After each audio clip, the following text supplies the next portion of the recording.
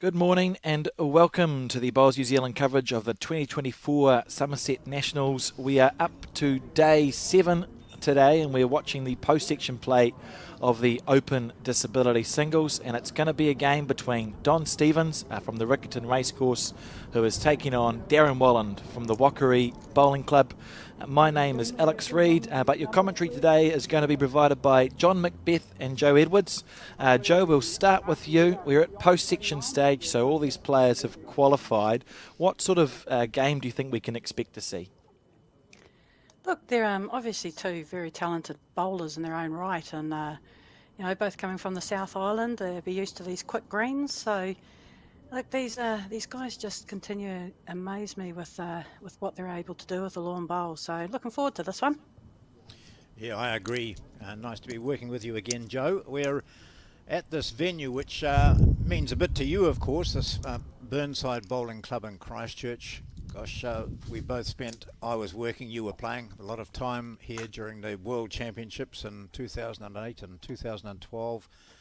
Sensational venue, really is fantastic. And the number of people who've said since I've been here only this morning that they'd like to pick up these greens and take them to wherever they live, it just beggars belief. It really is a superb venue. Yeah, it certainly is.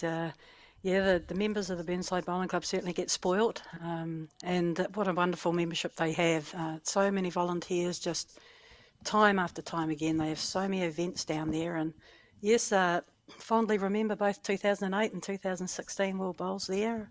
Had a fair bit of success down there, but great great greenkeepers over the last, going back from the the Ken Prebles to the Glenn Millers and now Jamie, do an amazing job here. Absolutely.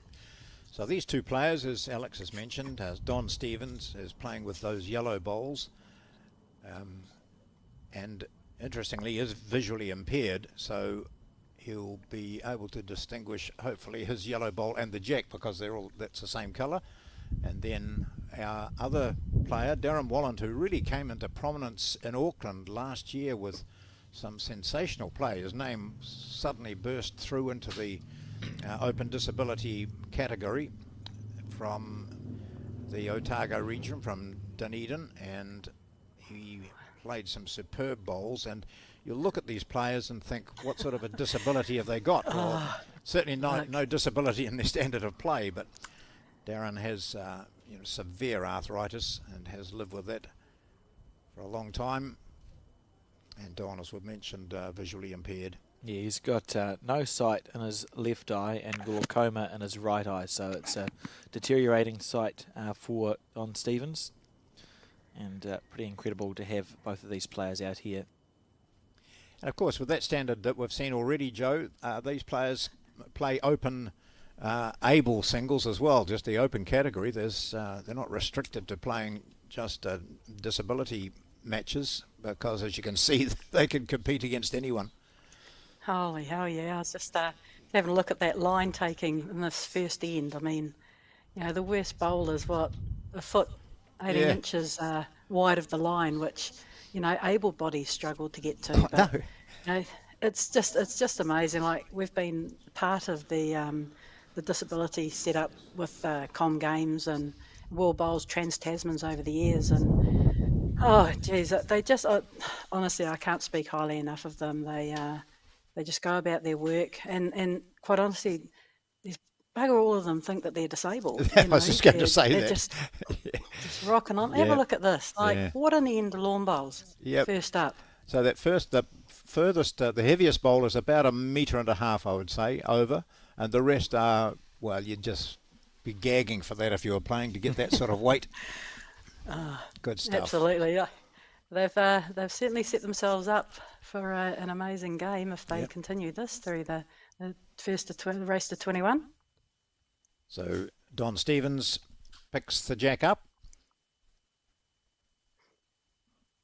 We see Stevens is on the red side of the board and Walland on the green. So you'll see the corresponding scores go up. So it should be a 1 on the left for Stevens, who has the jack now.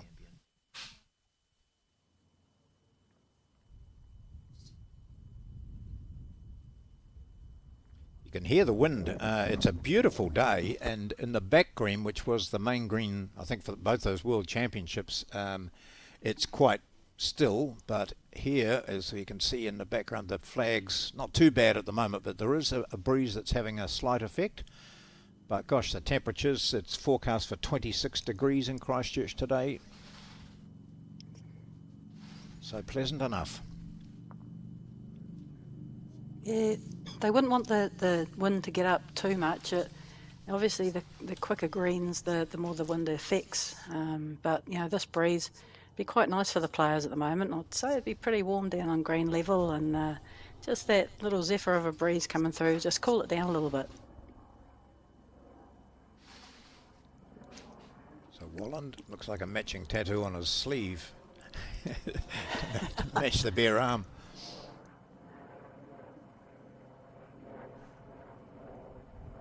Might just get a wee inside edge here, will he? No, not quite. Again, a good start, not bad weight for these two.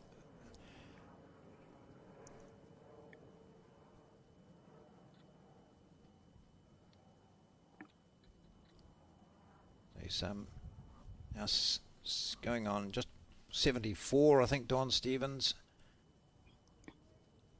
But for those of you who know him, and I don't, but I've been reading information about Don, and he's led an extraordinary life. Just hasn't sat still for long. So his eyesight's getting worse, as he's always had it, or yeah, it had is to learn a to live with progressive it? thing. A progressive thing. Yeah. Yeah. I'm just having a look. He actually suffered from PTSD, which is post-traumatic stress disorder, from his years in tight spots in the army. So that was where he was. He spent some time overseas. He was a mountaineer. He decided to take on the Matterhorn at one stage. They got caught up in a snowstorm, and all sorts of adventures. I mean, he's worth a story on himself, and certainly there has been one written about him. But he was the sort of chap that at a break in the bowl should say, well, let's sit down and chat with Don Stevens. It hasn't all been about bowls, but he took up bowls when his eyesight was okay, and he said his first game was against Danny O'Connor, the great New Zealand player. Oh, wow. Yeah, in the Nationals.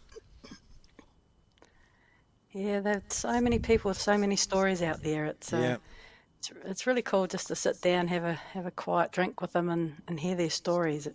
You learn something every tournament, I think. Yeah. A little bit more spread out this end. They'll just be getting to grips with the green. Obviously, they've moved rinks. They've played this morning, possibly, and just getting the feel of this green, this rink. Every rink on every green, can slightly be different, and you can't go in with a preconceived idea of how a rink's going to play because you might have played on the rink, next door to it, possibly. So it's so important, those trial ends, so important to learn as much as you can off them, and just not to go in with preconceived ideas of how a rink or a green is going to play, because it takes you a while to get out of that thought pattern. Oh, that'll be a 4 there to Don Stevens. So it has just not so much struggled with their green. Their green's been okay, apart from those two from Walland. He's slightly disappointed with that, Darren, after the first end. Yeah. He'll come right. But look, you'd rather drop a 4 in the first or second end than the last end. Yeah, absolutely. So a good start there for Don Stevens at single on the first, and then following up with a 4, and he leads by 5-0. Our marker today is Andrew Hampton. Holds up the 4 red lollipops.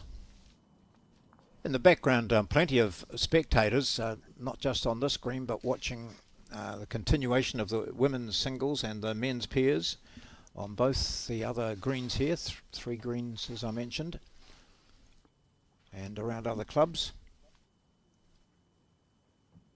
It's been a really good turnout with players at this Nationals. Bowls New Zealand saying that the numbers are up, and yes, and I know, just looking through these the open disability singles and pairs that they've played over the same time, some really, really good numbers, and it's a fun tournament to go to. If you're just starting out your bowls career, it's a really good gauge as to where you're at. But by jingers, you meet some really cool people. You make lifelong friends, and you just get to participate on different greens, different centres, and meeting and playing against people that you just don't know. Sometimes you get in your own little pool and your own little centre, and you don't know what's out because you there, go to do these you? nationals, you don't know what's out there. No. So it's you've got to treat everyone as if they're a world beater. So that's Darren Walland, obviously enjoying coming this direction. And just out there chatting to some of the players this morning, they've mentioned that there's a number of juniors here. So there's no doubt that the interest in bowls is spreading, and those juniors who take it on and find that they're competitive, and then they realise that, national championships might have a crack at that, and then you can't keep them away. So Yeah, we want to keep them away because they're too good. That's the plan. Yeah, I tell you, they've got no fear. They're scary to play against. As a experienced bowler, because you just don't know what to expect. Quite unorthodox sometimes. The decisions that you would be making are not what they sometimes make, and you think, wow, I never thought about that one. Absolutely, and if you open your mind up, you can just learn off every single person that you play, whether they've been playing for 1 year or 30. Here comes Walland again, just getting into that groove. So is Stevens. I mean, Stevens had the shot, but he's now been knocked out for a couple. That's a really good shot. So that's that nice weight, Joe, isn't it? You're reaching to the shot bowl, and just a tap on it, sent it back a couple of rotations, and just sitting comfortably with two. Yeah. It's just that nice confident draw weight, isn't it? The 1 to 2 feet over. So if you're missing in a really good home. We always talk about trying to control that little holding pen, 2 foot past the jack. Because as we've seen, these guys can certainly play. So I'm expecting a bit of jack movement, and very, very seldom does it go back up the rink. So it's always going back. So anything past is better than anything short in my mind. So Walland playing on this side, and I wonder if he'll play this side going back the other way. So he had that ordinary end previously, dropping a 4. Yeah, and it's a good time to try out the hands, especially if you have struggled to nail the centre line. Doing it early in the game just settles your mind a little bit too. Just you've had a look at both sides of the rink, and you can really pick which one you think's a better side for you. So, he did struggle going back the other way on his forehand. Look at this. But yeah, we might see him stay down this ditch end. And he's very unlucky there. So I'm just reading a wee bit. Sorry, Joe, I'm just reading a bit more on Don Stevens. He guarded Rudolf Hess at Spandau Prison at one point. So, I mean, I bet that's late 40s. So, how old was he? He ended up joining. Because Hess stayed in prison for a long time, didn't he? But he also took his turn doing guard duty on the Berlin Wall when he was in the British Army. Trained at Dartmoor. I mean, let's get him up here and chat to him. The heck with the bowls. We don't want to watch any bowls. Let's just talk to Don Stevens. Get him on the commentary team. Yeah. He walks slightly regimented too, doesn't he? That's an army walk. He certainly does. He's on a mission. It's not that a mountaineer's walking a tramper. He walked the length of the South Island at some stage. So he picks up one bowl, and he might pick up a second, I think. He's going for the pocket. I think he's... 2. It is 2. Yep. So Walland is on the board, and it's now 5-2. And he'll feel a little bit better here, Darren. You're not going to run out of ends in a game of singles, being the first to 21. You're always in the game, and that's the thing we've seen. We watched the men's singles. I commentated on the men's singles, and there was a couple of games where one guy just hung in there, was being outplayed. Yep. And hung in there and got second shot, killed an end here, drew the shot with one, and crawled their way back into the game. Caleb Hope, I think, was the one that really impressed me, he was down and struggling. You could see a little bit mentally he was struggling. On the green he was struggling, but he knuckled down. He scored 6 or 7 ones in a row, which I think it just wound Turns the table, the other doesn't guy down. Yeah, it does. And mentally? yeah, if you can string a couple of ends together, it's all about momentum and just trying to defend what you've got and not dropping big numbers. I think that's the 2 real key areas in a game of singles. It's the 3s and 4s that you drop that really, really hurt you. There are going to be times when a guy will plop one right on it, and you've got to almost sometimes take your medicine. Yep. Because you play a shot and you can be worse off. But it's those big numbers, and I think second shots just not rated enough. It's a huge shot in this game, especially in singles. Well, Caleb Hope is looking a bit dejected around here at the moment, Joe, because he and Sheldon Bagri Howley were beaten in the last round of the Peers. Oh dear. They had a really tough fight.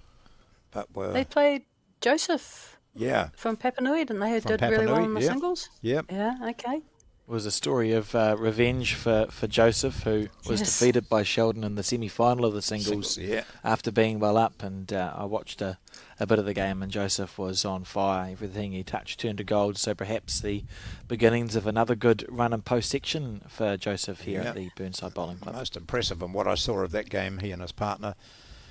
So here we see Walland, who scored a 2 on the previous end, now has 2 here at the moment. It's funny. Interesting. He played his first bowl down that same hand coming back this way the last end, but he's just drawn the shot down this backhand, so it might just give him a little bit of confidence to stay down this backhand. Just play up and down the stitch hand and get into a bit of a rhythm.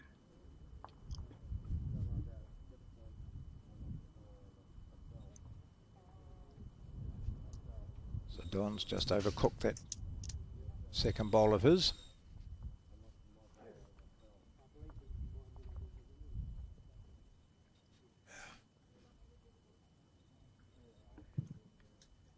Had a good chat to Darren after he'd won that singles event in, was it Orewa Undercover, wasn't it? I think, yes. Yeah, and, yes. And got a large family there. He loves his bowls. There's other members of the family playing bowls, daughter, and so he's just really taken to it. Just absolutely loves it. A bit of a nibble here on the forehand. Well, he's down 3. Oh, he might get lucky here. He might get lucky. He's probably got the shot out of it. I got excitable with the with what was happening. I switched the wrong camera, so I'm sure we can get a replay of that on the crossover at the end. That's the bowls god smiling upon you, isn't it? I don't think Darren would like to see that shot again. Holding 3 very, very good shots. And look, that's the wee quirk of this game that we play. I don't know. He was very, very wide. Got a very lucky result. Yep. That's one where you're quite entitled to swear under your breath, aren't you? Absolutely. I think the marker might have said it might be a measure, and so Darren's come up to have a look, and I'm standing up having a look out there at the head, and it's very close. But so he's got, just a turnover of one of his bowls even might secure him. That wouldn't it? But you don't know. We'll just quickly see a replay of that, John. That bit of fortune from Don Stevens. Watch this. That's staggering, isn't it? Back cut at 3 feet. Oh, 1/16 of the bowl to roll it 5 times at a 90-degree angle. I'm not sure that Don would have said sorry either. Well, I think he probably would. Seems to be a bit of a gentleman. But I think you're right, John, playing down this backhand, playing that real nice, confident weight, get a roll of his front blue. If he gets rounded, he gets onto Don's shot bowl. You're only wanting to turn it 1 or 2 times. Really not a lot of risk involved.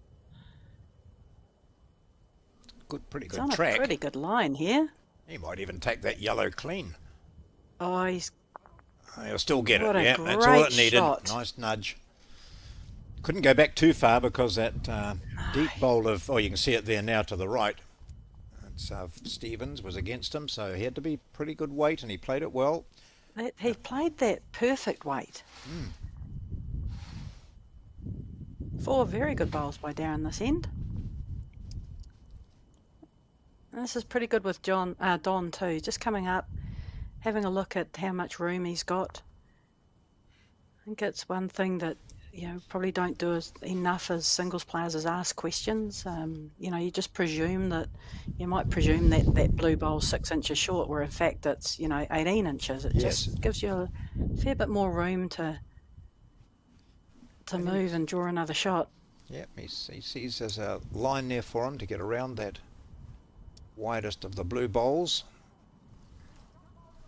Yeah, just drawing to beat this wing yellow one, but just pinched his line a bit. 1 down, still okay. Well, he was 3 down, wasn't he? And he had a slice of luck, literally a slice of luck, and then concedes a single. So not as bad as it might have been. Probably fair enough that Darren got that shot. So one of the things I'm going to do, I'm not supposed to be talking much in this commentary, so I'll keep it brief. But I'll be like a continuity person and a results man, John. So I'm going to read some results out now. If I miss someone that you've been listening for or waiting for, the results are available on Bowl Sub Aotearoa, which you can access through the website and social media pages. But for now, when I look through the round of 64 on the women's singles, wins that stand out to me, Diane Strawbridge defeated Estelle Hickey 29 points to 8. So she'd be one of the ones to keep an eye on. Ring Ballas is through safely. Leanne Polston is through safely to the next round. Mary Campbell through safely. Lindley O'Callaghan played Aggie Motu and defeated her 21 points to 14. That was a good match-up first on, and probably the big one, the big two from the first round, Ashley Jeffcoat played Bronwyn Stevens and defeated her 21 points to 10 to go through to the next round. And also Sarah Scott played Linda Ralph, and Sarah Scott defeated Linda 21 points to 20. Wow. And lastly, the defending champion from last year, Selena Goddard, threw 21 points to 4 with a mixture of other results through there as well. Cool. Some interesting results coming up after that first round. Well, it's good to get those results too, Alex. Thanks for that. I know there's a lot of interest, people wanting to know how their club mates went or how some of those name players went. If I read them all out, we wouldn't be commentating the bowls, but I'll try pick the highlights. Well, there are plenty of breaks there if you want to carry on with a few, and we've got the men's pairs as well. Now, there's a nice start. After struggling coming this way last time, Darren Molland starts with a very good bowl. Sounds like a good game between Sarah Scott and Linda Ralph, 21-20. Geez, that Linda Ralph, by jingo, she's always there or thereabouts in these tournaments. Paths have crossed in a number of inter-centres and invitation events, and always, geez, you're up for a good fight when you have to play her. We rated players once as a thought exercise by looking through all the national results and sort of giving them a weighting for results, and just came up with a list of, say, the top 50. My recollection is Linda Ralph was 3rd or 4th. Wow. Because she just consistently is quarterfinals, semi-finals, finals of these events. Very, very good bowler. And her mother won a Commonwealth Games gold medal. Pretorius. South African, I think. That's right, yes.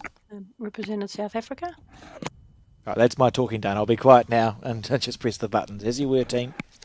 Alex, whenever you talk, it's interesting.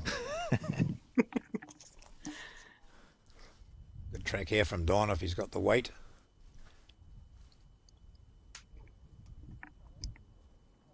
Mark Noble would be saying he's not here, but just after it left his hand. It's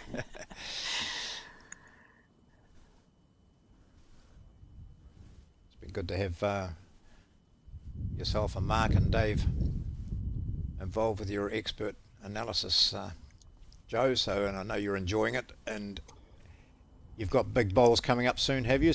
A major tournament coming up, or are you playing it a bit relaxed at the moment?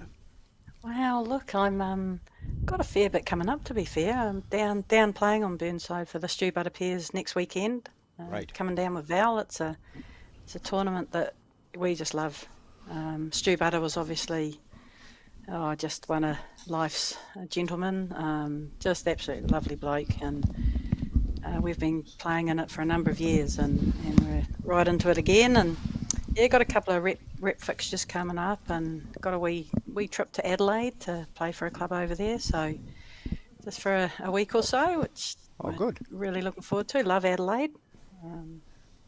So yeah, fair bit coming up. Yeah, it's a fabulous city, Adelaide. I would go back there any old time. It's a bit of a scratchy head, and both players looking for consistency. Currently it's 5-3, Don Stevens, mainly due to that 4 he secured on the second end. Not happy with something.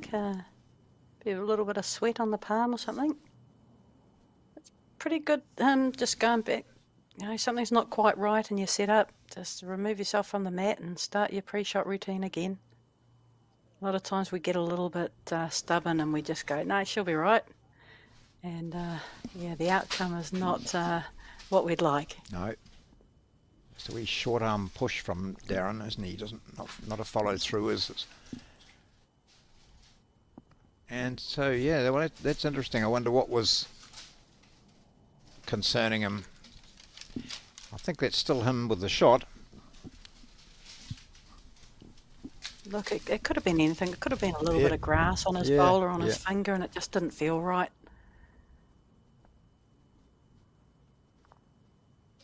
Where's bowlers? It's all about feel, and you got to feel good, and your grip's got to be good.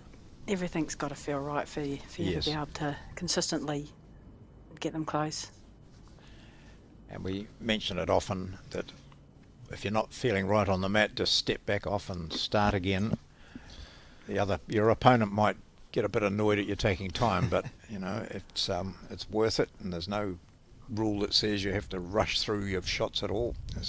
Absolutely, it's you'd probably take another 4 or 5 seconds. Really, is it that bad? So just as long as I suppose you're not doing it every bowl, you're not walking on and off the mat.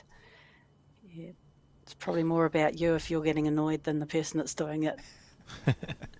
Right, so I'll go through some results from the men's pairs. We've got them trickling in now. We're to the round of 128 because there was more than 64 and less than 128 qualifiers.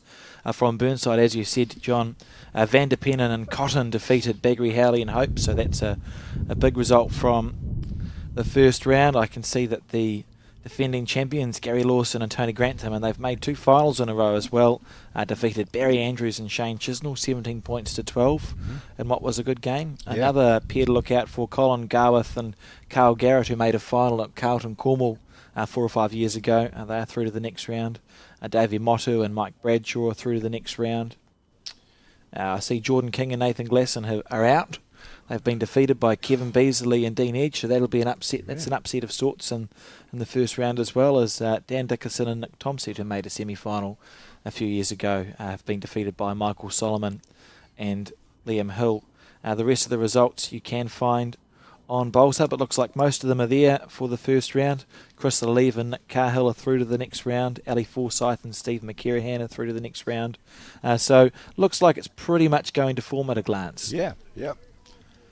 I know there's a few 9i people tuned in here today. They'll be pleased that Wayne Coleman has got through. I'm pretty sure I saw Wayne there, looked like he was celebrating, so in his usual fashion, everyone. So he was through, and who else was there? Peter Small from sometimes Silverstream, I think, and his playing partner. So some names, as you said earlier, Joe, people that you don't really know outside of their own district, but and just good players. Finally, my last one, I see that Shannon McElroy and Calvin Scott, who that's an amazing team. Yeah. They are through, but only 15 points to 14. They were taken right to the wire by George Nicol and Vincent Chia. So I'm sure that's the adrenaline will be pumping for Shannon and Calvin. That's a very tight first round game to get past. Where were their opponents from? Good Burnside pair. I think good. Yep. Yeah, good Burnside pair. Look, sometimes I think, whilst it's not much fun at the time going through such a very close game, sometimes I think it does you a lot of good, especially in a tournament like this where, you might scrap and battle to win a game, but if you win it, it doesn't do you any harm at all, I think. It just, it gets you ready for the next game, and no complacency. Yeah. Looks very close here, Don. What a great shot here. That's really good. Some good. Couple down, under a bit of pressure.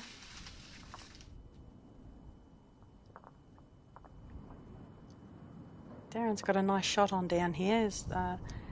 One of his shot bowls is just slightly short of the jack, so his target area is almost 2 feet. He can just get a little inside edge off his wide blue one. Really good weight. Give it a chance to get down to that jack, a little inside edge. It's ended up in, a handy position, potentially.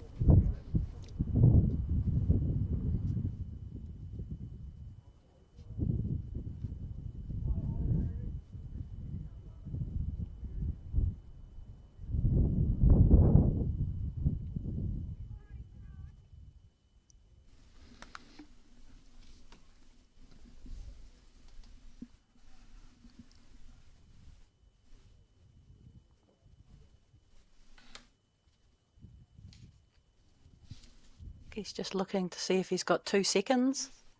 Obviously, the shot changes. If you've only got 1 second, you can't really afford to be raiding this. So it's probably the very, very similar shot that he played coming up this way last time. He, just that 2 foot through. If he gets onto the blue, he's going to hang around. Just not to overplay this, and especially if he's only got 1 second.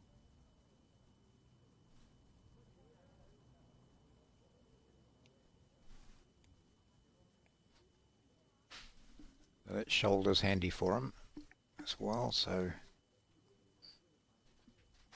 I wonder if that breeze has just picked up a wee bit out there as well. The flags are up high on the flag poles, are moving quite a bit. I can't see any ground level wind indicators here, but it's your cloth or your legs, you can soon tell.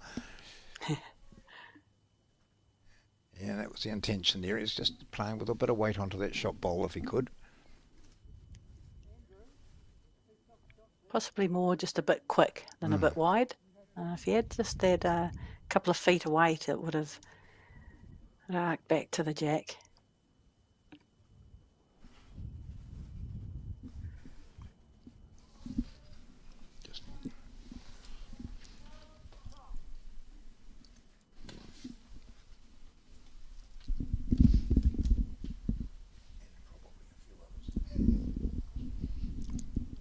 Taking the conservative track down there.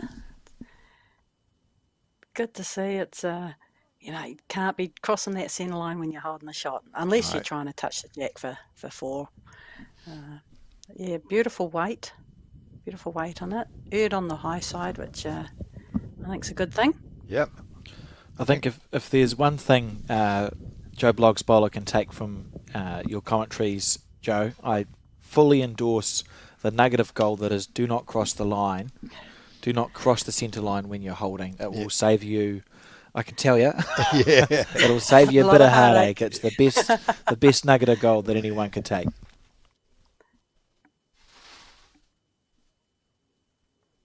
Yeah, there's nothing worse than giving it away when you're holding with glass bowl.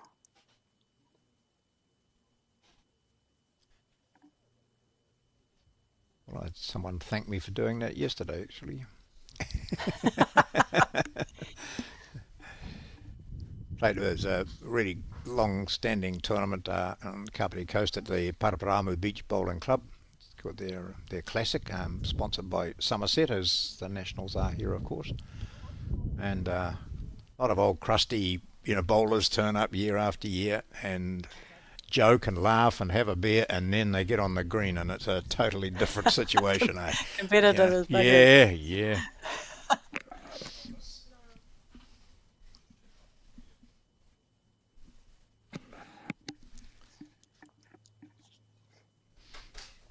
That's a good starter here from Don Stevens, who'll be pleased to get back on the board, having gone 3 ends without scoring. He now leads by 6-4. It's the first to 21.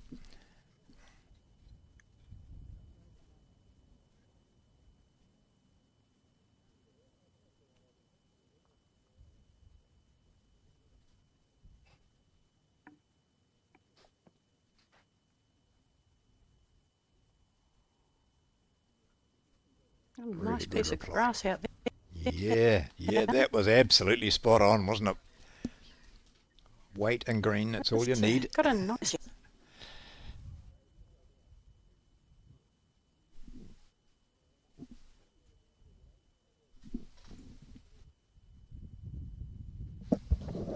Here goes Stevens now, playing that same hand.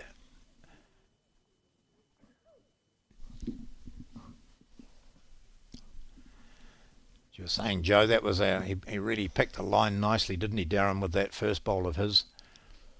Nice bit of grass out there, as you said. And it's a nice crossover from too. You know, it's probably one of his first bowls down this hand. I just think it's just got a very, very nice arc. It's gentle. It doesn't whip back. It's down the right line again, I think. Well, no matter where it finishes, he's over the jack, which is very good. And that's a top bowl, isn't it? That's nice. Lead bowls or singles bowls, one on and one just slightly over. That's good. Not a big target. For sure, and it's not being scared to play your second bowl when you have got one very, very close. You know, the worst thing you can do is get a front toucher and the next one's 4 foot short. You know, you don't have to rate it, but just, you know, it's a confidence that, just be confident. Look, if you get onto it, you've got another one close, haven't you? Yep.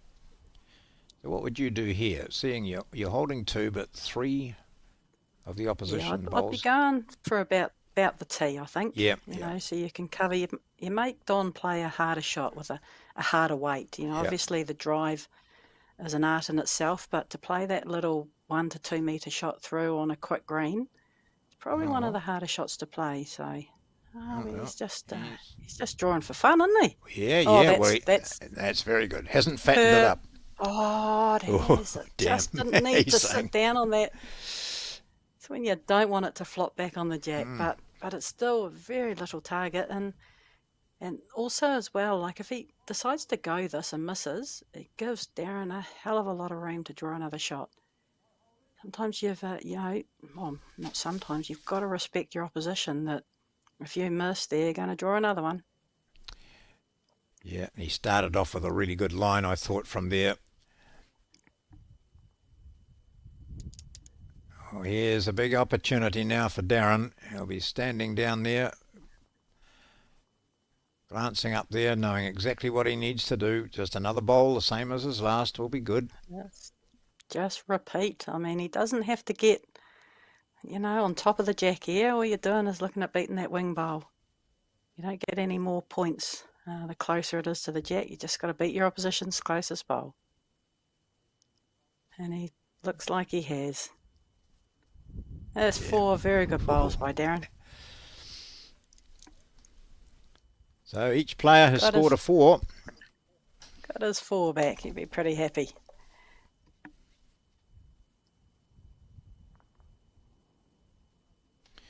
And for the first time in this Open Disability Singles final, it's Walland in front. He has been behind throughout. Don Stevens reluctantly flicks out 4 blue bowls. And then goes up to work the board over, and seeing his lead disappear. It's 8 points to 6.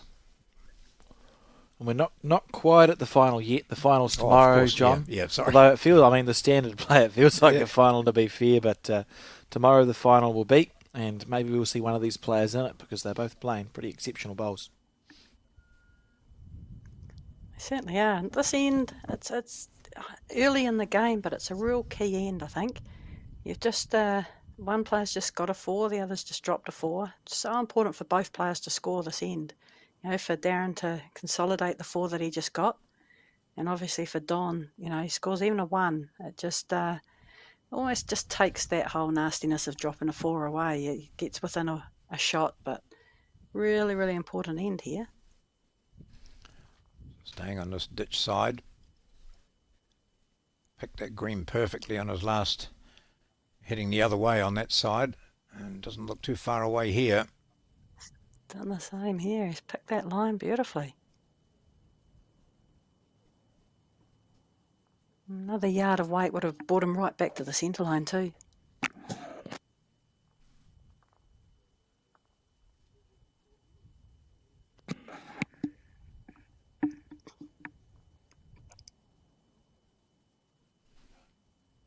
So just if you've joined in and you're wondering about the disability of these players, this is the Open Disability Singles competition here at Burnside. And Don Stevens, who's just delivered that bowl, has no sight in his left eye and glaucoma in his right, which is continuing to deteriorate. And Darren Walland coming down on the other hand is an arthritis sufferer. Gosh, there are a lot of players like that too. No moaning, and as Alex Reid said earlier, and you too, Joe, when you're talking to disabled bowlers in that category, often they'll say, "You're the only one that thinks I'm disabled. I'm living life to the fullest." So it's absolutely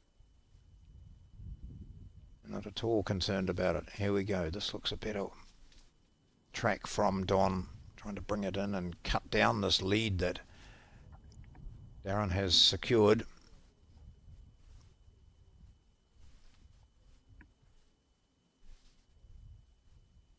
Forced Walland onto the other hand.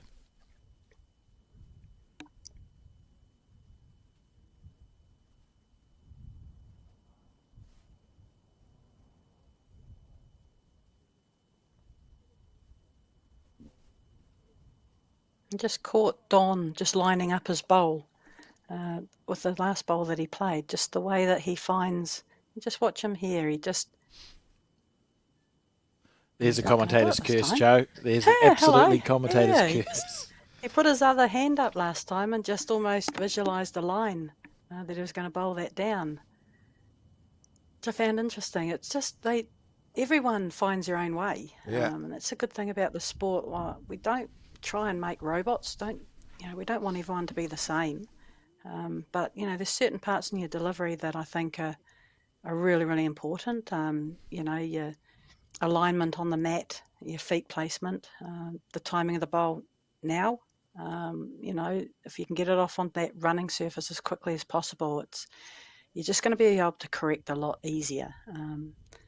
And you watch these disabled guys and girls, and there's some different deliveries. Of course there are. Yes. Obviously they've got a lot of issues to deal with. I watched Ross Bell, big member of the Burnside Bowling Club, unfortunately lost his leg probably a couple of years ago now. And I watched him bowl, and he's got the crutch for support, obviously a little bit of balance, stability, but the timing of the bowl coming out of his hand is pretty sweet. And yes, they all find their way that they can do it and do it well, as their body allows, and it's just nothing but admiration, eh? Absolutely. So Darren picks up a single, all short bowls there. But it's good to notice just those corrections in line. I mean, those first four bowls all were slightly narrow, but then you saw that last one of Walland's, he really made the great adjustment. So always concentrating, thinking, taking note of the conditions. You hear that wind, you see some of those shirts in the background there. They're moving around quite a bit. The flag's up there. That's quite a strong breeze coming from the players left now from the clubhouse end. On this busy road, people slowing down just to, as you see there, either looking for a park. Oh, yep, got one. No indication. That's good. That's happens a lot at bowling clubs.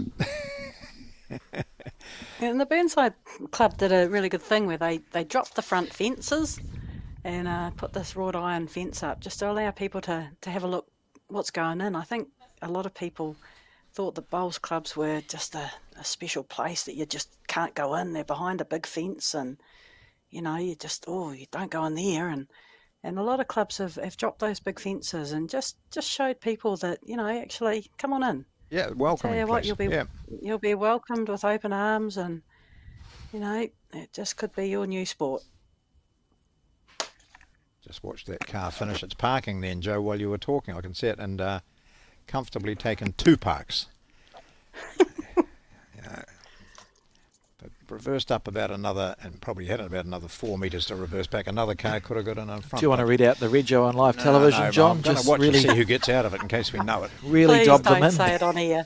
Please don't say on air who gets out. Oh, it's Val Smith.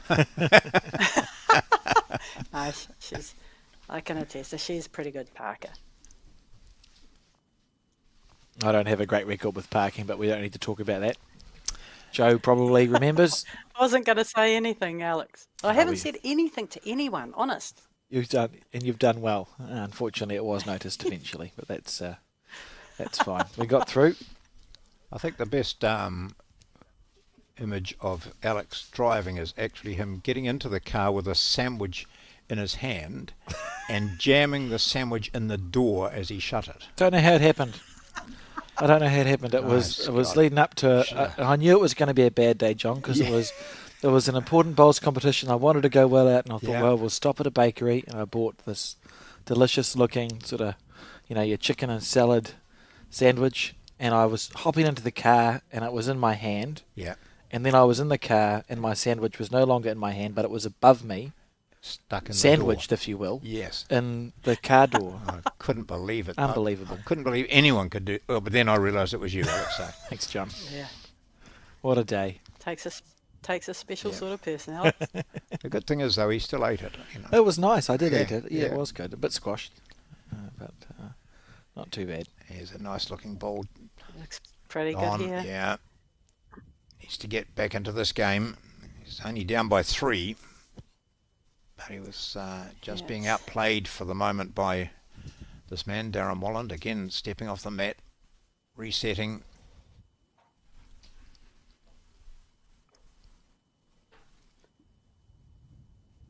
Don's first bowl, it's a metre short. It's only small corrections, I think. Yeah. The biggest fault of a lot of players, including myself, is the overcorrection. You think you've got to chuck it quite a bit harder, but the rotation of a bowl is about 6 inches, I think. So it's only 2 or 3 rolls of a bowl will get you up to the jack.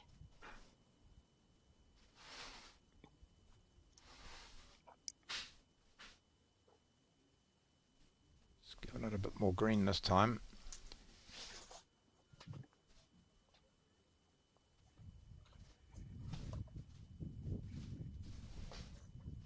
I've got that beautiful line. Yeah. Jeez, he's all over that line. If he can just get the jack to go back. Yeah, I think he's just looking at drawing a shot, I think. Yes. No, I mean Bit back towards him. Yeah. Oh, this is right. good correction. Tickle here. He's played it pretty well. Yeah, I'd have a couple there now.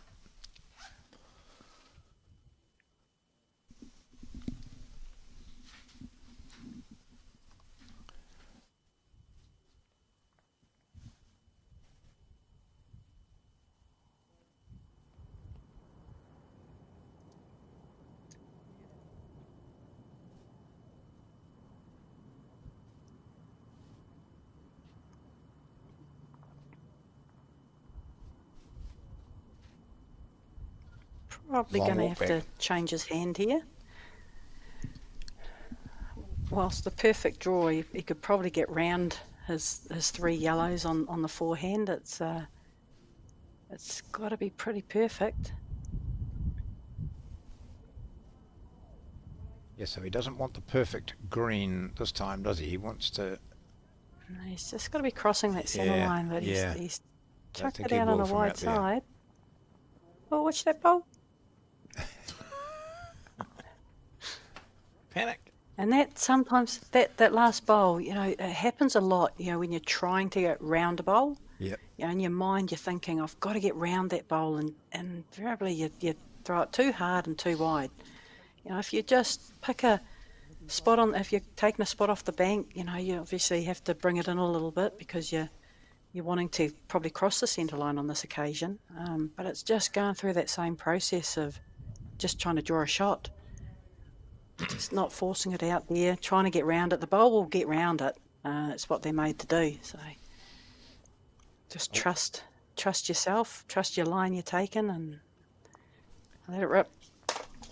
Okay, you've got to do the exercise that I've been doing, Joe, and that is to close one eye completely and get the other one half closed and sort of fuzzy so that you can see, as I might say, bugger all. And then that sort of gives you Don Stevens. So that's how could you? It's remarkable, isn't it? Really, because that gauging weight and line and everything with poor vision. It becomes a feel, doesn't it? And I suppose able-bodied. That's what they're trying to achieve as well. You bring out, you coach juniors and that, and I do this thing where you're just bowling a bowl, you're going through your pre-shot routine and bowling a bowl, and then not even allowing it to get a quarter of the way up the green and getting them to judge their delivery on how it feels. Yes. And it's it's just that feel, and obviously Don has got to do that too. He's probably got no other way of doing it, but it's if you can get that, so when it comes out your hand, it's close or it's wide or narrow. That's where we're all trying to get to. So when you have them practice like that, you're basically saying to them, where do you think is it heavy or good weight, or is that what you're asking them for? That's one exercise, just to predict where it is. But the other one is just to judge your delivery on how it feels. Out of 10, 1's being poor, 10's being perfect. And, you're wanting to get into that 7, 8, 9 category, 90% of the time where when it's leaving your hand, it felt good. So that if you're doing the same thing all the time, you can correct a lot easier with your weight and your line. So you see Darren just getting a nice little feather, but it was always going to be a good bowl, even if he hadn't have got pretty that. Close all the way. Might get one on the other side here for Don. Uh-oh. We do. Yeah. Fortuitous.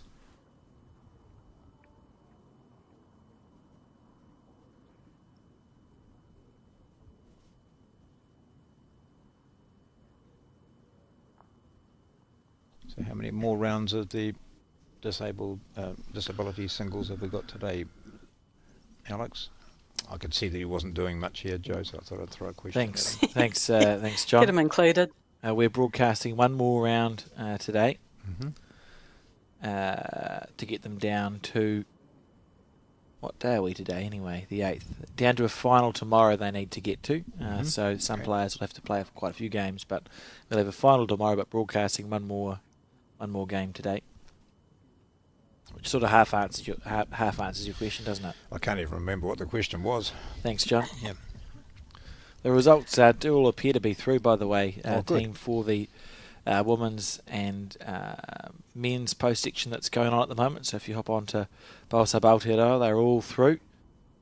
And there's some interesting results that have been thrown up, and as more continue to come through, I'll let you know. I can see that the 2 inches have defeated the singles champion Aidan Takarua, who was playing with Tom Tairoa, 15 points to 16, so that's a bit of a surprise in the first round as well. And we know it's the father and son, Jacob and Les, and Caitlin's father and brother, Caitlin Lynch, who plays for New Zealand. Wonder if they've been getting some called up for some coaching tips before the first round of play. Wouldn't surprise me. It looks like Darren's holding 2 or 1 under measure. Not sure about how close that bowl to the left as we view it is. Or the one to the right as we view it too. Here he goes. Looking for that little edge again, is he? No, going to be underneath, and his weight's pretty good. And he leaves the jack alone. Oh, Yeah, that's pretty good. Yeah. Whilst he crossed the centre line, his weight was pretty good. One to come from Don Stevens.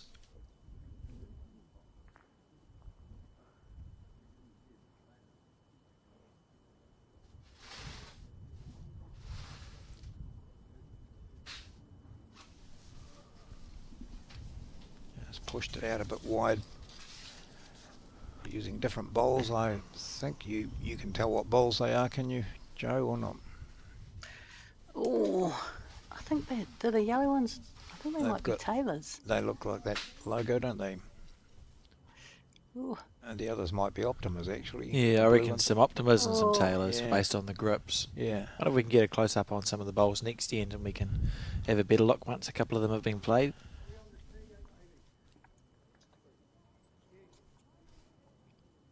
Three it is.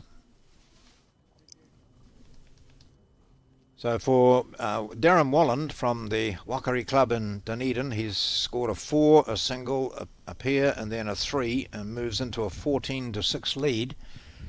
So for Don Stevens, it's time now where he really does need to get back, and even as you said earlier in a game that you watched the other day, Joe, a single, another single here, and just keep on winning the ends is good, and certainly not dropping numbers. Yeah. Yeah, well, and whilst you're winning, it's the score's going on your side, and your opposition score isn't moving. So it's just stringing those few ends together. But that just goes, from your first bowl. Just don't get too far ahead of yourself. There we are. So Darren Wallen playing with Heroes, Optimas, I think. And it looks like Yoda on the... I reckon that's a Yoda. Yes, it is, yeah. You'd have to turn your head around to see it properly. You might put your neck out, but it looks like Yoda on the what's the logo. His nickname's Papa Smurf? Yes, maybe it's as close as he could get to a Smurf. Yeah. That's probably why they're blue as well. Mm. Yes. Oh, wow. Good opening. He'll be quite happy with that one. And Don knows the pressure's come on now because Darren is getting one in the zone quite early in each end. Yes, he's just under a little bit of pressure after that first bowl. The first bowl effectiveness of Darren has been pretty good in the last 3 or 4 ends, and obviously, he scored one of everything, a 1, 2, 3 and a 4. Nice weight. There we are. Taylor somethings. Taylor made in Scotland. Well, that's good. So we've got Taylors and Heroes as you thought, John. Yeah, so size 3.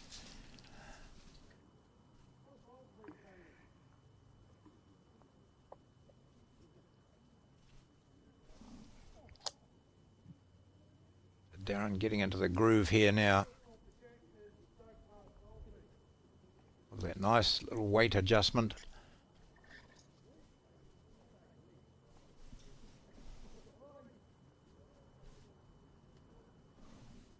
Just a green adjustment. He's gone, certainly brought his line in quite a bit. It's a lot better grass. Still travelling a little bit. Stayed on though.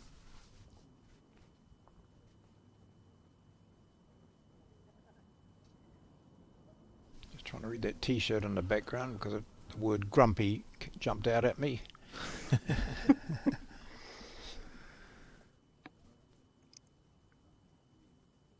And Darren travelling a bit as well. Just might travel a bit too far. It does. It goes into the ditch. Grumpy old man, but here I am. Are you still reading the shirt, yes. John? Or? Yeah, no, and it reflects me sometimes as well. I always swore I'd never be a grumpy old man, but now I am one. That's my saying. Well, hard luck. Yes. So again, Walland with a couple on this end. Changing. Sort of almost playing his opponent's shot here, isn't he? Yeah, I mean, it's a nice open hand. The last thing he wants to do is to poke that yellow through his two blues. Yeah. Played that very well. Give Stephen something to sit. Does he's just not nailed this? No. Got them both together. He's got the weight pretty good with two of them and the line good with another. Just needs to match them up here, and he really needs a second shot, if not the shot here. He's not bad. Short of a gallop. Oh. All right. Might be another 3. I think so. So Darren Walland, bit of a spring as a step as he marches down, and Don beats him and kicks out 1.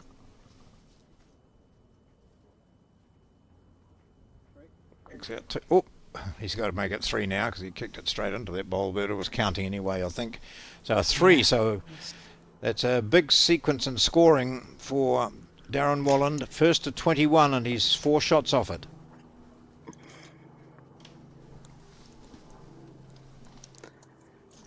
Yeah, 5-0 down. He's done well. Obviously, sometimes you've just got to weather the storm at the start.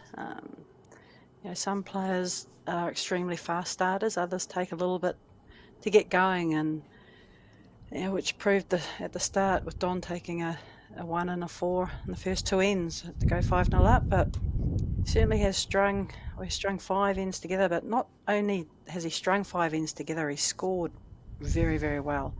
He scored 13 shots in those 5 ends, and it's just catapulted him so close to that finishing post. Yep, he was down 6-4 at the time, and then now leads 17-6. Just changing the length of the head this time. They've tended to play it pretty much down towards the 2-metre mark. Again, that first bowl's within 2 feet.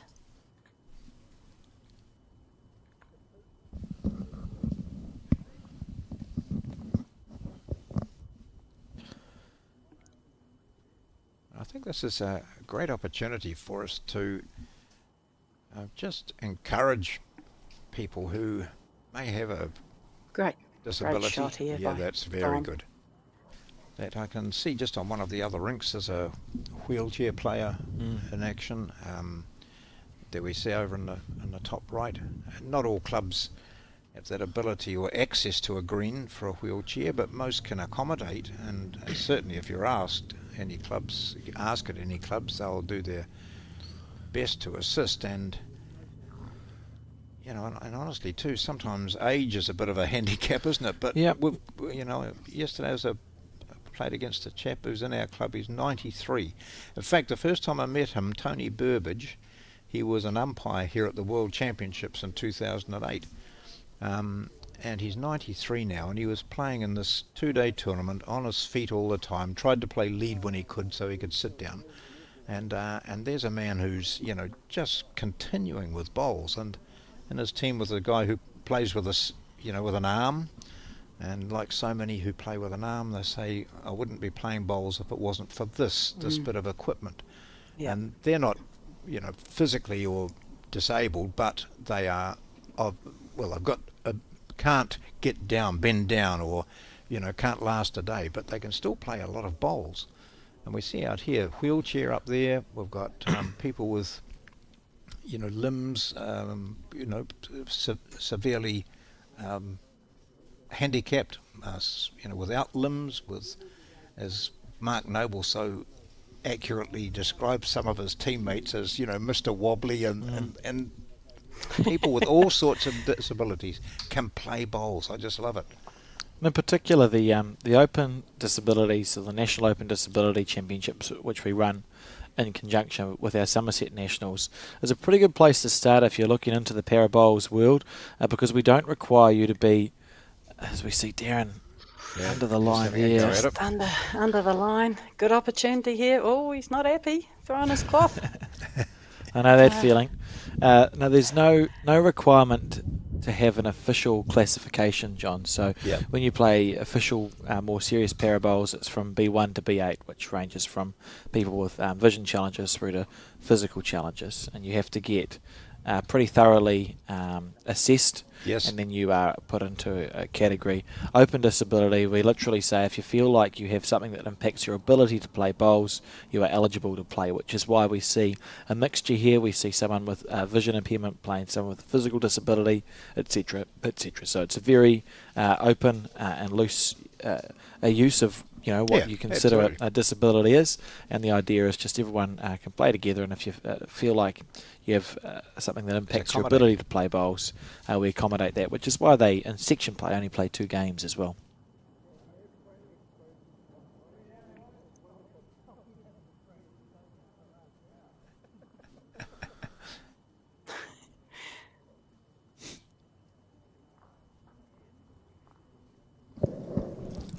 I like that. It was a bit of a... The person with the... What are they laughing at? There's I mean, it's a little bit ironic. Visually impaired doing the measuring. Yeah. Here we go. So that was a 2 or single? 2, Some seat. Well, we'll put 2 Andrew's going into his pocket now. That's a 2. 2 red. So that's 10. 17, 10. 17. 17-8. 8. Oh, did I already write it up there? Oh. Yes. No, I don't know. no, I don't know. I think I might have been the one that was slacking. No, that's right. Or is 17, it- 10 I've got. Is it 8 or 10? 10. No. Oh, I've got 8. Yes, it is. It's 10 because, yeah. The scoreboard's like a... How many ends have we played? The scoreboard's like a... What do you call it? A yo-yo at the moment. Yeah. We'll put it at 8 and just wait and see what's behind. 12 ends played, because they're coming back. This is an odd end. Odd number end. Okay, well, I've written it up And twice no then. kills. How did I do that? There you go. Yeah, so I've it will never be been- it will be 17-8, John. 17-8 will be I've the never score. been able to preempt these sorts of things. Maybe you're just I'll leave it up as 17, 10. an end in front. Yeah. Big call. So you're predicting that on this end, Don Stevens is going to Predicting score 2 Don's- points. Yeah, Gonna 'cause I Yep. hate messy cards. I hate messy scorecards. So Me too. We'll all cross our fingers for you, John. come on, Don. Come on, Don. Yeah, I like your line. Come on, this is number 1. I think you'll have the shot here.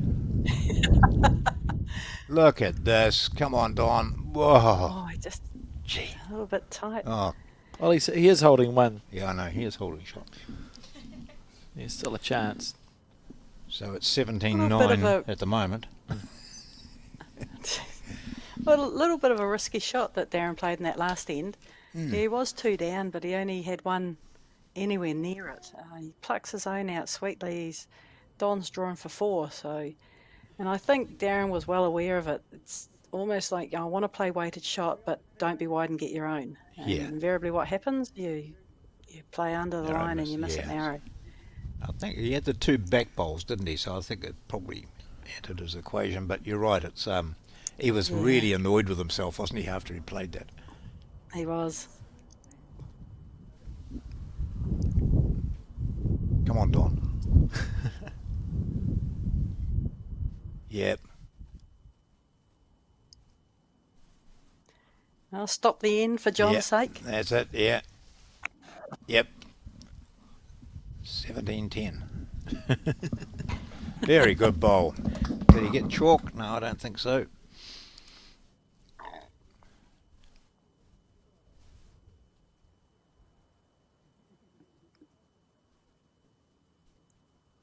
Changing Good it. second shot here by Darren. That's what he's wanting.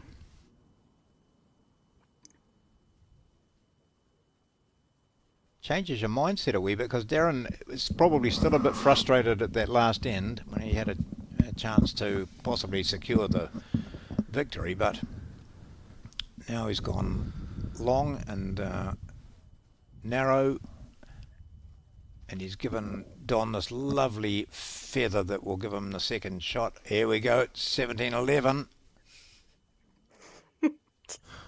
Are you okay, John? Yeah. A game within a game. Yeah.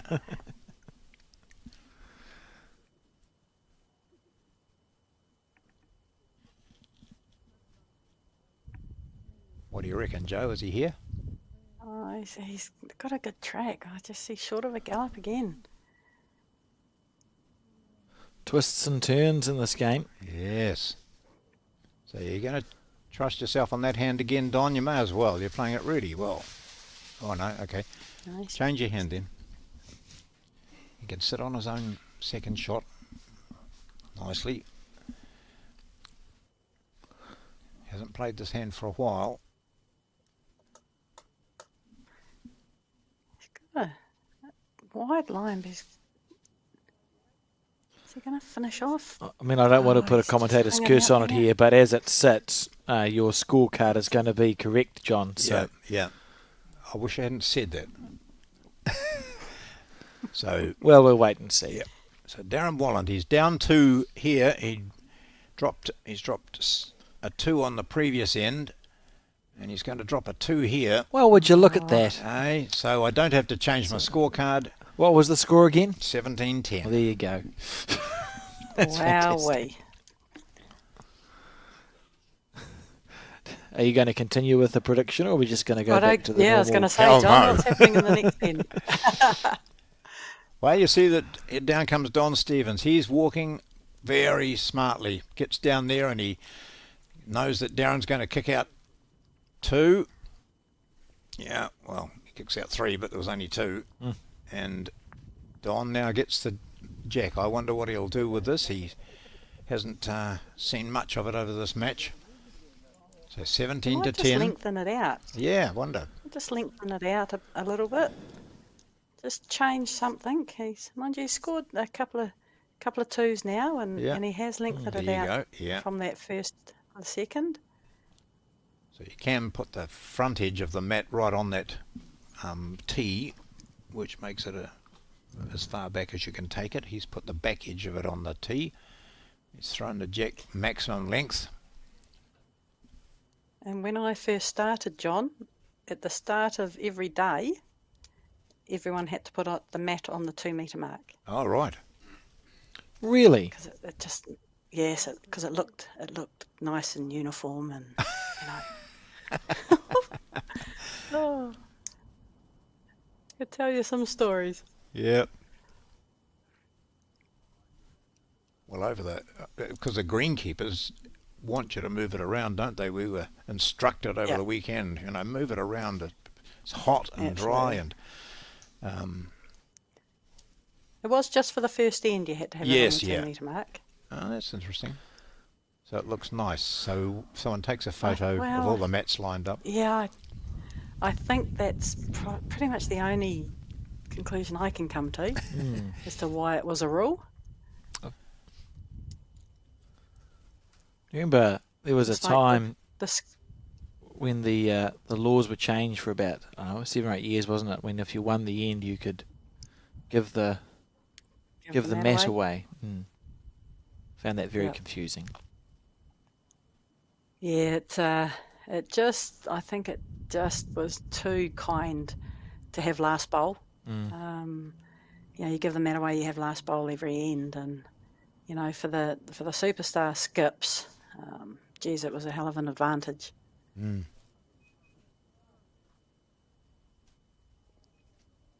I So thought it when was it was like the skirts back in the day, 16 inches off the ground, and which was all very good for like Val, my best mate. Her skirt was just on top of her knee. It was a nice length. Where for 6 foot Joe, it was just above your ankle. It was a mid calf number, and that was all so it looked uniform in a photo. Geez. So We've come a long way. That's all I'm going to say. Fortunately. Absolutely. Though I must admit, I still think that our New Zealand players should have a blazer, Joe. I saw your photo on the wall at Burnside Bowling Club, and I think that a blazer for formal occasions looks very smart for the New Zealand players. Look, it does. Unfortunately, there aren't too many formal occasions anymore. We used to all have to have a blazer, hats, hat band. Um, back I'm talking, 20 years ago, but yeah, the formalities of tournaments aren't the same as what they used to be. There's a lot of informal get-togethers now, but yeah, look, as the New Zealand team have really good sponsors in the clothing department, and Yes. they always look pretty smart no matter what they do, whether they're practicing, going to a casual function, or playing. They look great, and I think.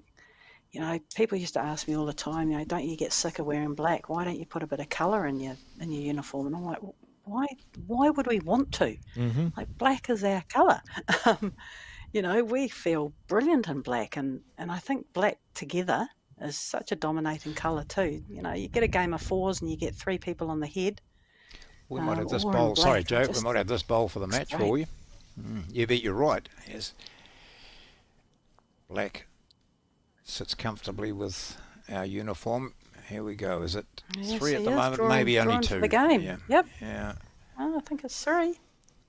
Oh, I think there might be there's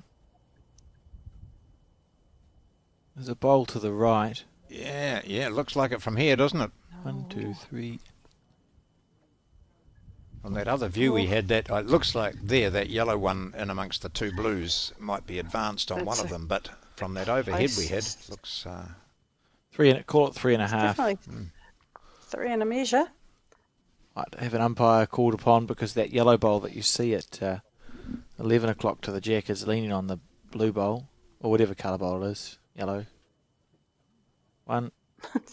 You won't move that one probably because it is 2. So that's 19. Are they touching? Oh, it fell in. Oh, no. Yeah. Oh, no, you've got to... Oh, no, what are they doing? I don't know. I think Darren was well within his rights to I think he put that bowl up. He's three. to where he Yeah. thinks it Okay. Claimed a 3, as we sort of warned. That one was needed an umpire, as you mentioned, Alex. It's one of those slow motion moments, isn't it? Where you Yeah. Do we see a replay of those sorts of things? Maybe. Yeah, maybe. Yeah. Sarah's not doing much, is she? So Just what needed you to get put a a little situation chop. where you've got two bowls together, or more than two, but one's leaning and will fall away, and you can tell if one will fall in if you pull out the touching bowl, and that was absolutely a case of that there. But there would have been an agreement, and Darren wasn't going to force the issue. Possibly he'd had a good close look at it anyway. Quite good from Darren, Yeah, really. pretty good sportsmanship of Darren there. Oh, we're going to see a What they replay. should Let's have watch a done. replay of the moment. And it sits there just for half a second, Yeah. and then it Yeah. falls down. So They needed should have some done chocks. is just caught an umpire. They would have put a Yes. chock under the Yeah. yellow bowl to hold it up. They could have Well, measured it. This might be the shot Very that good wins the match for Very Darren good Wallen. start. Yeah. When you're on 20, great opening bowl. Had one of those tricky situations arise over the weekend, Joe, which you sometimes see where a team had won the end, but the skip still had one bowl to play, and his teammates down there had said, "Put it in your pocket," usual story. So Oh, he dear. said to the other skip, "I'm not playing this. I'm just going to send it down," and the skip agreed. So he sent it down. It went into their head and moved. They dropped two. So if it had been a shot being played, the opponents would have got a couple of shots out of it. So the lead and the two down the other end hadn't heard the conversation, and they were excited Oh, because. no. But again, it came down to that sportsmanship where the skips came down. Yeah. The guy who played the bowl said, "Okay, I'm willing to concede. If you're arguing about this," but the other skip said, "No, you made it quite clear. Yeah. You weren't this wasn't a shot being played, so we accept that situation." So just one of those things where if the skip hadn't said to his opposing skip, "This is I'm not playing this, I'm just sending it down the other end," and he'd agreed, they could well have claimed it. Yeah, so it's one of those things you've got to be aware of all the time. Often see it, don't you, where a throw, I'll just throw this one down here, mate. Yeah, okay, good. And then it goes and smashes into the head. I've seen it before. Yeah. So 20-10. It's Walland needing one shot to take this match against Don Stevens. Oh, there we are, cutting that centre line as you talk when you're holding the shot. But fortune. But he's got away with it. He's made it a fair bit better, actually.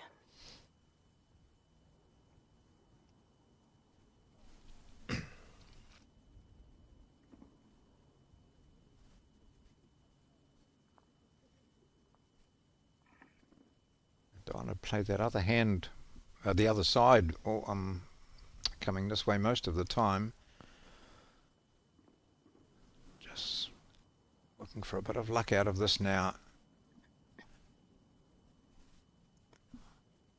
Yeah, I don't think I'd be going too close to this if I was Darren. I think the option on the forehand for Don with that last bowl would have been the better one. He could have got the shot down the forehand. I don't think he can get the shot down the stitch hand. See if the jack, if it moves. We might see a little bit of weight here. Just hopefully to get a bit of the white, but he's just drawing. Oh, this might be it for this particular post-section game, unless he gets a little wick. Oh, just about commentators cursed that. If he got the wick, it would have been in for one. So the players down the far end, they lift the mat up for the last time in this game, and Don Stevens tosses it on the bank. He and Darren Walland congratulate each other, and they march off down to collect their bowls, and we've seen this victory by Darren Walland of the Whakari Bowling Club in Dunedin. He's beaten Don Stevens of the Riccarton Racecourse Club in Christchurch and takes this match by 21-10. Yes, and as it's post-section that we are covering, post-section of the Open Disability singles, you can see there's still games going on this green, so we don't actually know exactly when the next game will be, but on your screen we will put up information, that's the word I'm looking for, information in regard to the time that we will return. So if you're watching, you've got plenty of time, maybe do some gardening or hang out the washing, come back and have a look at the screen. We'll put up the time that we expect the next round of the Open Disability singles to be broadcast then, and that is when we'll see you.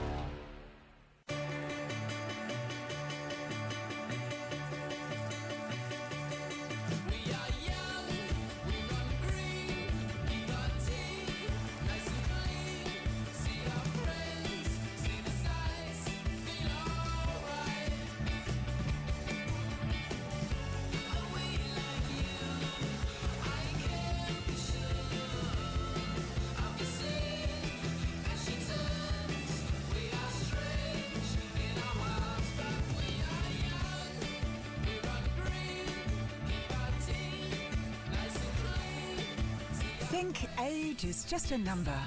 Love the life you choose at Summerset Retirement Villages.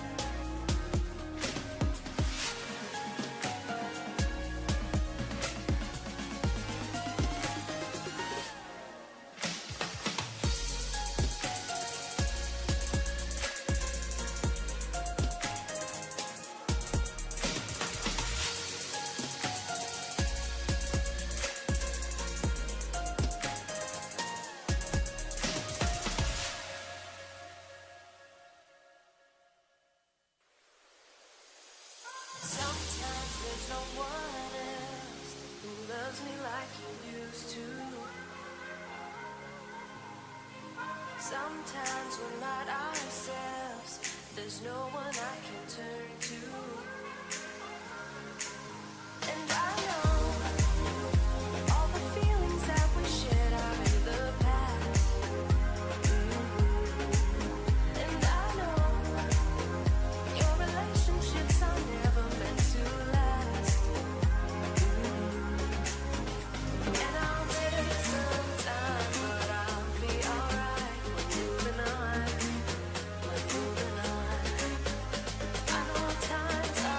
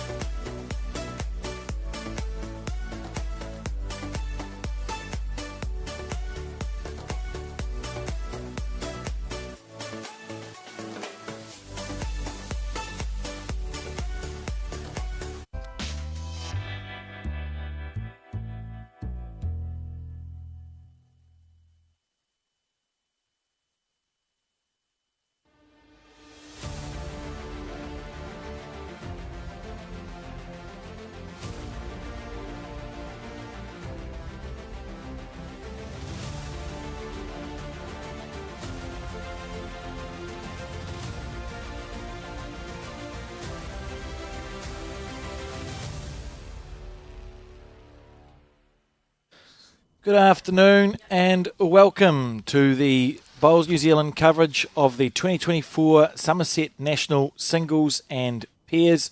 We're coming to you live today from the Burnside Bowling Club, and we're following post-section of the Open Disability Singles. We've seen one game already, and we're up to the semi-final stage where we're going to watch Linda Bennett from the Te Awamutu Club take on Graham Reardon, Snow Reardon from the Burnside Bowling Club. Joe, we've seen a previous game between Darren Willand and whoever he played. I'm sorry, it's just escaped my mind. Don Stevens. That's right. I knew that off the top of my head. Thank you, Joe. Great commentary from me there. And we're up to the semi-final stage. Now, I was talking to you before we went on air, and Julie O'Connell had to default her game to Linda Bennett because of back spasms. So we wish her well and hope that she's okay. So Linda Bennett had the game defaulted to her by Julie O'Connell. And Linda, of course, is the current pairs champion. You can see her down the bottom of your screen talking to Colin there. So she won the pairs. Do you think she'll be gunning to win the singles as well? Oh, absolutely. Pretty competitive players, Linda. Went away to a Commonwealth Games in Glasgow with her, and she played with Mark Noble, fellow commentator, and Barry Winks, who passed away a couple of years ago. And yeah, extremely competitive and a hell of a bowler. But, hits old Snow Reardon, who's been a big part of the para bowls inception of over the last, 5, 6, 7, 8 years. So it should be a really good game. Two completely different players. Obviously, Linda's, her left arm is missing and Snow's in the wheelchair. So, yeah, look, it just shows what this para bowls, open disability singles is all about. It's great to see them all out there. Yeah, for sure. Anyone can play it, and that's what we're going to see. So if you're wondering what the conditions of play are, it's the same as just your typical singles game, first to 21 points. So that's what they'll be striving to achieve. And we saw Darren Willand, he reeled off a few big ends in a row, didn't he? And just sort of found himself in quite a comfortable win. It was 21-11 or 10 in the end. 10, yeah. But Don got 5 of those 10 shots in the first 2 ends. So, yeah, Darren found himself 5-0 down. Strung 5 ends together in the midway of the game and scored, 13 shots in those 5 ends, which really were the telling moments of the game. But, yeah, really, really good game. A lot of good bowls played, and I expect the same in this one. So I've just tossed the coin to the side. Now, here's an age-old question. If you win the coin toss, Joe, do you send them into battle or do you go first? I generally go first. I think I like that, being able to put the jack up first and just get that first bowl under my belt. It's funny. I suppose if you knew that you were going to be able to get a front touch, you'd take the mat every day of the week. A lot of people like last bowl, and I accept and respect that.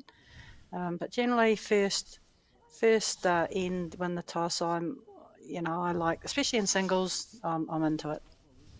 Fair enough too. Is that because you feel like your first bowl, if you're now your first bowl, you're putting your opposition under pressure immediately? Absolutely. It's the dream start, isn't it? That first bowl effectiveness, whack your opposition under pressure straight up, and it's a pretty good, stamp your mark and let's get ready. Let's play this game. But yeah, look, last bowl also is a huge advantage. But yeah, I think I'm not really one that's got a hard and fast rule. It's just how I feel on the day, really.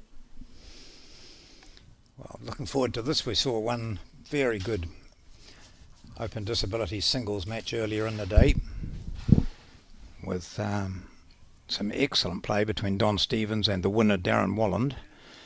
Now a familiar figure within disability bowls. This is Linda Bennett, Commonwealth Games representative and several times champion from Te Awamutu. She gets the first bowl underway.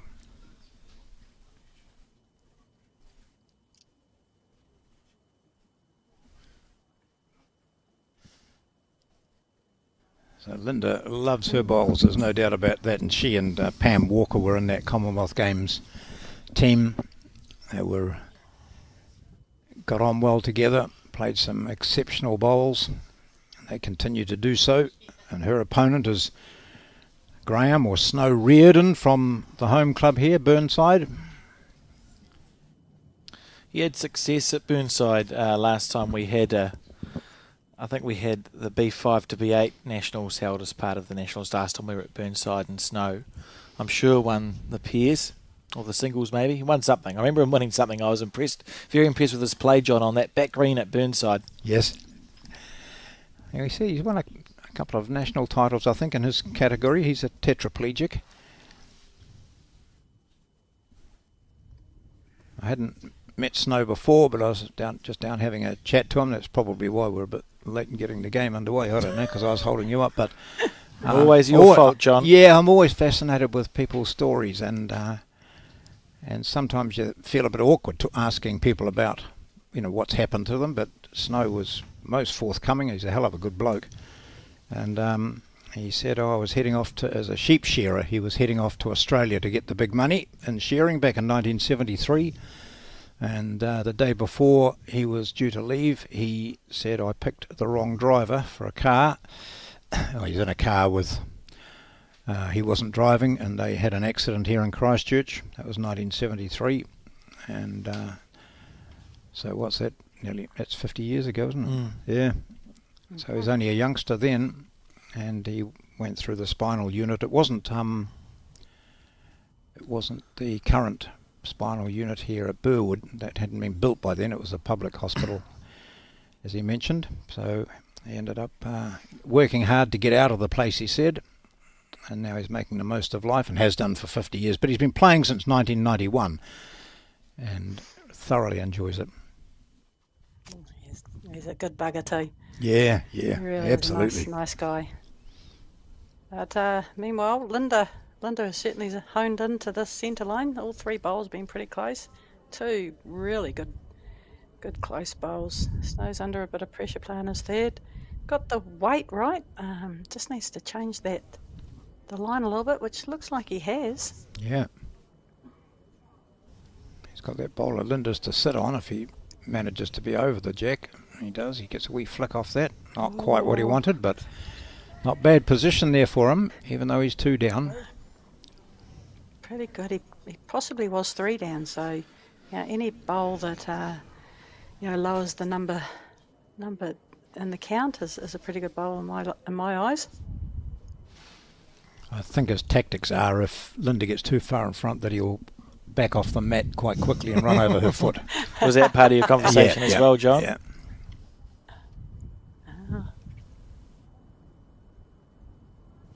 Oh, that's nice, isn't it? Back to 3. Yes, it's pretty steady draw bowls here.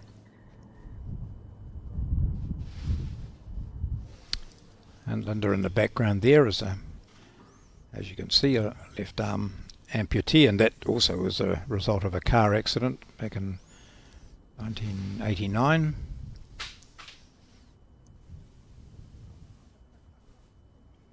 On a good track again. Yeah, for his weight, he's changed his weight nicely. He might even get the shot out of this. Oh, what a shot. Yeah, very What a good great save. shot. Yeah, No, blow it in. possibly still be 1 down, but 3 down to 1 down's pretty good shot. Very good shot.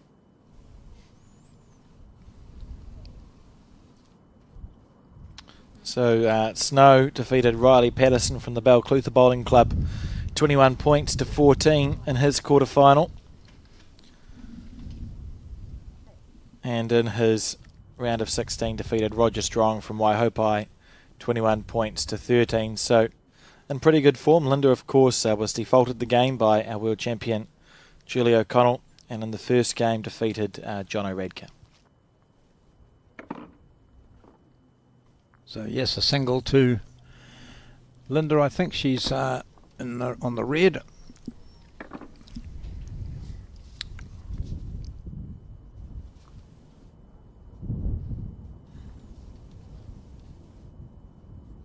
Good to see you keeping the score there, John. I was very impressed with your prediction in the previous game, where we saw you just state that it was going to be like whatever it was, 14-10 or 13-10.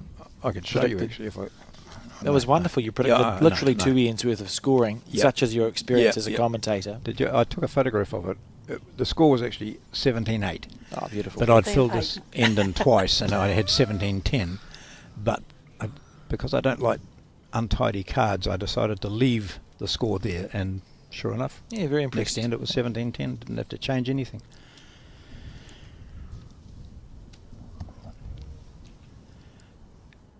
Good little cafeteria here at Burnside. It hasn't changed, Joe. It's still good food and great service. Everyone involved with this club knows what to do, don't they? They've run so many major events.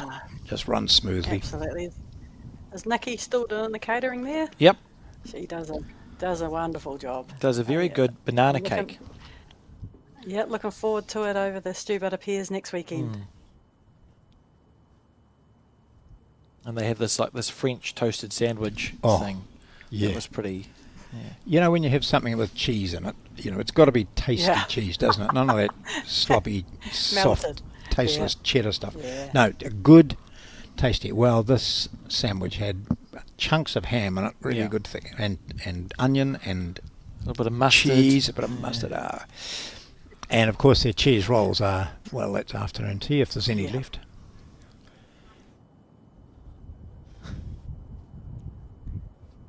Oh, Ken found the centre line really good. Yes. It looks pretty nice, this rink. Commentated the first game and just looks relatively easy to able to get back to the centre line, which as a player, it's all you really want. Like the speed's kind of irrelevant. You'll pick that up, but if you can get back to that centre line consistently, it's a really good rink. And just briefly going back to food before I again sit back in my chair and just press the buttons as we see this top great shot. bowl from Snow Good Redden. shot, Snow. I shared yesterday, I found a sandwich that is apparently popular in the South Island. I've never believed it, John. I visited the West Coast once playing indoor bowls, and for supper I was shocked to discover that the ham sandwich also had kiwi fruit in it, a kiwi fruit and ham sandwich. Has anyone else heard of a kiwi fruit and ham sandwich? Is that something that actually... I was led to believe it's a South Island delicacy, but I just find that so hard to believe. On the West Coast, that doesn't sound like a delicacy to me. That's more, No, no. Crayfish and I think they're having you on. white bait and yeah. No, I think someone was having you on. I was very surprised to bite into it and have a kiwi fruit. Mind you, it was indoor bowls, you said, wasn't it? Yeah, true. Yeah, That's a fair. yeah, That's yeah. a fair point. Yeah. Unbelievable. Nice bowl here, Snow. It's got a good the pendulum delivery still, doesn't it? Yeah, yeah. Gripping to remain stable with his right arm on the wheel or the tyre. That's not too bad either, is it? Right. Look at Very this. good weight. That's a Oh. great bowl. Good shot. Ended up really well. Okay, Linda, what can you Strap do with yourself that? in, boys. Yeah. I think this is going to be a pretty good, high quality game, this.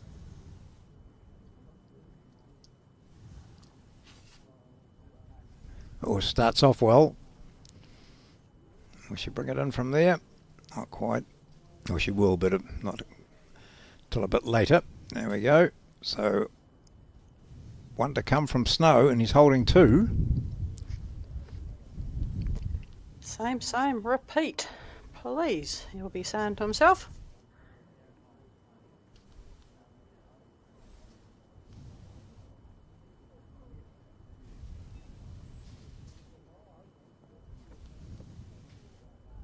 As you say, she's pretty smooth coming out of there. Yeah, isn't isn't it? Oh, I like this. it? And he is close. What a beautiful end of bowls. Yeah, Yeah. three really Three good very bowls good from bowls. Snow, just beating a couple of good ones there from Linda. And Yeah. I think you're right, Joe. We might see some sensational stuff in this. Is it two or is it three? Let's see.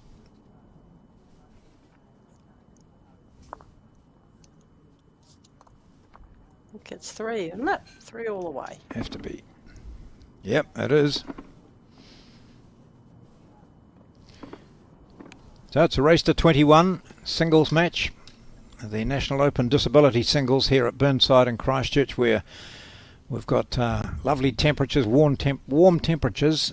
Breeze is a little bit brisk and a bit cooling if you're out in it, but most people are here, as you can see, in sun hats and just shirt sleeves. It's really ideal. And these greens are playing superbly.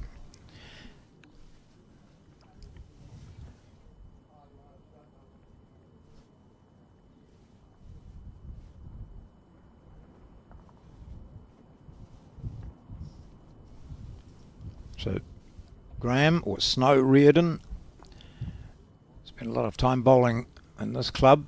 It's his home club. On his back end here.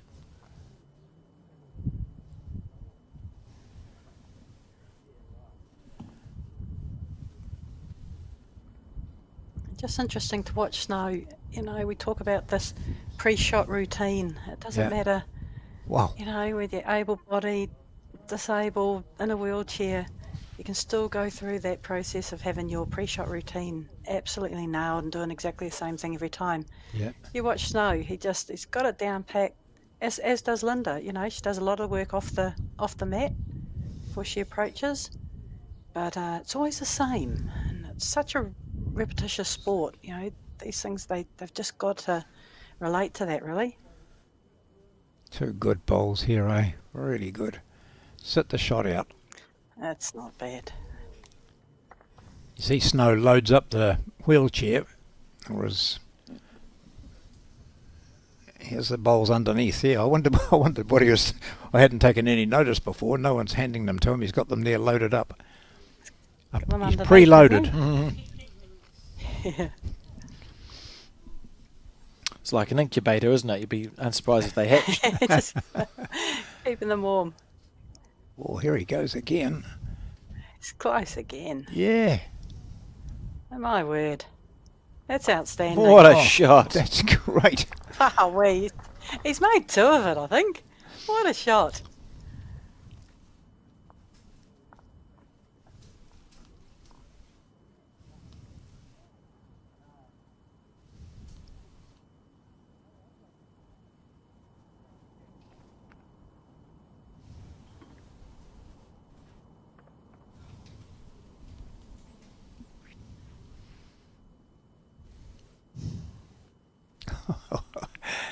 This is really good stuff, isn't it? Yes. It's not bad. That's a good position for her there too. It's a really nice home, you know. It's only 2.5 foot past.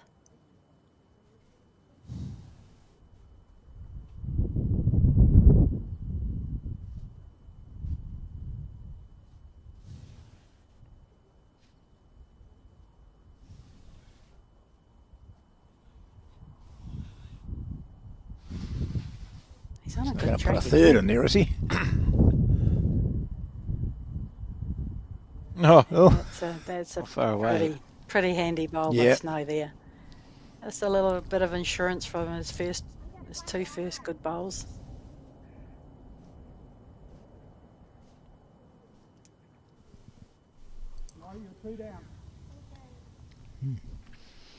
Marker again is Andrew Hampton.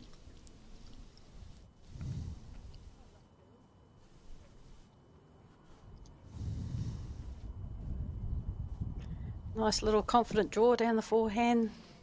Perfect bowl would be touching that jack 2 foot. She's got a great track for it. Has she got the weight? Oh, what a great attempt. Well, I can see what you mean there. If that jack moves to the right as we view it, she'd be looking nicely with maybe 3. So I wonder if Snow will change his hand. Looks like he might be. Just, yeah, changing his hand. Just finish a little bit wide, and a 2 foot pass would be perfect.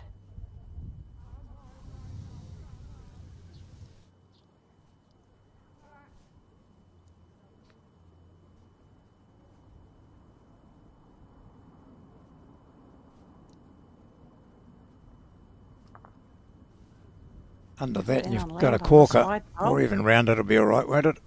Oh, Oh, hard luck. Under it would have been It's- beautiful. Still not a bad position for him. He's holding 2 according to the marker. It's what, half a bowl wide, really? Yeah. That was all. It's something Linda similar for almost Linda. nailed it first up. Searching for the jack. She's in the right area. She's in the area. Oh, for a couple of feet of weight. Yes, Wow. that was all. Great What a effort. good attempt. Great track for the shot. And look at that head. That's impressive stuff from our 2 players in this open disability singles match. Linda Bennett of Te Awamutu and Graham Reardon from Burnside. I can just give some results as well, guys. So we've had the round of 32 completed in the women's post section, and if I just scroll through bowl sub, some names that jump out at me. Leanne Paulson is through to the last 16. She defeated Reen Bellis 21-11. Lindley O'Callaghan had a great game against 3 times Peers champion Mary Campbell, defeating her 21-20. Ashley Jeffcoat is through to the last 16. Selena Goddard, the defending champion, swept aside Carol Fowler from the Geraldine Club. She's through to the last 16. Pinky McClintock, Elaine McClintock from Bowls O'Reilly, and this is the big result from this round, I think, defeated Kelly McKerahan, who finished runners-up in the World Championship singles, 21 points to 6, Whoa. and is through to the last 16. And the other big matchup, Sandra Keith has defeated Claire Hendra, 21 points to 9, and I feel like Sandra will have a little point to prove. She had a disappointing result in the semi-final of the Peers on the last finals day. She's won the singles title before, and I think she's marching through to the finals day tomorrow for my money. Anyway, Dale Rayner as well, 21 points to 20 into the last 16 over Millie Nathan, and Briar Atkinson, 21 points to 9 over Tracy Fickling. As well as that, there's others through to the last 16, John, but I didn't want to outstay my welcome with the rambling, but interesting results. Yes, and you're welcome to come back with others if you like. And there's Thank you. men's pairs as well, and I watched the final stages of some of the matches that were here at Burnside, and oh my gosh, there was some great bowls played. Really fantastic. So here we have the jack sent up again by Snow. He did get 2 on that last. Oh, he held up Yeah, 2. the score says just the 1 on, on our I'm scoreboard. sure the marker had 2 up, I'm sure, Alex. No idea what you're talking Hello? about. The Two. scoreboard's always said 5-1. Oh, I see. Yeah, sorry. On the edge of the green does. Unfortunately for me, there is a replay function, isn't there? So people, if they want to prove me wrong, it would be pretty simple just to take it back 30 seconds. But you're right, 5-1 is the score. We saw bright yellow bowls used in the first match by Don Stevens of the Riccarton Racecourse Club, and he was beaten by Darren Walland. See there, Linda Bennett watching her bowl all the way, just wanting another metre out of it.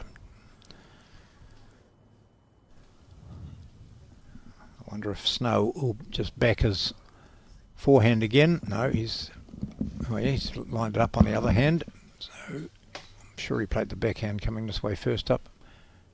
Yes, he did. It's Yeah. interesting. They're both doing the same, obviously left and right-handed. One's a forehand, one's a backhand, but you know, Snow's backhand started backhand round the clock, and Linda started forehand round the clock. Well, couldn't ask for much better than that. Knocks it up, goes past the jack, Pretty good.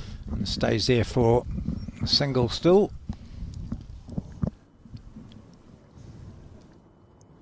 So Linda backing herself to get around her first bowl. This is where you'd say to yourself, look, your bowl there isn't there. Yeah. You're just playing as if nothing's there, just draw a shot. So it just saves you not trying to get around it. Now, if you play your normal line with the right weight, you will draw around it. That's a given. But you try and force it wide, you'll put on extra weight, and it'll be a bit of a nothing bowl. But And even if it's your own bowl there, although that's a good metre out, isn't it? Even if it is your own bowl and Yeah. you've got a bit on, you'll knock your own one up a bit further. So, yeah, but it's where a you're coming it's a through, pain isn't when it? you hit them, isn't it? And you can tell. Oh God. Especially when it's your own one, you put Yeah. it there.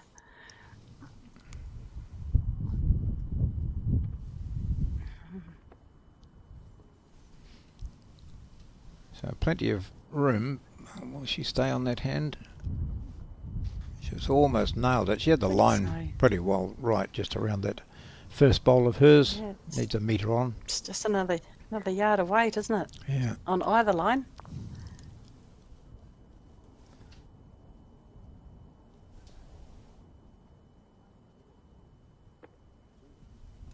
It's got the weight with that one, just Yeah. a bit on the wider side. Possibly second shot.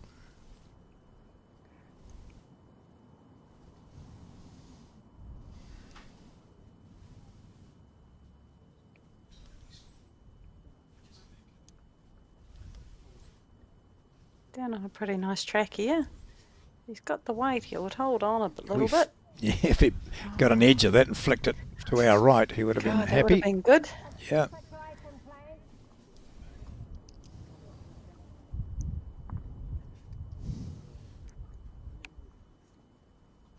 Mark is not dancing. He's just gauging by putting his foot in a certain area when he's trying to work out which is the shot bowl. One down, he says. And that'll be to that one to sort of 1 o'clock as we're looking at it, or maybe 2 o'clock. 1:45. I was never good at reading analog watch, Okay. John.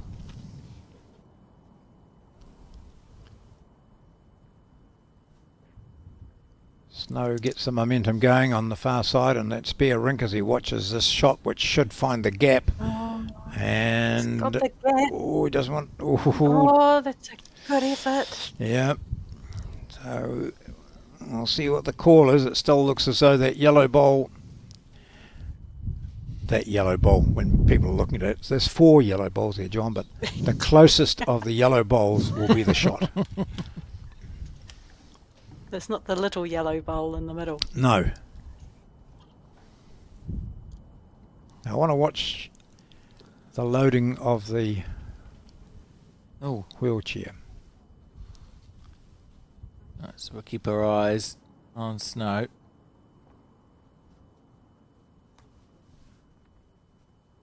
There he goes. Just interesting there, Linda. Linda does just a little mini measure with the mat. Yeah.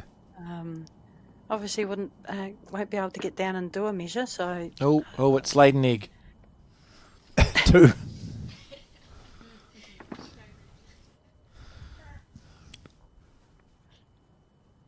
That's fascinating, isn't it? Yeah.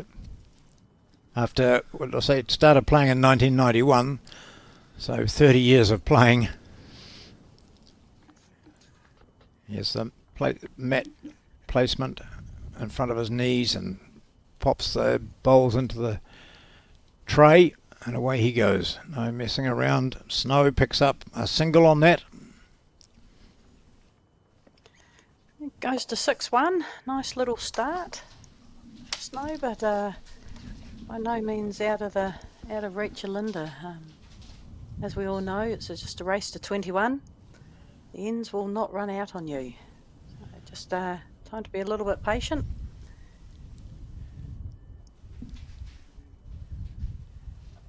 Certainly started the more consistent of the two, getting that line nice, and his weight's been pretty good all the way through as well. He's close again. Yep, Lovely I think goal. that's close. That's a good call, Joe. That is close. Very It's not good. bad, is it? No.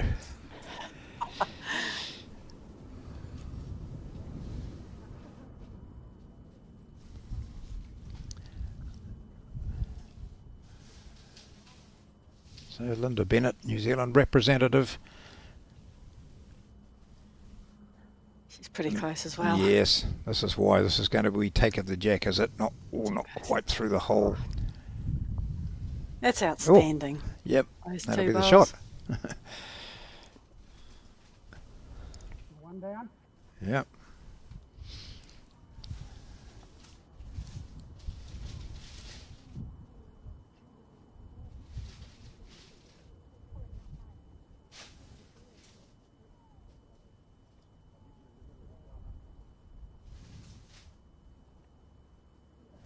How many clubs have been used in the Christchurch area, Alex? Can you tell me, or will I ask Crash? He wouldn't know. Would Off the top of my head, I would say about 18. 18. And I knew that. I Yeah. knew that. So Yeah. didn't have to hear anyone tell me, even though it was actually incredibly helpful. Yeah, 18 different clubs used Wow. over the Summerset Nationals. And a great range of clubs, actually. And there is a connection. We've got a connection, John. So one of the clubs that was used is the Christchurch Bowling Club, which is one of the oldest bowling clubs Oh, yes. in New Zealand. I think the second oldest bowling club, perhaps. But that's neither here nor there. Anyway, our tournament director's name is Chris Lander, or Crash Lander, as you may know him. And he discovered last year that his grandfather was a member of the Christchurch Bowling Club. Great-grandfather, sorry, I've been ageing.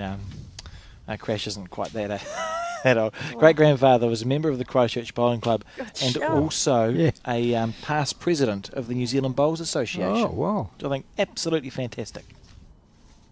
So they're gearing up for one of their anniversaries, I think. So, and Chris didn't know that, of course, until he started researching. Yeah, found a little Now he knows badge. why he's been drawn to bowls. He didn't have any idea of it, and now obviously he was born with this desire to play bowls, and or be involved with bowls and Really? play. Look, sorry guys, have a look at this head, will you? Oh, jingos. 2 outstanding bowls by Linda Bennett. That bowl just past the head. She's down by 6-1. I mean, you wouldn't be surprised if you put a third one in here, would you? Based on No, the you first two. wouldn't. No. There's a nice little touch of the jack round the corner, and Snow's yes. got nowhere to go, really. Oh, it's just hung it out. Yeah. How's the weight? Well, Snow wasn't a mile away with his previous one. So let's see what he It's can something produce similar, now. Isn't it? Yeah. Down underneath. Bit of the jack, both bowls for 2 Yep. or 3. Can kind of play this any weight he likes. Linda hasn't really got a bowl past the jack. He's got options here. Hitting something down there, and he'll be in with a chance. Here we go. Changed his hand. Yeah, I'm interested. Mind you, looks like it might have been a good call, Joe. He is close. Both Oh, bowls? oh, gosh. Good effort. Yeah. What a shot. What an end of bowls. So now Linda with a chance to make it 2. She's probably looking at drawing just under her last one now. It's not whipping away. It hasn't got a real vicious swoop at the end, so as long as she plays with good weight, she could get down underneath that blue. Oh, she's right on target. She was. In So we half think that's a bowl 1 wide. to Linda Bennett. This race to 21.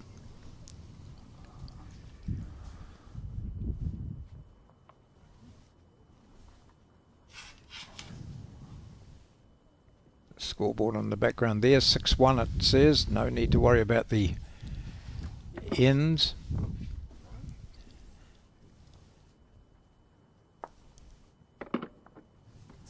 See some of the advertising in the background, Alex, and I think it takes us back to what bowls used to be recognised as an old person sport. We see a funeral director and we see hearing aid and spectacle eye tests, and there was something else there, and I thought, that is a bit misleading, although there are older members playing the sport, as there are in lots of other sports. So many young people now, as we saw with the men's championship singles final, young players dominating it, and in the women's peers, a really youthful combination, finishing runner-up. Hence we get burger bars and breweries and things sponsoring as well. Yeah, exactly. It's a great mixture, isn't it? Yes, yeah. Everyone plays. Entertainment, yeah.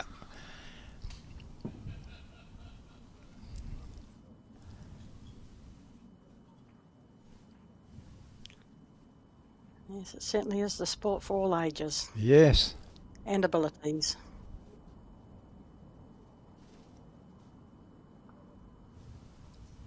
Just pumping that one a bit too much, Snow. I think, has the mat been brought out a wee bit, Joe? Did you notice? I think it has been brought up slightly. Yeah. Just more of a middle kind of a middle mat, Yeah. middle jack. It's kind of no man's land. Sometimes it catches a few people out this length.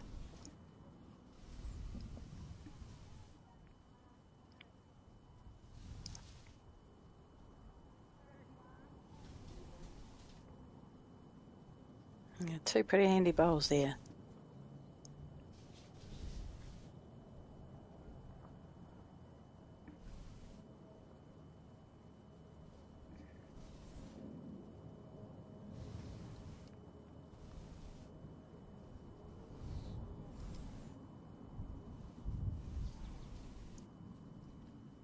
Bit of a tight line, but he might nab the jack and that'll make it all worthwhile. Oh, Oh, Gee. jeez. Just always on the tight side. You picked it early, Yeah, John. On yeah. the tight side and just had a fraction much weight.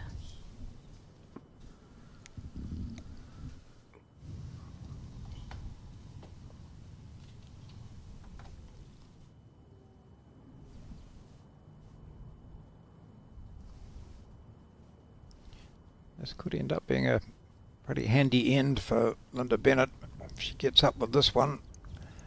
Oh, makes it pretty awkward for Snow here. I'd almost be tempted to change my hand. Obviously, this one on the right-hand side as we look is counting anyway. You don't want to be running into this blue bowl on the left-hand side of the Yeah, of the if he'd head. come under that blue, I would have thought he might just do the damage. Oh, look Oh, at this. He is close. Aye. Oh, he's got a little bit Oh, again. Oi, gosh. good shot, second shot. Yeah, That's a great shot by Snow. Looking a bit ugly. He must have looked pretty ugly from his end. yeah. So now Linda's got to be careful that she doesn't move the jack at all. She might change hands. Will she? Oh, she is too. I think so. She's down her backhand. Yep. Reach that bowl of Snows and push it away, and Yeah, she just could onto end up her with a own. handful. Yep.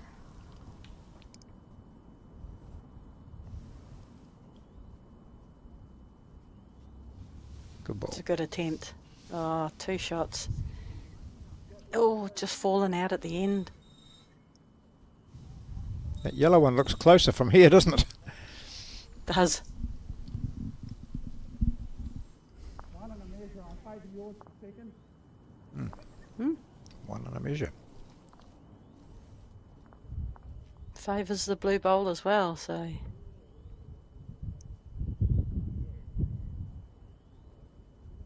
Probably looks even uglier now. Well, from and Snow's also end. getting to it That now with that jack same movement. shot he played last time's not easy because I the don't- jack moved to our left.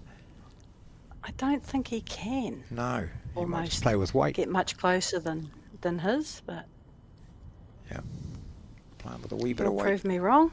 Yeah, we'll need a gust of wind or something. I'd Don't hate to get chip Yeah. your own Get bowl your out. own.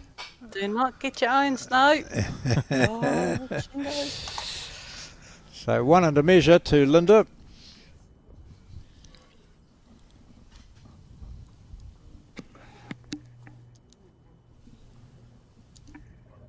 And for a battle here it feels, doesn't it? Yeah,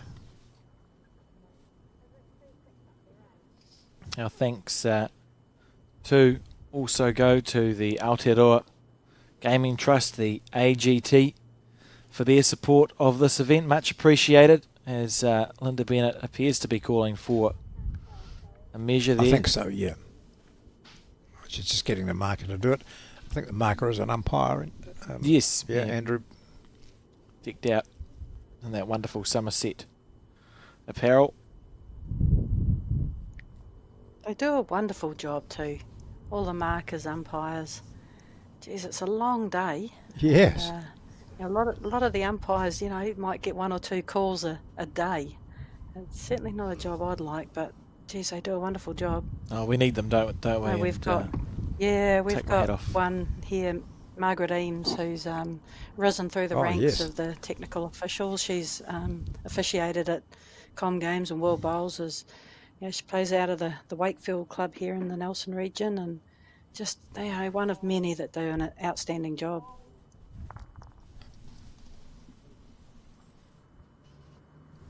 Now the marker's searching in his pocket to get the right coloured. And it's just a single, it was, a good measure.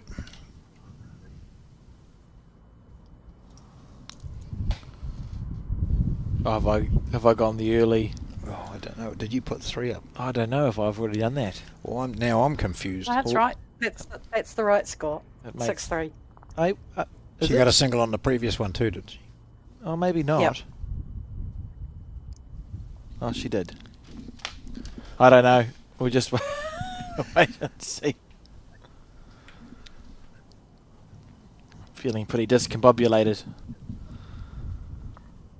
Rightio. So the We score. have a look at the scoreboard. Yes. On the other end. I'm looking. I think it was 6-2 again, John. Oh. Right. Unfortunately for Now- you, John, as I've convinced you to put down one, so you've actually written so down. now Linda's got written to down pick up a 6-3. single on this end so that I don't have to change Oh, it is my 6. score No, it chart. is 6-3. It is 6-3. Oh, did you get 2 there? Yeah. So we were right, Joe. Right for all the wrong reasons. As long as the score is correct, that's Yep. that's all I need. I've got an untidy. What have you done, John? scorecard. An untidy scorecard. Would you like another one? No.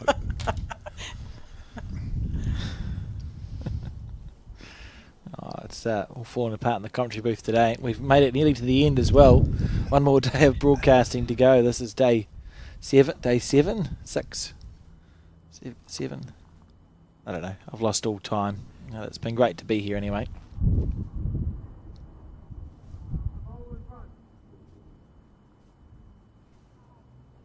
Chucking it out well.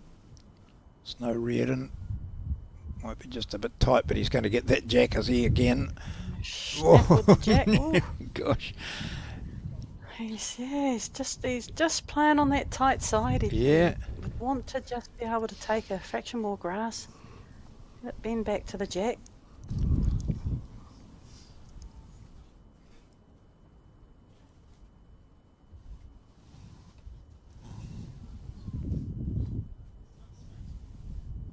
Yeah, good green here from Linda.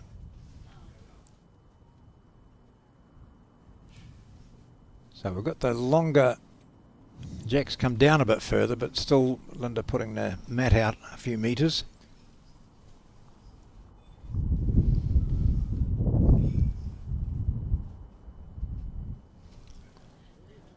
It's nice just having that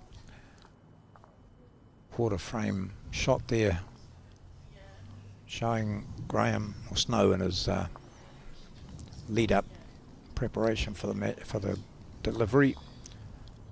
He listened to you, Joe. One is close. Yes, look. It's beautiful to see a lawn bowl turn, isn't it? Mm-hmm.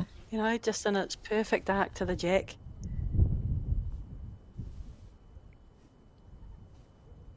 Not crossing that centre line. I try and teach the juniors, coach the juniors to really try and err on the wide side, especially on a quick green. I think, the quicker the green, you err on the wide side. The slower the green, you err on the narrow side. It's what I've kind of, Good ball. my career's been all about. Yep. It's just, I think I'm a little bit OCD with the whole crossing the centre line. For mine, it's like your ugly scorecard. Like for me, it's I just don't like seeing it cross the centre line, unless you're obviously trying to. Trying to, yeah.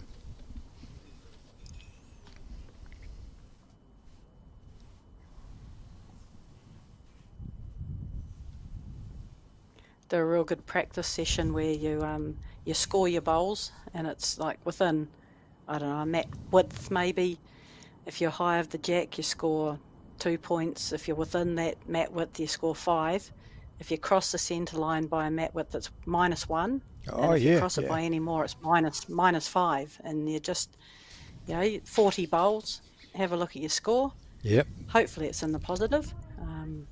But it's a really good eye-opening exercise when you see it on the scorecard.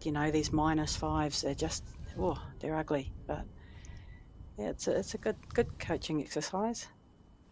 Because sometimes it feels unnatural, doesn't it, when you get a green that is taking a rink that's taking a lot of green, And so quite mentally challenging to throw the bowl out more than you normally would. It is, and you know, you hear a lot of people, and I've done it myself. Like, I can't go any wider.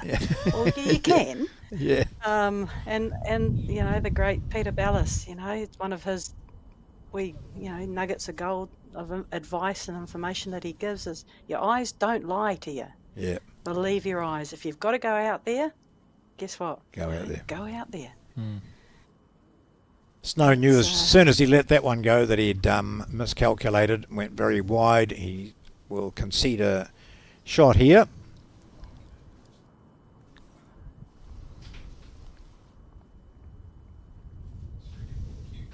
I think if he was going to be playing that his forehand, he needed to be underneath Linda's bowl. Yeah. Just, you know, that confident draw weight, but Yep.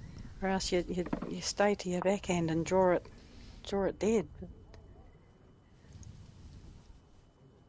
One to Linda, moves her to 4.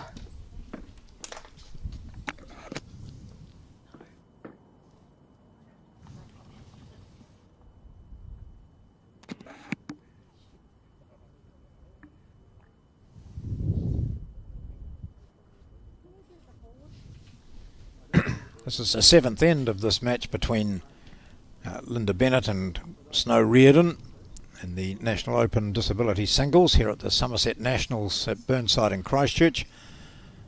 Nice pleasant conditions, a bit of a breeze but very, very warm. Green playing superbly, so again Jamie Ferris doing a top job with those. The score at the moment 6-4 in this race to 21.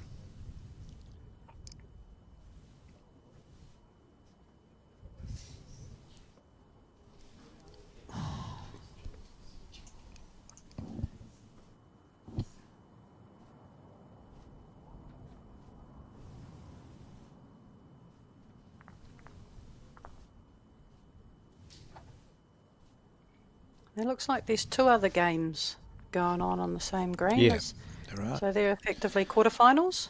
Yeah, they're around back, so they have to play one more round Round behind. than this. Okay. And can you tell us, I think I saw a Stoke uniform there. Steve Delaney still going from Stoke? Yeah. Yes. Very good bowler. I see that score over there is 5-0 to whoever's leading. I'll go find the results for the crossover end. Oh yeah, that'd be good. Just to let us know who's in the 2 quarters.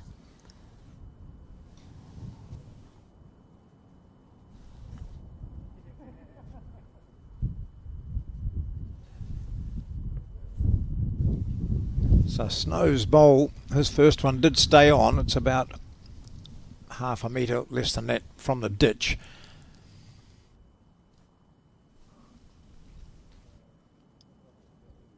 And while Linda's 2 bowls aren't extremely close, there's still 2 shots, and Snow is under a little bit of pressure here.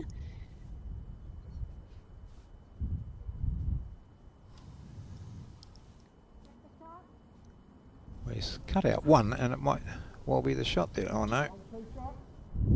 2 shots, he said, did he? Still holding 2. Yeah, still holding 2. Now, I suppose Snow is under the same regulations as an able-bodied bowler, and that he has to have a wheel on the mat. You'll see him when he sets up. And Yeah, that's my understanding. yeah. It's interesting. I was idly thinking when I was looking at the mat earlier. You know, there was very briefly a rule that you weren't allowed to step off the mat in bowls. So everyone for a season had a static delivery. You couldn't take a step, and the players revolted, and it was returned about 100 years ago, John. So it's been a while. Very briefly, they decided, for the benefit of the greens, that you weren't allowed to step off the mat. Oh wow. This is Snow not looks bad. pretty good here. Yeah, that's a great bowl under pressure. Yeah, he was Starting 2 to build down. up a little bit ugly for him. Yeah.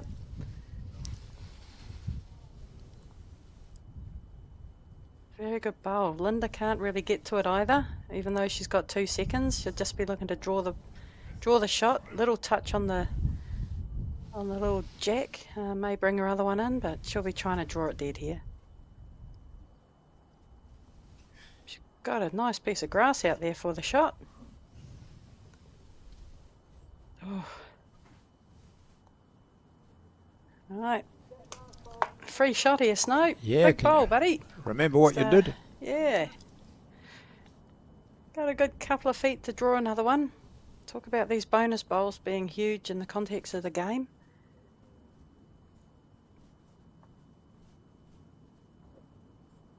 You gave it good grass last time, and it came around beautifully.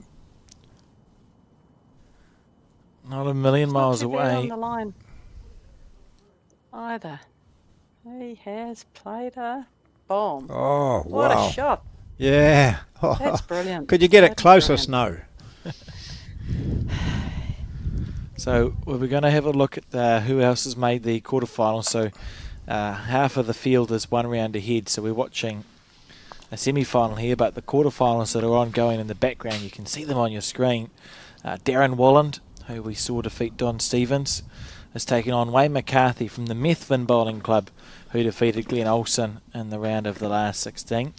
And the other quarterfinal is between Steve Delaney, who beat Douglas Thomas 21-14, and Kieran Wheeler from the North East Valley Bowling Club, who defeated Paul Anning 21-13. So some good quarterfinals going on, and then the winners of those two quarterfinals will play one more game to find our other finalist for tomorrow's broadcast.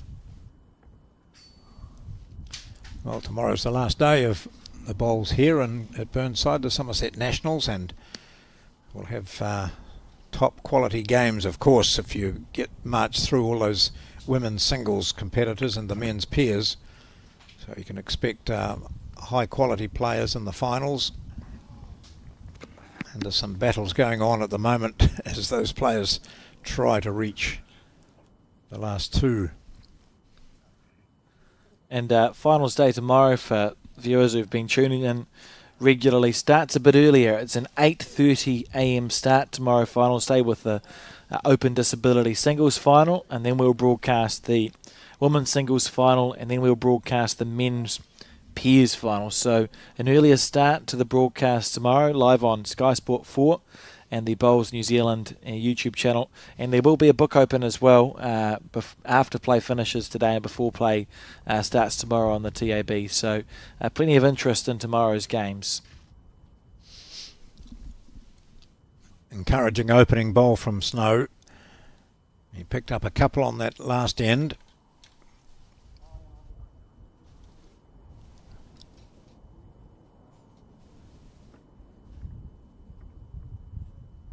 That's a full day of bowls tomorrow then, that's great. Because the bowling fraternity certainly impressed that Bowls New Zealand have managed to secure these time spots. Oh, look at On the that. sky. Yeah, nice little flick out. So what are you going to do here, Snow? Change your hand.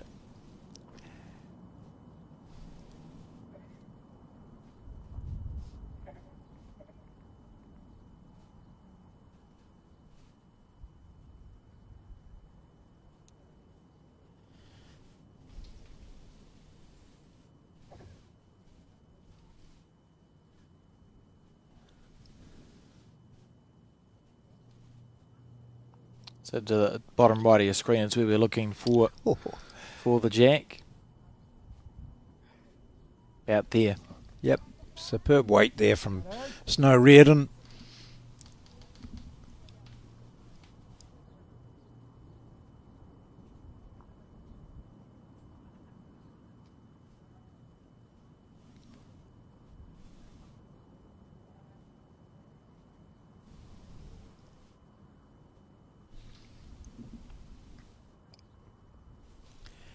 Do you do a lot of practice, Joe, or did you, to imaginary or physical jacks that have moved out to the side somewhere just to get you out into sort of that virginal material area from a moved jack? Did you practice that stuff?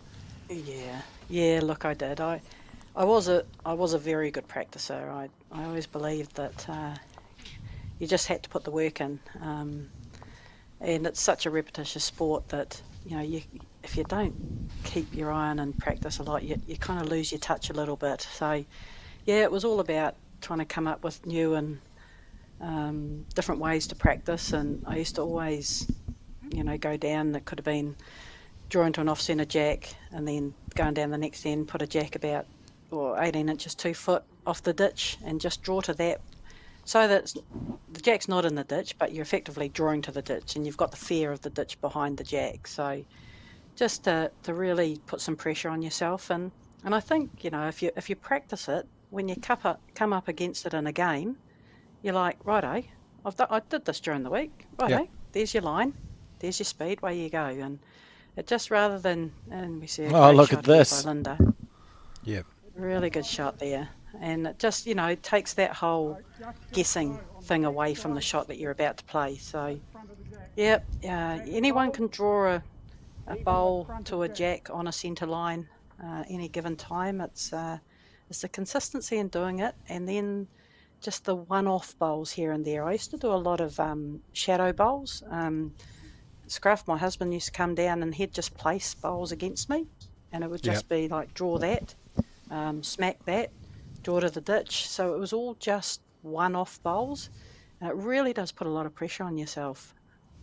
But it's the game within a game, really. You're practicing all the shots that you need. Yeah. But just putting some pressure on yourself in practice. Well, Snow decided to change his hand and have a wee nudge at that, sit that bowl out, and what a shot. Very good effort. The old inside-out shot, it's a tough shot to play. He's played it pretty well.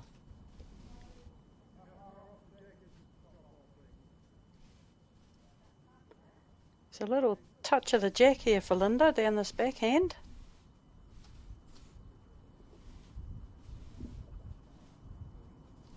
She's got bowls over the head, hasn't she? Past the, she's got a couple close to the ditch. So she needs to be up. Draw. Oh, no reason to be short there. Ooh, no, everything's a game. 2 bowls past the head. You thought you would have missed heavy. Look, a little touch of that jack, 2 foot down the line. She's got a full house. So just some results from the Open Men's Pairs post section. They're largely down to the round of 32. I can tell you that here at the Burnside Bowling Club, defending champions Gary Lawson and Tony Grantham are taking on Joseph Vanderpennen and Peter Cotton. Wow. Joseph has been a giant killer this week at the National, so he'll be up for that. I saw the end of that game. He was playing Mears, I think it was, in that last match, and they were behind by 1 playing the second to last end. Picked up a 3 through 2 magnificent draw bowls from the skip. And then in the final end, they were holding 2, and Mears drove and took out his own 2 bowls. So they were about 5 down. And then Mears just kept on. All he could do was drive and try and kill it. But it was a closer game than that indicates. So that's good. Thanks, John. And some other names that pop out to me as I'm scrolling through. I think the best player to have never won, or one of the best players to have never won a national title yet, Neville Hill, is through to the last 32, playing with John Carruthers. An incredible bowler. He's had an incredible record. He must have made more than a handful of New Zealand finals.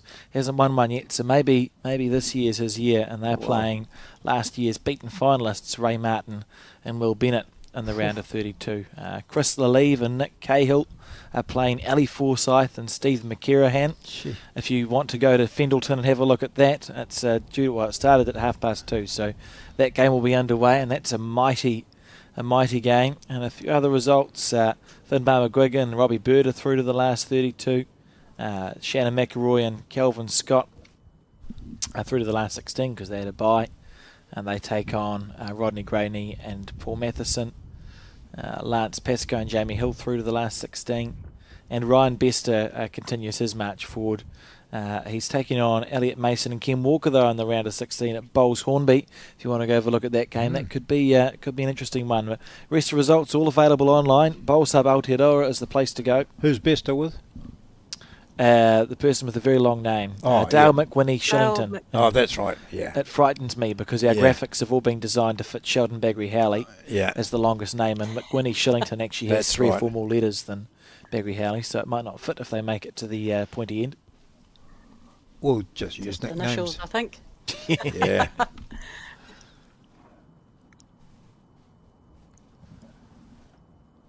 Shortest A end little we've bit of a seen. loose start. Yeah.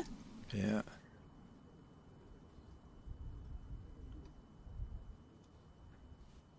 Just the one there to Linda at the moment.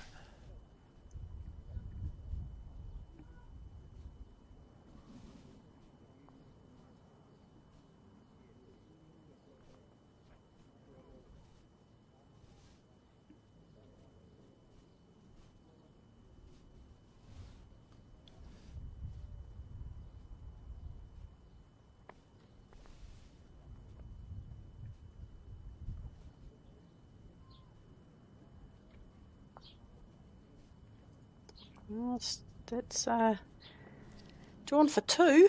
Yeah, that's in fact a Again, shot. Snow's under a little bit of pressure again, but as we saw last end coming up here, I think he thrives under pressure. Yeah.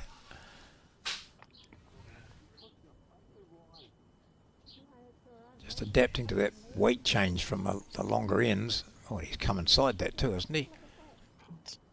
Oh, He's just wee flick off that would have been lovely for him. wouldn't have been bad, would it? But yeah, just still going through a yard.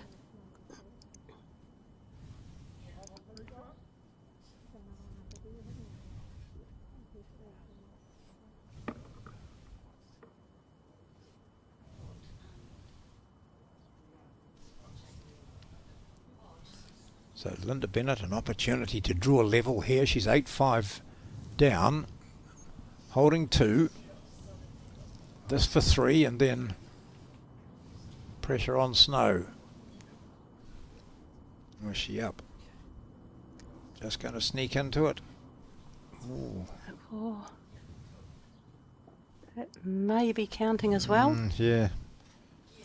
Sitting just straight across from it. Yeah. Doesn't change Snow's shot. No, He's no. just looking at beating that last bowl that came in, or the wing bowl. Tighter this time. It's Good harder, but weight. yeah, his weight's a bit better, isn't it? Snack the jack. Oh. Oh, once again. Oh. Well, he certainly cut He's one out of cut it. it down. Yep. Yep. It's a good shot.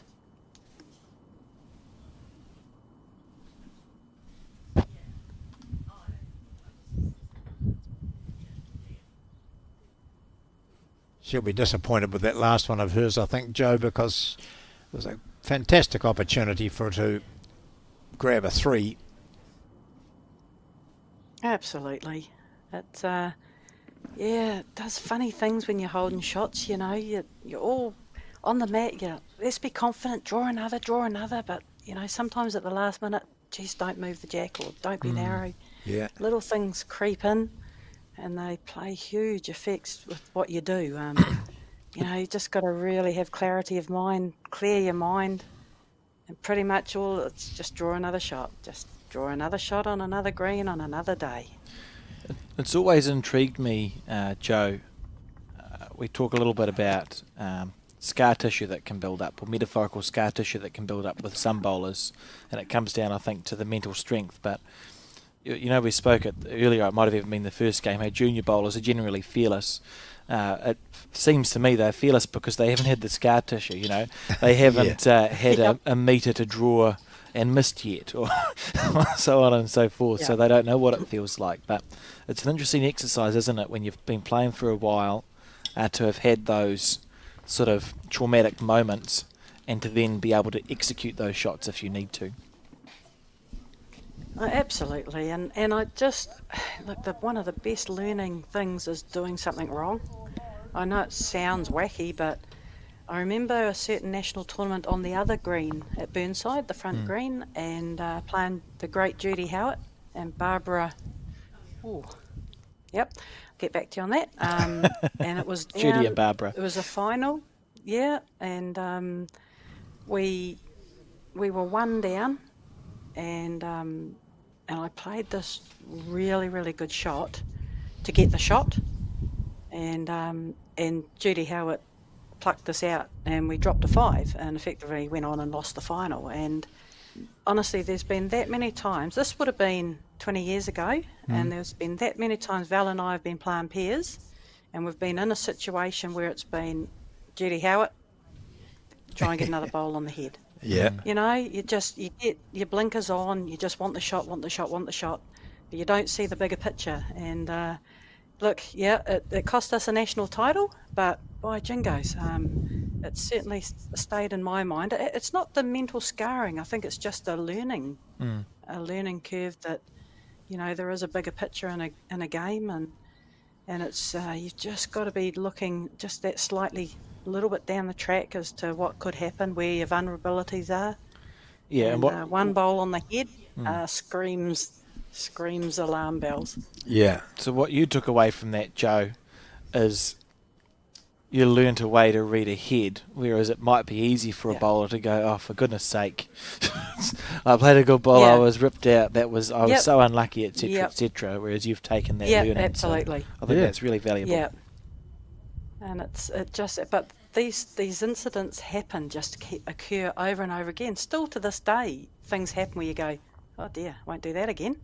You know, and it's just an amazing sport for that, where I don't think anyone can ever say, I've gotcha, I have got this game. You know, because it's you learn so much, and a lot of it's about yourself. You know, what makes you tick, how you can get the best out of yourself, and that, you know, you're constantly learning, because you're constantly evolving as a person as well.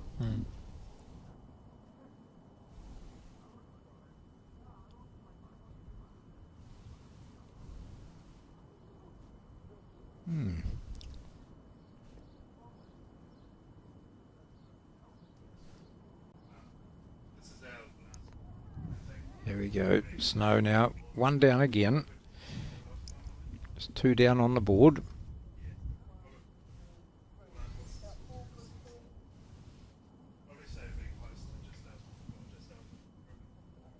Just needed 1.5 meters of weight on his last. Well, And I don't what think a he's great got it. line. Yeah. Gosh. You're holding one. I've got a text here. Barbara Herritt. Oh, brilliant. Barbara Herritt, that was it. Hey. Yes, great player from the Wellington Centre. Her and Judy Howard, geez, they would have won a number of national titles together.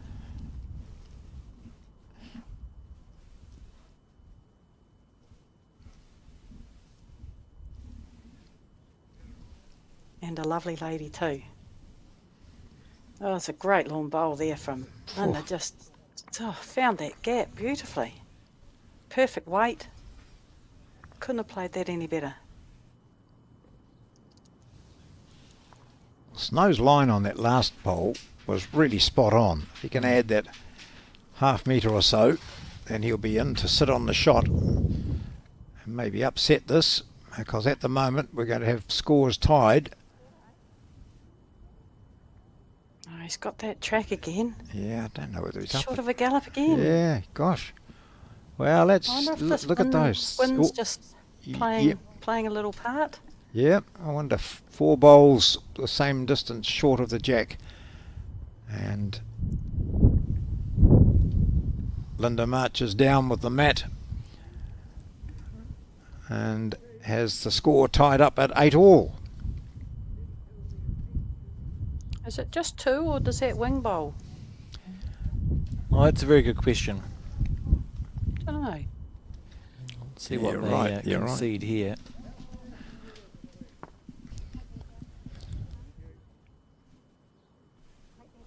She's going to get, I think there's a marker stepping him with his tape. See, Yeah, Rawley's measure is... for possibly Yep. both blue bowls. Goodness. No. Yeah, that one that's over. We are certainly going to have a measure now.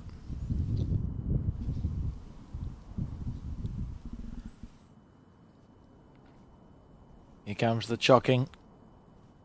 Yeah, so that back bowl's in the mix as well, Joe, you're right. Good to see them putting the chocks there. That's just to allow them to confidently, measure this without the risk of it toppling over. We saw in that first game they probably should have had a measure, and they took a bowl out. Yeah. The bowl fell down, and that's what we're talking about with the chocks. So just pop them underneath so that the bowls don't move. Just worked out which is the closer of the blue. Oh, okay. Oh, cool. Wouldn't you be going to the yellow first? Yeah. I would have thought so too. Yeah, I but think he is now. I think he's coming back around. he's saying that blue one's the closer. Yeah. You're going to the yellow one Yeah, first, and then yeah, going to yeah. the two blues. Just to make sure. Snow's closest bowl. Yep.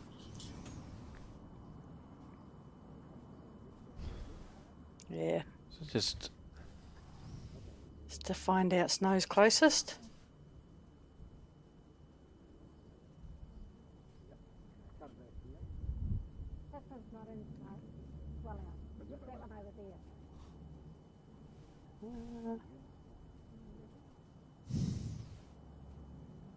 oh, we should be playing elevator music. Oh, Yeah. Now he's got to go back to that blue one. yeah. That's the And idea. that seemed to be closer than the rest. Yep. Yeah. Well done. So, 4. yep. I think it's 4. Oh, I think I it was counted in the 3, end. I I think. think it was 4-2. Oh, do you? Okay. I heard 4 come Yeah, through well Oh, so that Yeah. back ball came into the count. Wow. the mic. Well, it's interesting because, like, Linda said that back one's well out. Yeah, that's what I thought too. And I thought 4. when It is all 4. All Wow, 4. well, an odd measuring system, I thought then. We got slightly confused. We got there. Yeah, 12-8. She leads now. It's a big end. Is it 12-8? Oh, come on. Oh, no, it is, stop it is, It it is? Yeah. Why am I on? Okay. 12-8 is the score. We're okay. Back on track. We figured it out. Race to 21, of course. It's getting a bit warm in the commentary booth, Yeah, John. yeah. That must be what's happening. And they're sporadically updating the scoreboard in the background. So we've just got your score card, John, that we're basing. Oh, I this see. off, Oh, so you're relying on me. just want to make it clear could be a that mistake. all the So responsibility. Linda's going up to change it down there now because the marker hadn't. So if we can see what she comes up with, we'll get it right as Snow brings down his first one. Good opening bowl by Linda. Yeah. Instantly puts pressure on Snow, especially after getting that 4. Oh, and he's responded. Phew. Wow.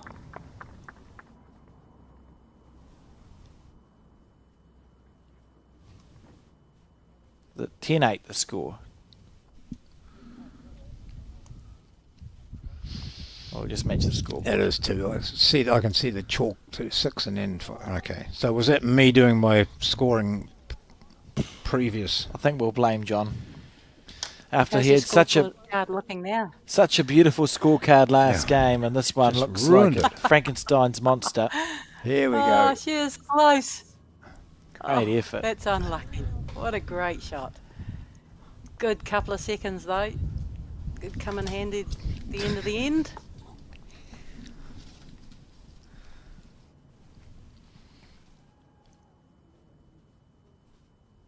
Snow on the back end.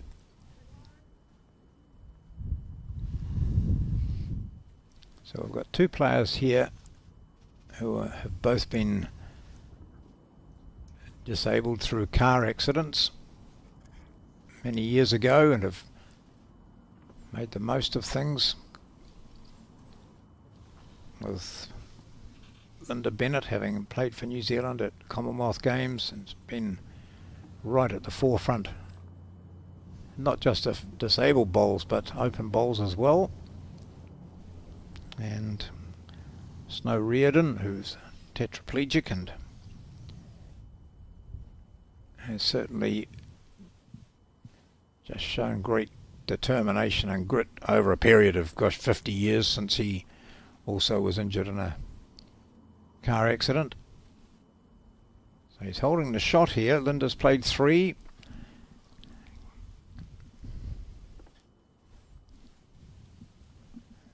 Snow's led throughout this until this last end when he dropped a 4.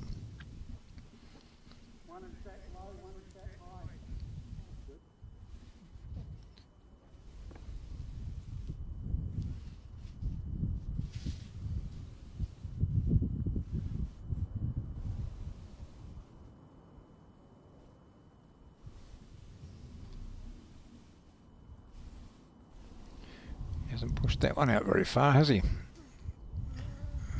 might be an unintentional block on Yeah. But short in both Yeah. line and weight. It's just opened. It's just been a nice little guide down here for Linda now. Got 3 seconds. the... You'd have a go at this, eh? Oh yeah, playing your backhand. Just get under the last Snow Reddon's bowl. Sit the bowl through. Oh. Yeah. Surprised by that shot selection. Yes. Unless she gets it here. Yeah, well, that's the thing, isn't it? Yeah, look, I think there's just quite a few options down that backhand. There's only one option on the forehand. Yeah. Yeah, I couldn't have been convinced to not play the backhand on that particular Yeah, no. situation. Just got to look for those that, especially if you've been playing both hands and you know what they're both doing. Well, Linda's been playing so well. Guess. Yeah, she has, and she's got to really attack that with any weight. You had to be pretty precise to get round the front bowls with a little bit of weight to get the jack of the bowl. Just a touch more green this time, but not enough weight from Snow. So he grabs the single. And for the second end in a row, he's just missed out on his weight. That last end where he dropped the 4, he had 4 short bowls, all in a line pretty much. Now he's got the one that matters, however, and he grabs the single. It's now 10-9.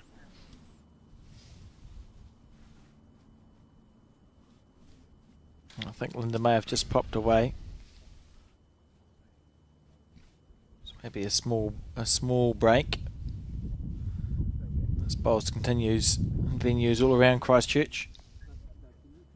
Our thanks go to those host clubs for providing a wonderful experience for the participants in the Summerset Nationals. It's been good actually. We've had a lot of markers supplied by clubs, so been a little tweak in the conditions of play, and that over the 2 days of section play for the singles, there's some buys sprinkled through there for the players. And on your buy, if you're required to mark, if you needed to mark, that needs to happen as a player. It's just to give the clubs a little bit of space to play with, but largely been unneeded in Christchurch, which I think is a testament to the volunteer base that they have here in their clubs and the enthusiasm for this Nationals.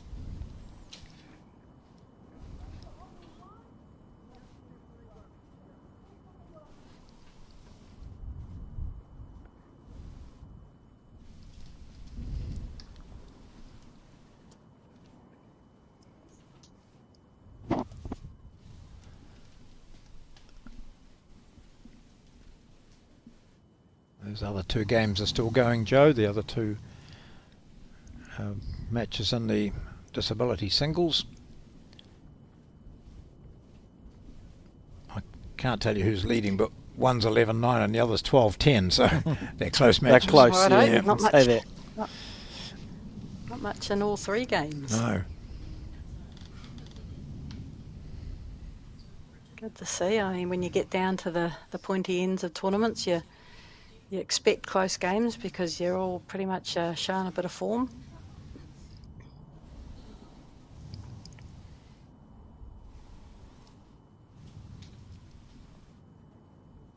It's coming to a reasonably good home here from Snow, his first one on this end. Yeah. It's a good opener from Snow there. The last few times coming down here, he's been a little bit quick and a little bit narrow, and they've really been out of play. So, good start by Snow.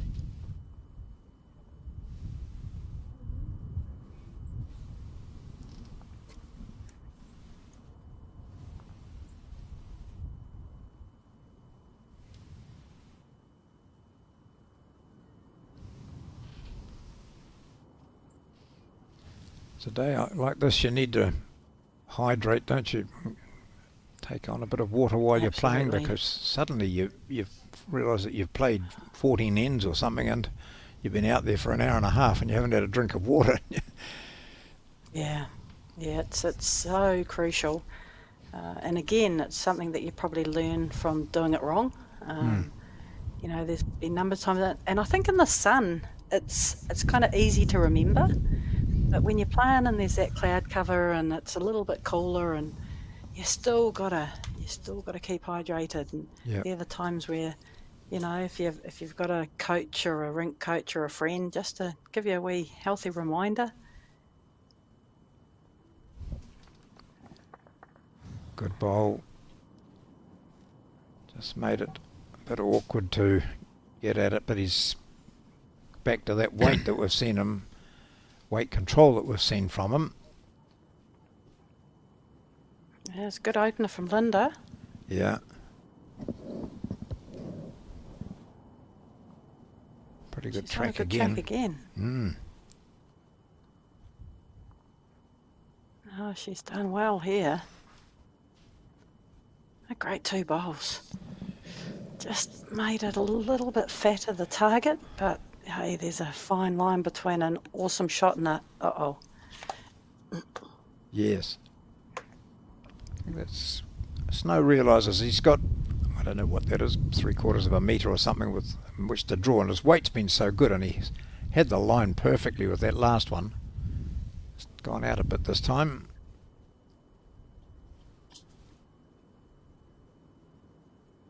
Maybe just setting himself up for the run shot. Yeah, again, like he's played that ditch hand pretty well. It's we saw in the first game that it was a kind hand. It was a nice arc to the jack, and I think if he was looking at playing a little bit of weight, possibly should have been down that his forehand down the stitch side, so that if he does miss, he gives himself a look Yes. for his next one. Yep. If you're just changing to play one shot, it can become a little bit tricky. Now's the time, though, surely, to switch. I think so. Yep. And with any luck, the jack might come out to the left, and he's ending up with a 1 or 2 or 3. Just got to make contact with those blue bowls.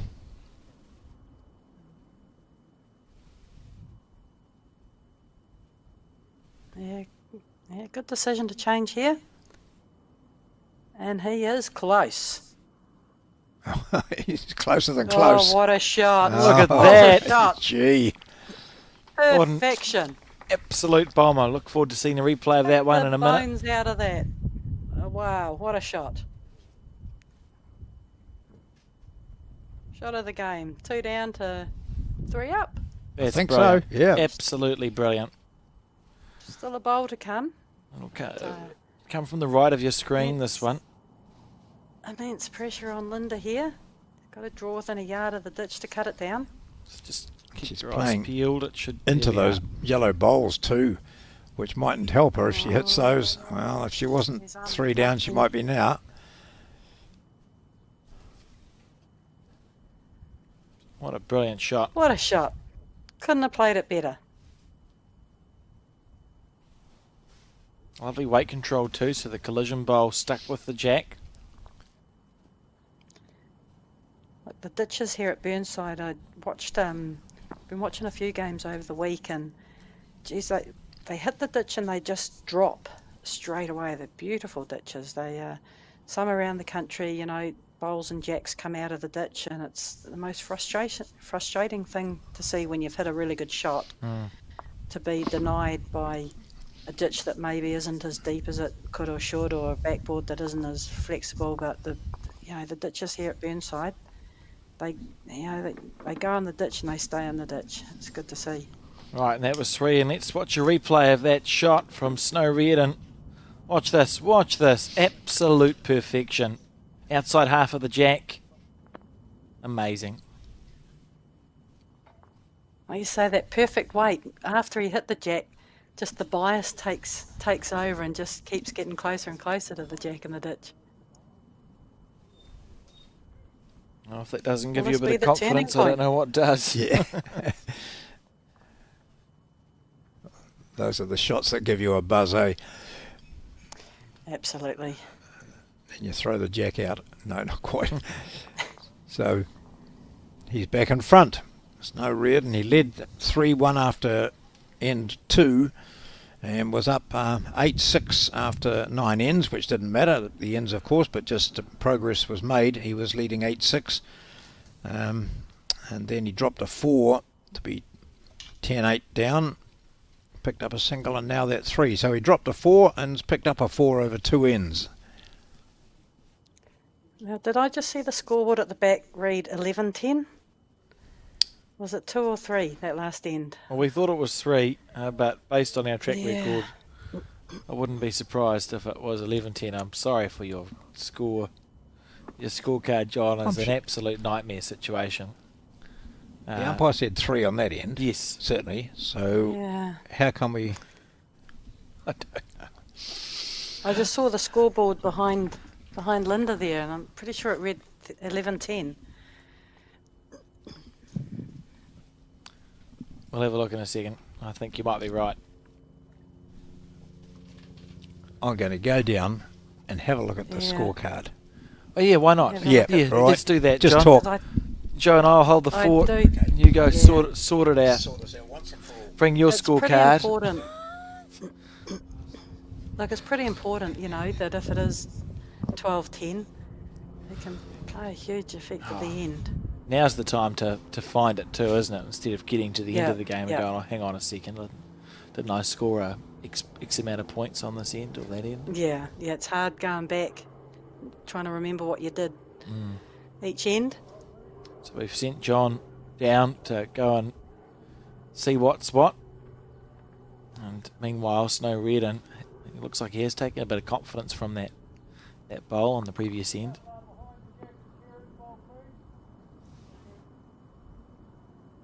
And good again, you know, his last bowl going the other way was a decent amount of weight behind it, and just to go back to that dead draw, that's an art in itself.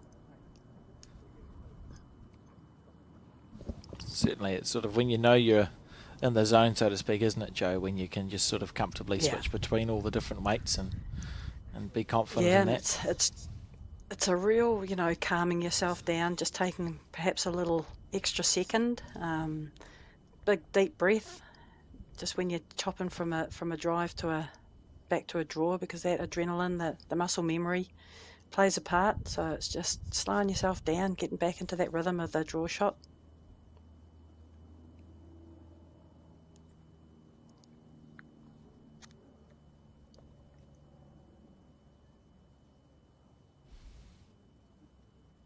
He looks like he's pretty well down again. That's pretty good shooting. Lovely bowl. Snow.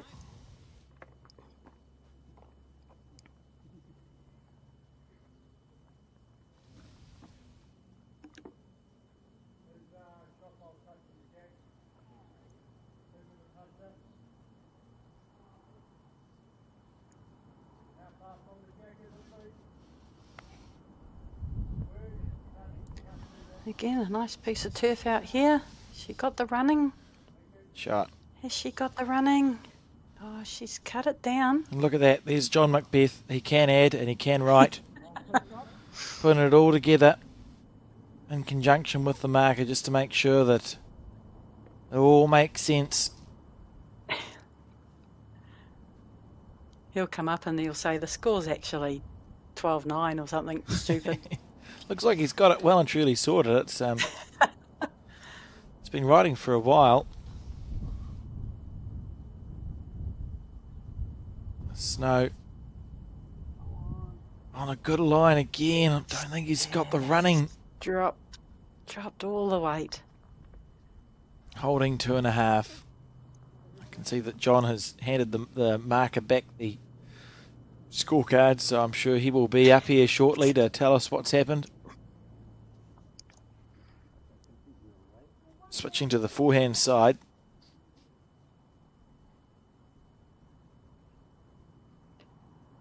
Oh, she's looking on a good track. She's got a bit more weight than the last time. Will she pick up the jack? Oh, just passing Give through. it a chance. Yeah, it's good weight. She got on the back of her own one. She's turning it in.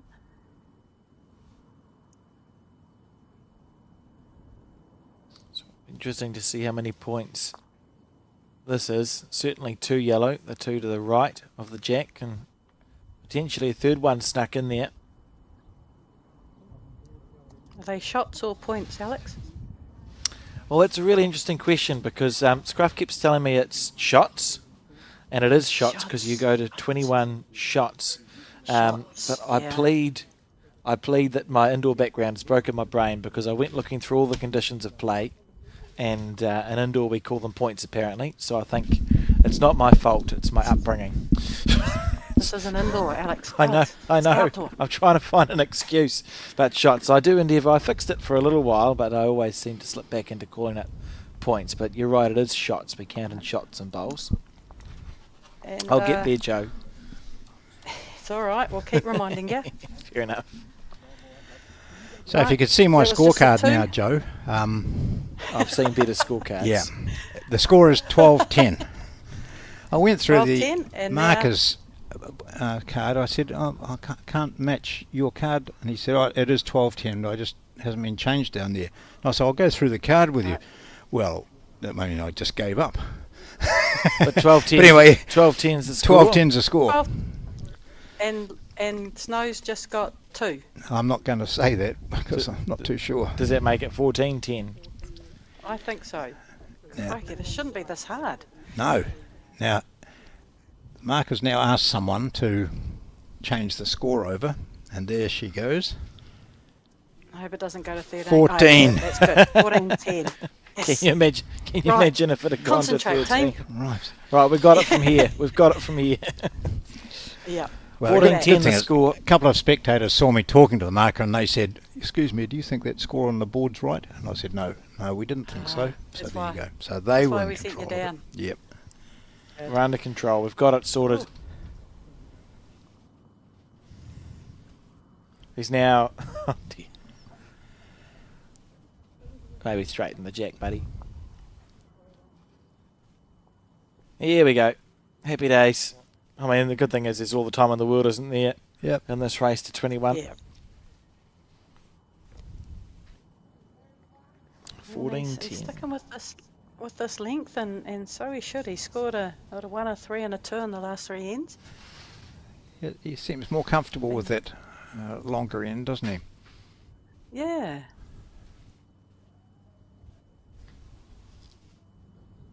And it's funny, that can change. Oh, no, he doesn't. He Not doesn't within like this the length ends. at all, does he? No, really. Yeah, God. That's Within ends, great. within games, Mm. the length that you like can change. You know, just so it's an awareness that, you know, you need to know your own self and know what, you know, this particular time and this day, you know, the length that you like playing, and just be confident to be able to change and go with the flow. So what's likely to happen to the speed or other things on a green as it dries out later in the day, Joe? Look, it generally quickens up. You know, there's a lot of foot. Beautiful As bowl. we see another great shot here. Beautiful bowl by Linda. Yeah, it generally quickens up. You know, some clubs at lunchtime they put the sprinklers on, but like a lot of us are aware that sometimes that just the little layer of water on top can sometimes speed it up as well. But you know, I've been at Burnside where, you know, you've had to leave the green because it's effectively burning, and there's little black marks where your feet are. Oh, yeah. And you know, but they whack some water on it, and you're back out there in an hour. And yeah, it's an amazing weed that we have here that we play on. It just that water weed that, yeah, it changes as with play, but a lot of time it speeds up a little bit too with a bit of water. A little bit back to front. Again, it's just that awareness of your surroundings and what's happening, and Just adds to the intrigue know, of the game, doesn't it? yeah, Oh. it does. It does. I know I tried Can't be that easy where it's No. the same for 21 ends or for a day or half a day. I remember trying to explain that to someone from Australia, and we've spoken about the Australians a lot on this broadcast, but it was when we were there for the multi-nations and someone was commentating with me and I was talking about just the surfaces. I said, Maniatoto speeds up a little bit when it gets wet, and they just like, Had no idea. What do you mean? No. Doesn't make sense. Yep.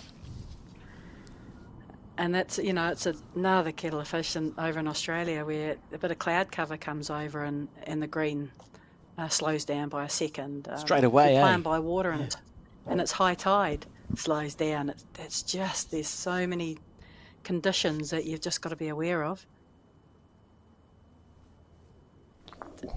Oh, that's again a little bit too much weight for my liking. He gets his own yellow there. Yes, play that confident draw down this backhand. You're flopping off your yellow. A little touch of the jack's good. Probably a little bit too quick. Just a bit of two minds, I thought, to it. Will I have a wee run at it, or Possibly will I too. draw? And Yeah. end up with half play- and half. You play the line of a draw and the weight with Yeah. perhaps A run. Yeah. Well, this will be interesting because he's got another bowl left. I wonder what weight we're going to see played here. It's just so important for Snow to have in his mind exactly how much weight he wants to play. Because obviously the line changes the heavier you play it. He's just got to be so specific with that weight. I think he will have recognised too that, I could have hit my own yellow out here. This is a better one.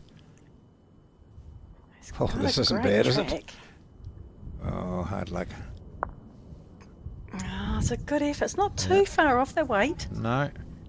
It was probably a great track for another couple of feet of weight.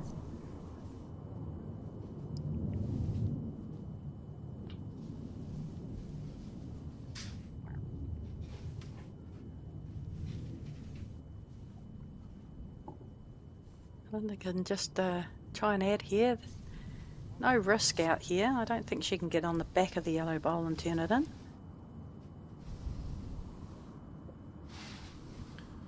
Underneath breaking that, back. underneath. Oh, Not going to. Good effort.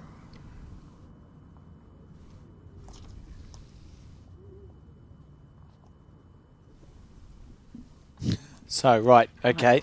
Get your One scoreboard. for Linda. Get your scorecard and your pen.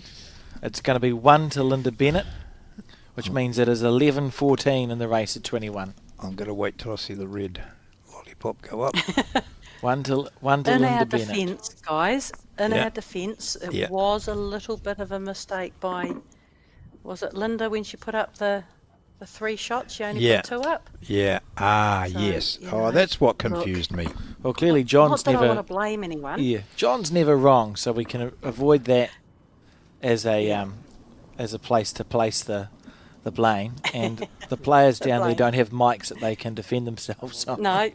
So got therefore, it's no not response. our fault. John's never wrong.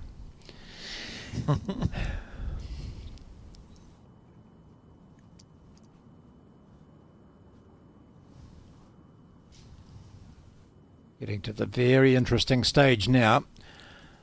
A multi-score by either of these players just changes the complexion, but particularly if it's Snow Reardon.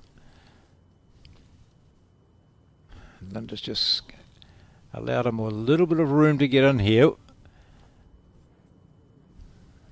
Oh, he's playing that hand, so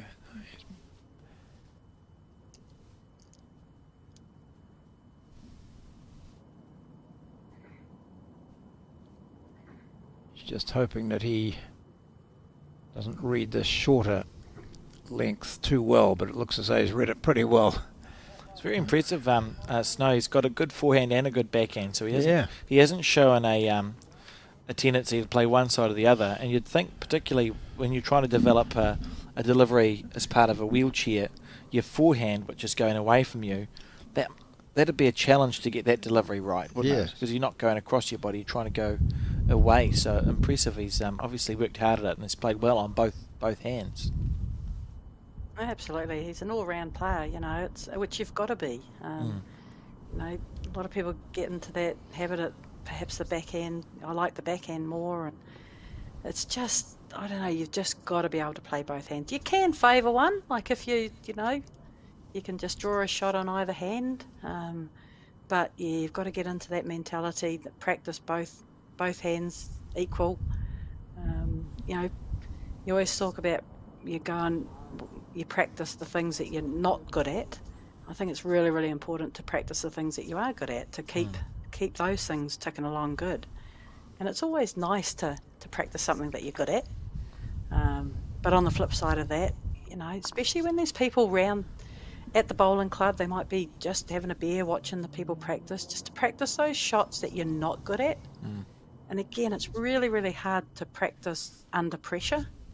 And I think those little things, because it's a fear of embarrassing yourself, Yes. looking like a bit of an idiot. And if you can get comfortable being uncomfortable, you just go, you move strides, I reckon, in this game.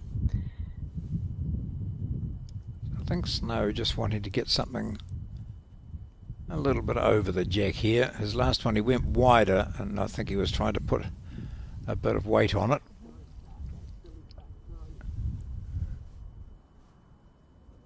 Oh, I'm never wrong, am I? you won't be happy with that one. I think you're right, At all. John. I think you Yeah. needed to get Yeah. just past. You can cover and count down this backhand, just beating this back blue by a yard. Yeah. Would have been perfect.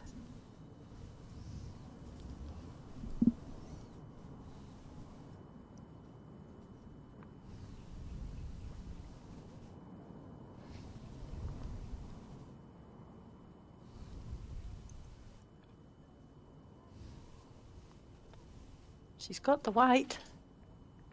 She'll come back a long way. What Roll. a great attempt this is. Wow. It's No, from I the wouldn't player's be point of surprised view. if Snow doesn't Can I play just carry this down with me, please? Yeah. Wouldn't be trying too hard, would you? No. Well, I'm not even sure I'd give it a go. No. You've got one, moves you on to 15, you're getting closer to that 21. No, good call. Yeah, well done, Snow. Good shot. We agree that's one. Yes, that's what one. You write down one, John. So 11-15 the score in this race to 21.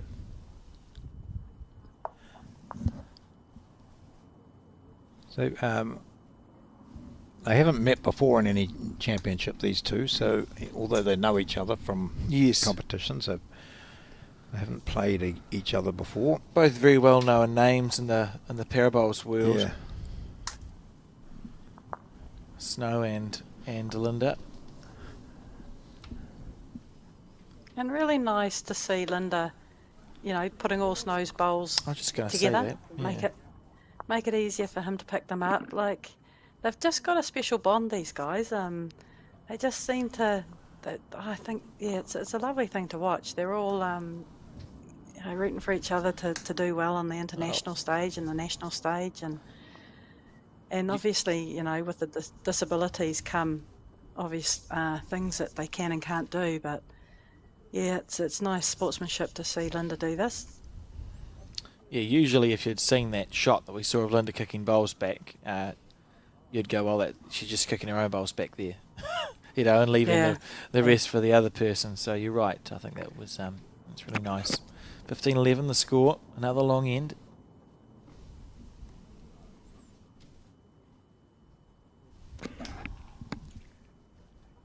Remember, finals day tomorrow starts at 8:30.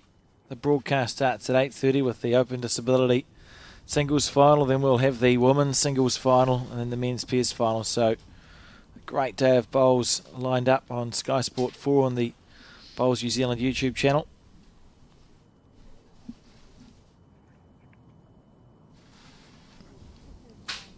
Unless my eyes deceive me, it's 13 all, Darren Walland. I thought you were.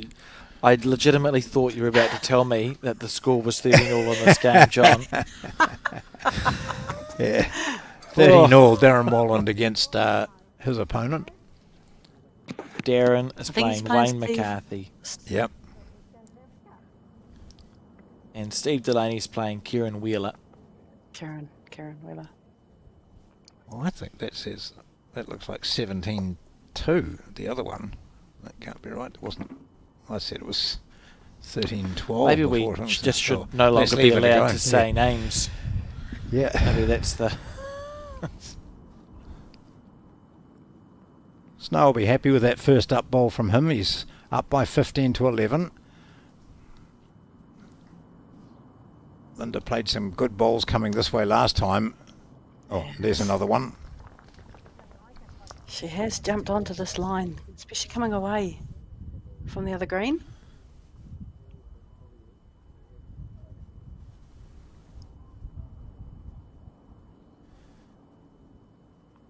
Snow will just be saying, get a couple of 3 seconds and ram it in with your last. Yep. Put the canary in its cage. That's a little Jack thing. Yes, yeah, we got there.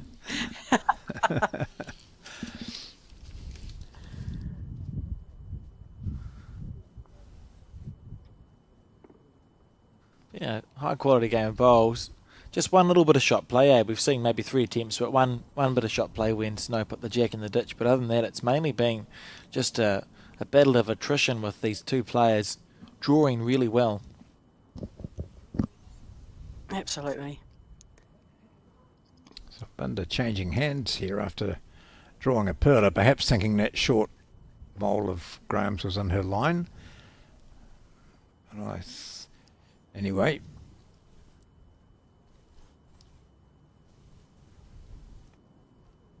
Now she's standing there looking at something else but not concentrating on that and thinking to herself, was that the right call? Here comes Graham, nice green here. Just having that ability, Oh. I think, to... Oh, he's got it. Yeah. A good shot again. Yeah. Just having that ability, we saw Linda just wander away a little bit, look away, look at the other green. Having the ability to switch on and switch off, it just gives your mind a bit of a rest in between bowls. And if you can do it well, it certainly refreshes you.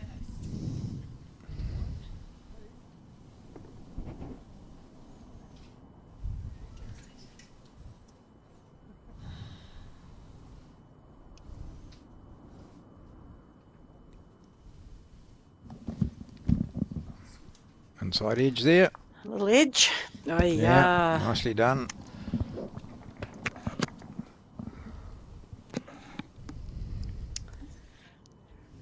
Oh, it's finished in the worst possible place for Snow as well. Yeah. Not only getting a wiki woo woo. Oh, it's hard to get to. But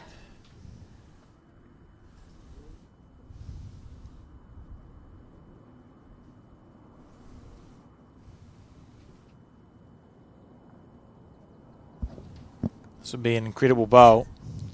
Well, actually, he's got his own to use too. This would be an incredible bowl. It is an Look at incredible this. bowl. oh, my Look at word, this. My word. Oh. What a shot. Oh, hard Oh, luck. that's unlucky. Ah, perler. That Oh. is unlucky. What a great attempt. You know, it felt like it had it when he let it go. It's like, oh, that's on a really interesting Yep. line. And then it continued to be very interesting. Top class. Thread the needle through that hole. Wow.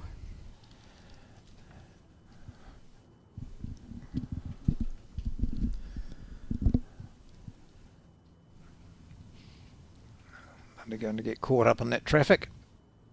Maybe. Under, but not up She's front. only just. Oh, So, one. That's one to Linda in this situation. So 12-15 is the score.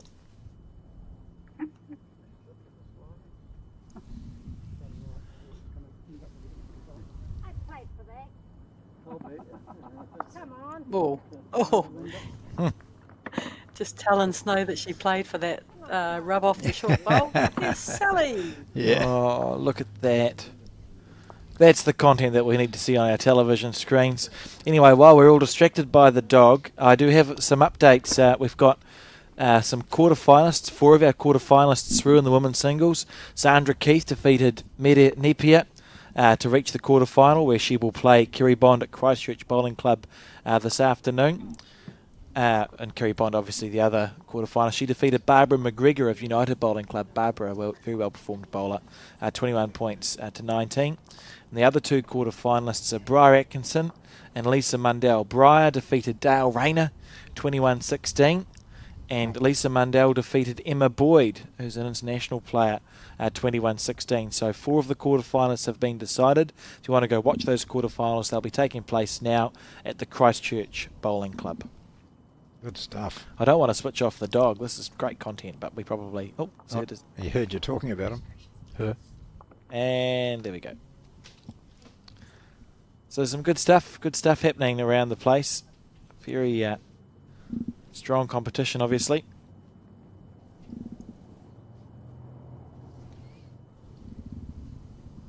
Kerry Bond from the Picton Bowling Club. Yes. Close to my area. Yeah, her and Jenny Anderson, they love the game. They play on everything, and just to see the improvement in both of them over the years has been amazing to watch. Just, your paths cross. Like obviously for us, we play a few representative fixtures between Nelson and Marlborough, and the 2 of them are just on the steady incline, improving out of sight. It's one of the things I think is pretty cool about the sport. Like, even if you just think about the, say, the 8 names I just read off, so that was your last 16, you've got a name like Sandra Keith, who's done everything that you can do in the sport and has been playing at the top level for 20, 30 years and is continuing to do so. And then a name like Briar Atkinson, who 30 years ago wasn't upright. So you've got this fantastic mix in our sport of youth and experience. You have people who retire and take up the game and then become top bowlers.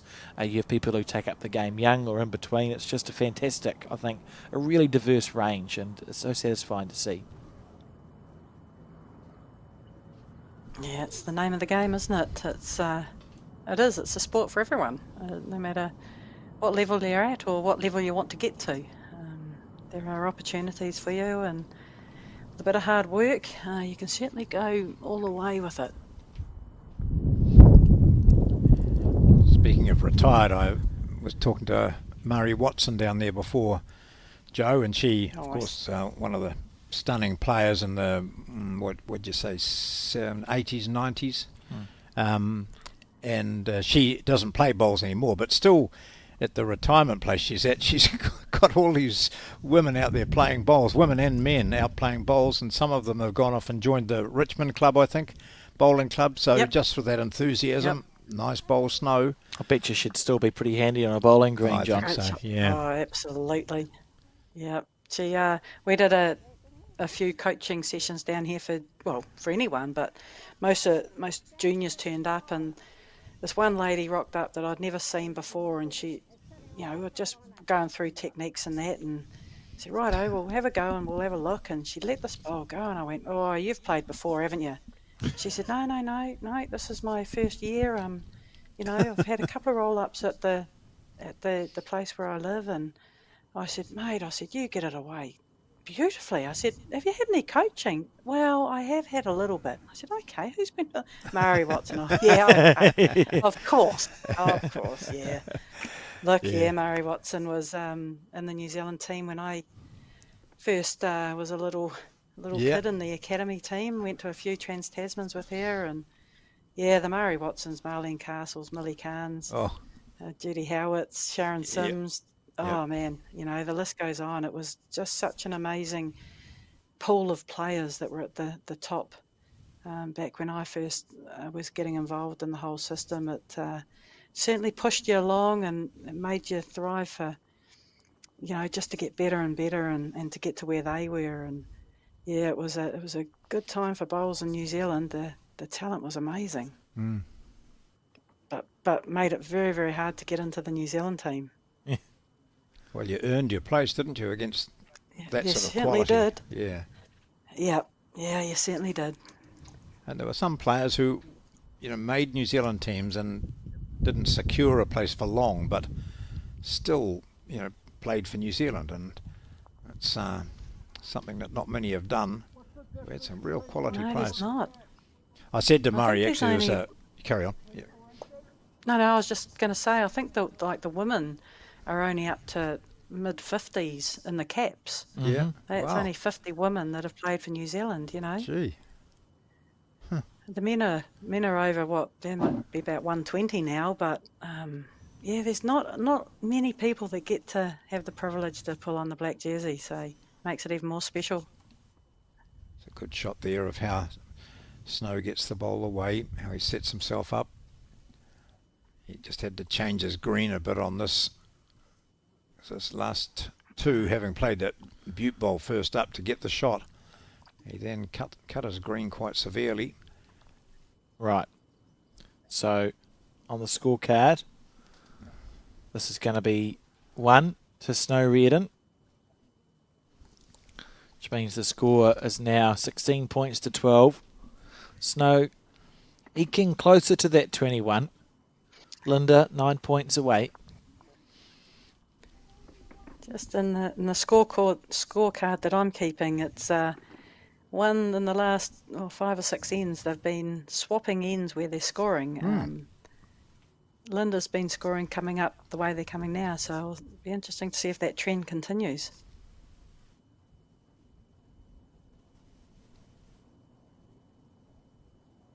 Again, she's looking away, singing out to someone, saying what a tiring day it's been.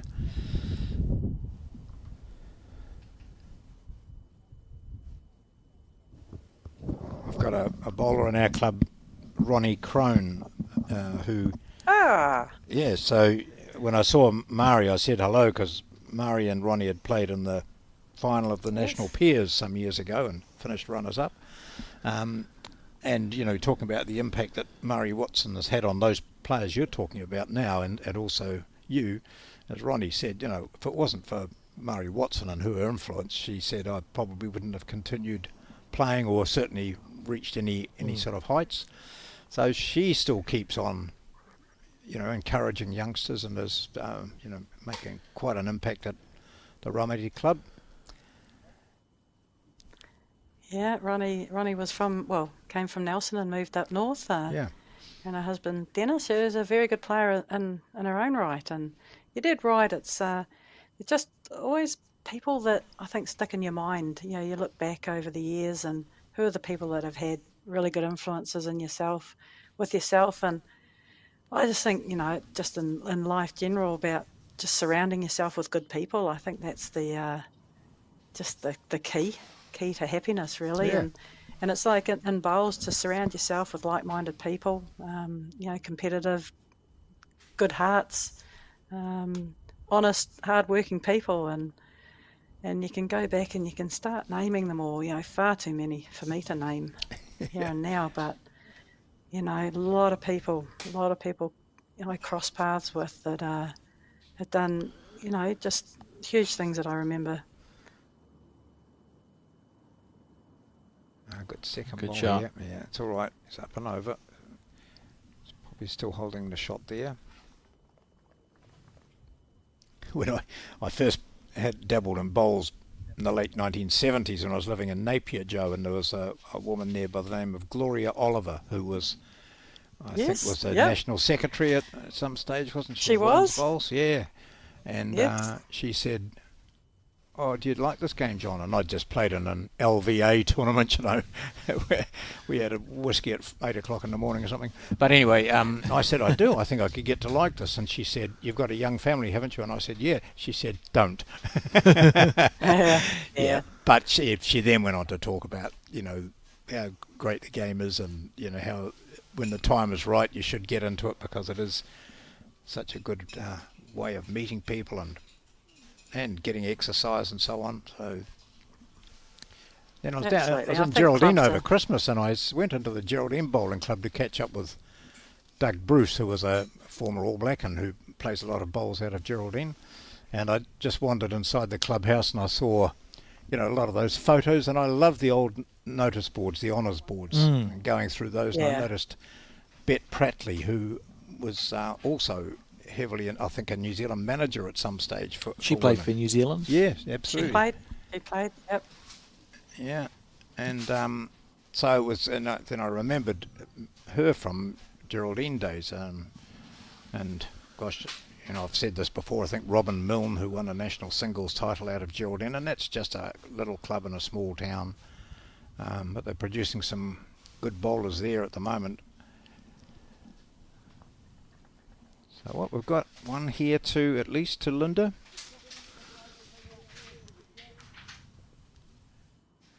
It just shows that you don't have to come from a big centre. No. If obviously you've got to, if you want, to go further in the sport, you've got to be showing your hand in a few of the big events, the nationals and the inter-centres, and sure, you've got to be able to compete against the people that you're competing against and for higher honours. So it's a great platform to show the New Zealand selectors, hey, look at me. And you always say you just got to try and make those selectors pick you, just keep putting your name under their noses. And it's not necessarily even about winning things. Or is he? Oh, I think he was 2 down anyway, but he just he asked a few questions there, didn't he, about how far away the blue bowls were to the jack. So he helped that one of Linda's, but I'm pretty sure the marker said it was second shot anyway. If it got round that, he would have been looking fantastic. Instead, here he goes, being propelled down. Linda, can you get up for another? I think you might have. Have you beaten that yellow? You have. Yeah. Yeah, good shot. Wow, big game now. 15, 16, we think. Even though she had a yard to draw it, you've got to do it.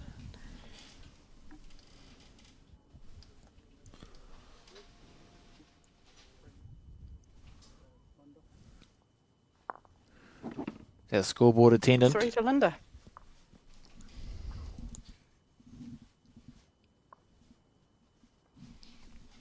It certainly is.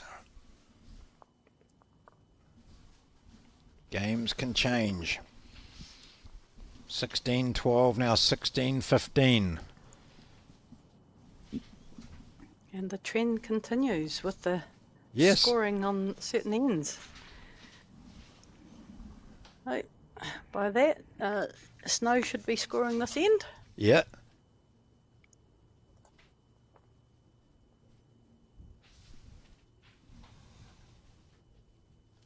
And then Linda will score on the next one, and then Snow will go out on the one after that.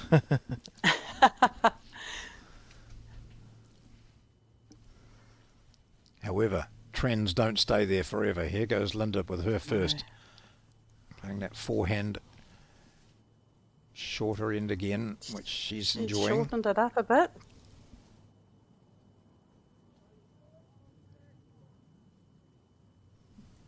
It's a pretty good opening bowl, that. About 1.5 meters over. Nice green for her.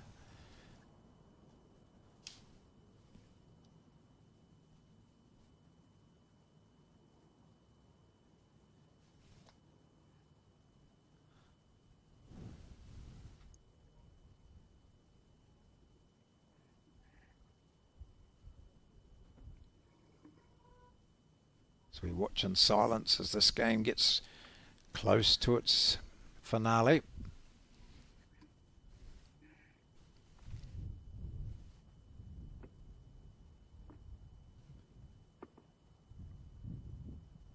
Very evenly contested, hasn't it, been, these two players?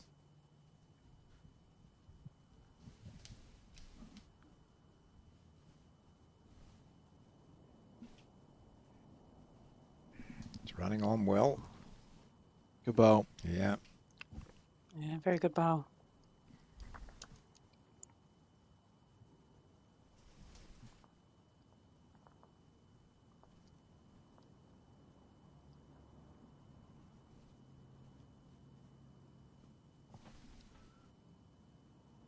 And these players have been, this is going on 2 hours.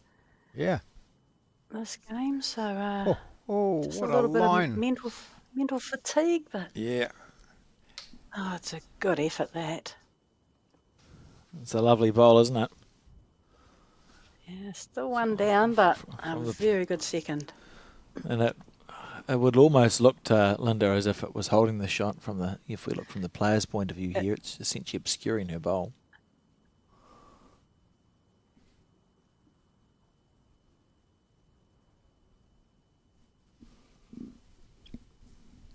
Of course, if Snow playing on the other hand to what Linda's on now, can just sit on his own bowl, it could give him a couple, because he would just turn that shot bowl out. Yeah, he's got a nice little shot Yeah. down here. Like you say, just turn your own. It'll pop the blue one out. No matter which hand, I think he looks like he's going backhand, does he? Or, Yeah, I think it's a bit yes. safer. Yeah. A bit safer this backhand. I mean, he doesn't want to get the outside of the jack and just hide it round in between the two blues. Well, he It's started off safer. on He a can pretty play good this line. real His confidently. weight's good too. His weight's great. Oh, he's close. Has he got enough to turn it up and over? gee. how did that not do anything? Oh, wow. Sometimes But you what it wonder. has, it's given him, yeah, it's given him 2 seconds. It's a lovely It's a, touch it's he's a got. very good bowl. Mm. Yep. He can really, really attack it, with real confidence.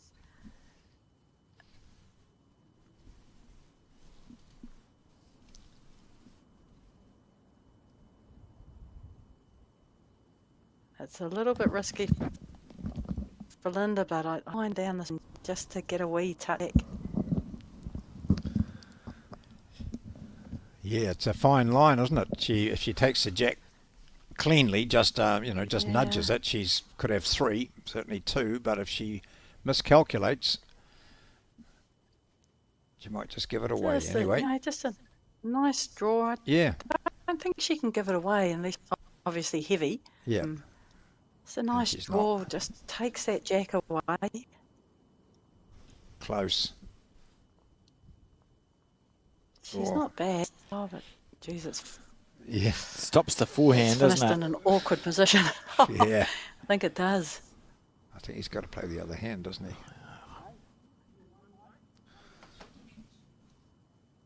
Interesting.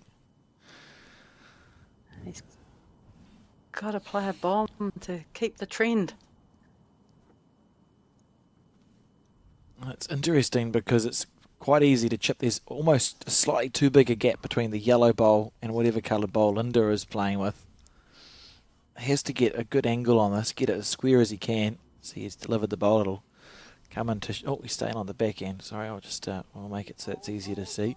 Hold. He's saying hold. Oh, Whoa. hold, just Fraction Good both attempt times. again. Look where those bowls ended up. And not much between those 2 bowls and the jack, but not any contact. No. And so it stays 1 shot to Linda. Lovely effort. we have a level game again. 16 all. Now it becomes a race to 5.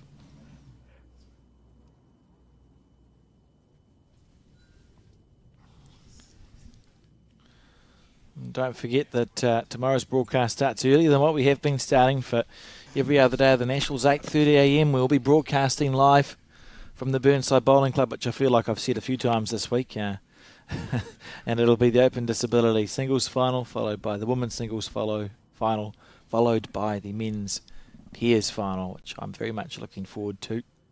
Be a great day, and we've been assured that the weather will be good. The sun will be out, unlike the one cloud that tethered itself to the Burnside Bowling Club for the previous finals day and then stayed there for the entire day. And for 12 hours we had people telling us, don't worry, the sun's coming out soon, which it never did. That's okay. It added a bit of drama to it. Yes. I had a moment when I was interviewing Aidan after a singles final, and I could literally see his breath sort of clouding the air, and I thought, oh, it's a bit cold out here. No, you're right. I was just making sure I checked. Snow's either feeling the pinch a bit, or he's deep in concentration, or He'll be deep in concentration. I don't Yeah. think Snow feels a pinch at all. He could play for days and days and days. Yep. Not when you consider the pinches he's felt over the years, eh? This is just a day in the Yeah, office. yeah. Yep. Absolutely.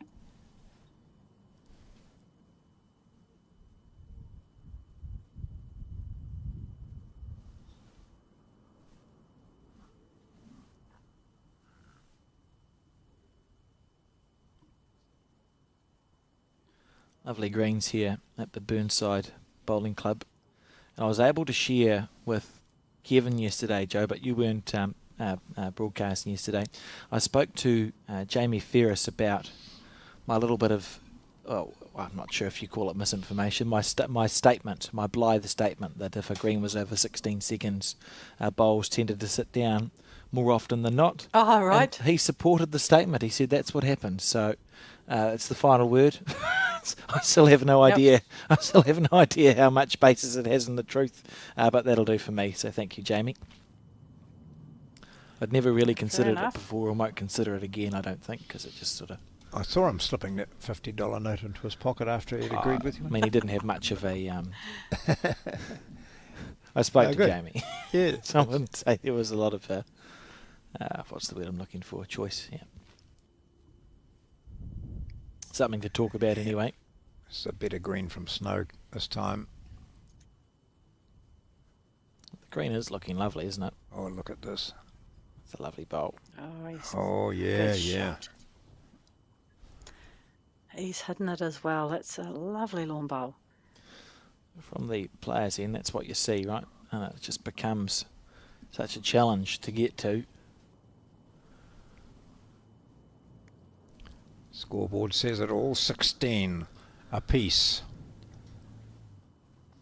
Similar track here from Linda. If she can get under her own, she's in. Oh, that won't That's do her a any harm, pretty but good it's result there. good thing for Snow is that that's Jack High, I think, isn't it, by the look of it? Where is it? Down the other end from where we are? Slightly. Yeah, slightly. Yeah, so he can play with confidence there. If you're a lazy marker, you'd call it level and hope they didn't look too hard.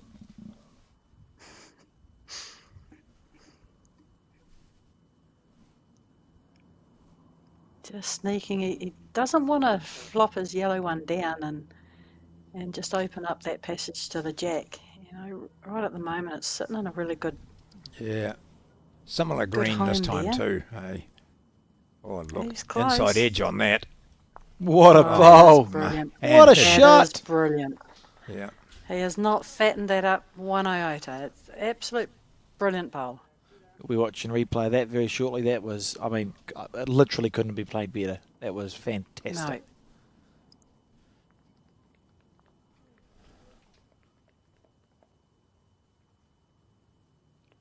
A little bit of pressure here for Linda. 2 down. Yeah. Snow's still got a bowl to come.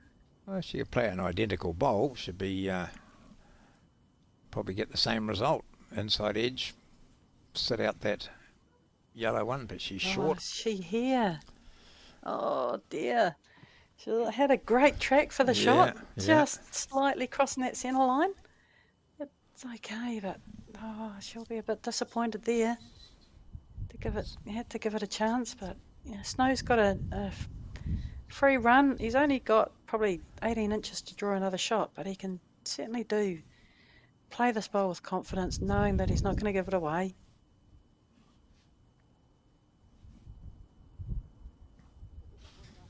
So this to make it 19 for Snow. Snow Reardon. Oh, he could give it away. Have faith. Yep. What did you do that was different, Snow? My line was different and I was a bit heavier. Oh, okay, that's all that was And it's a bit needed. heavy. Yeah. So we've got a That'll 2. do it. So 2 to Snow. Well, he can now officially go out. He can get to 21 in this end.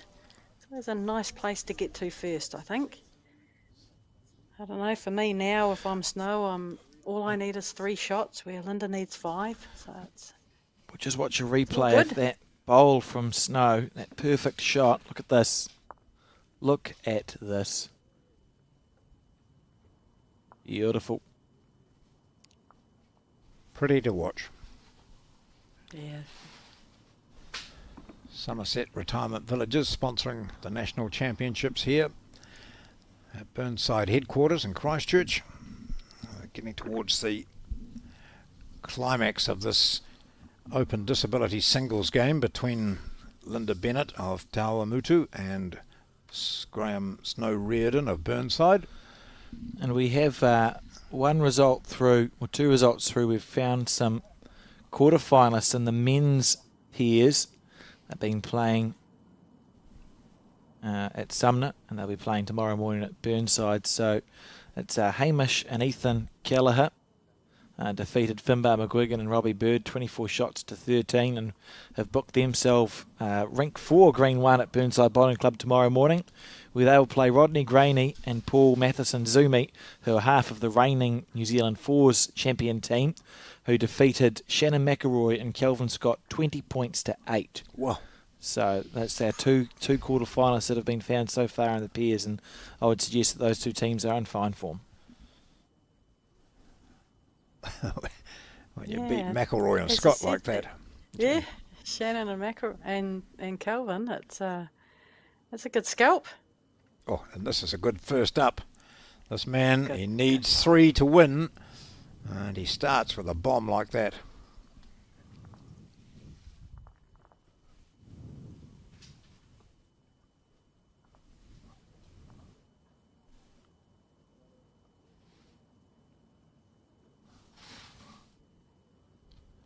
Other results that trickle through that may come in after the conclusion of the broadcast today, you can find on Bowlsub Aotearoa, which is on our social media channels and our website. We've got the results for all of the events that we've been playing over the last 7 days here in Christchurch.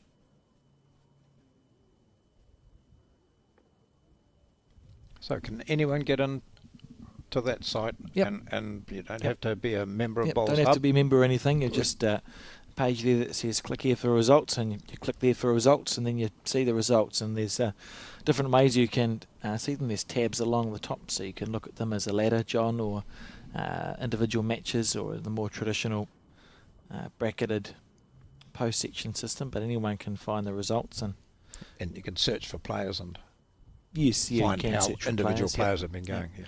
When we get to the pointy end of tomorrow as well, so semi-finals and onwards, I believe there may be some live scoring as well, which we did for the singles and pairs on the first finals day. It was fantastic. The semi-finals were end-by-end updates on Bowlsub. Well, Snow's just made it more difficult for himself to get 3 on this end and go out, because his last bowl has been picked up and ended up out of the rink.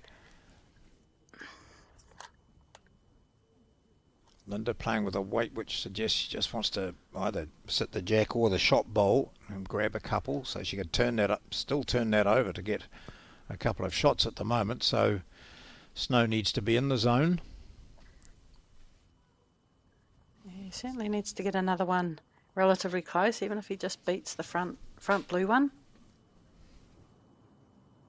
And you just got one bowl on the head. It's looks pretty vulnerable, and I think those yellow bowls tend to look a bit bigger than what they are as well. Yes. But we haven't seen Linda indicate. I mean, doesn't appear to be a super duper aggressive bowler, does she? So we wouldn't see much more than a reaching bowl here, I don't think. Oh, she has got a weighted shot. Mm.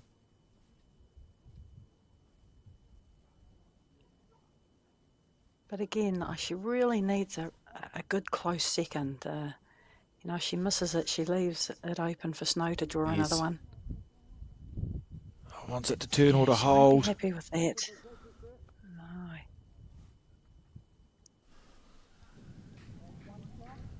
Just looking down, that's nearly a good metre and a half short. So Snow's got room here, but encouragingly for him, of course, his last bowl is closest to the ditch. But he'd love to nail this. I mean, if he could move the jack back, then he's got the game, hasn't he? Which hand's he playing? Yeah, And that's it. don't think he'll be looking at doing that. Obviously, to play that kind of weight to get round the front bowl, He'd have it's to pretty tight. have to but, change his you know, hand and just everything, I looking think, to wouldn't get another one close. Hmm. Again, I don't know whether Linda can attack this. Even though she's got 3 or 4 seconds, she's got nothing at the back. And if the jack comes as Dangerous. in 5 o'clock, Yeah. as the way we're looking at it, she's Yep. game down because her bowl will head over the other way. So I think she's not game down. So I think she's really looking at just trying to draw this off. Yeah. She could draw it off for. Let's have a look at. I'm standing up to have a look and see. She could draw it off She's for not 4. bad. She's very She's close not bad here. if she's got the weight. She's very Yeah, close yeah. here. She's got it. Got the gap. Oh dear! Oh, What a she good didn't got attempt. it. She didn't got it. That was less than half a Got bowl the away. hole. Goodness gracious me. You'd think it'd be easier to hit one or the other, than go through that gap. Yep, holes for bowls, as they say. The score now is going to be 19-16.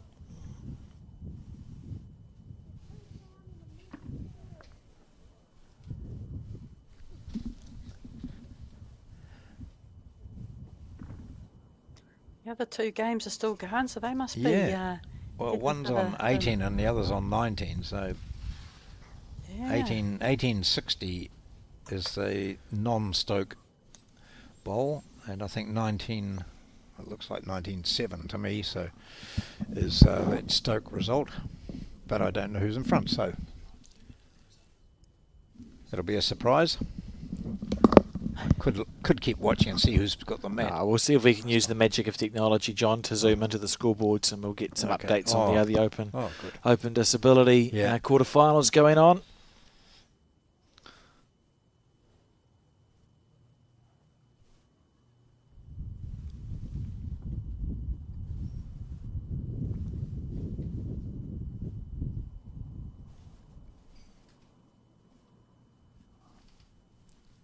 Snow resets himself on the mat, just changing the angle of his chair from accommodating a straight down jack throw to now delivering the bowl. And it's just as important for Snow to set that wheelchair up as if he were able-bodied standing up, just to Yeah. get that alignment right. So everything's pointing down that line where you're about to deliver the bowl. Oh. He'll know if he hasn't aligned up properly too, because he'll feel all out of whack. And So there we have Kieran is on the right, Steve is on the left. So Kieran leads 19-7 Hey. in one of the quarterfinals. And stand by while we find the other quarterfinal race is 21. So Kieran in control of that game. 1916, I reckon, but I don't. Oh, this one's 1916. Might be 1816. We're going to get it though. We've got powerful camera We do. and a wonderful camera operator. Nice bowl, Linda. Wouldn't say that if it was Connor or I, would you? There we go. So Wayne M on the right, 18 points. Darren Willand, 16. And the ends are irrelevant. So 18-16 to Wayne in the race to 21 in that quarter-final there. So a close game. Darren Willand, we've seen on the previous broadcast match, fighting away, trailing by 2. And like this, just looking at that briefly, there was very few 3s scored. It was mainly singles and 2s all the way down. Oh, Linda's heart will be pounding a little bit now as she senses. Ball 1. Pass short. She's in with a chance.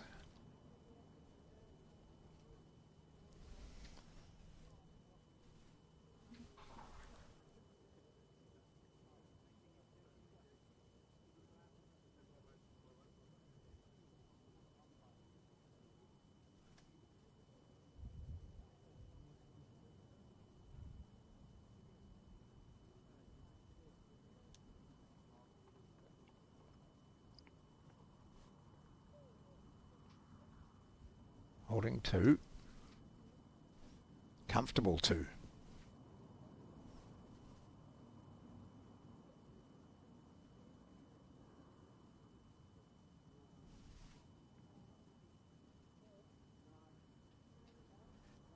Brought his line in a wee bit, but I don't know if his weight's here. Short of a gallop. Yeah.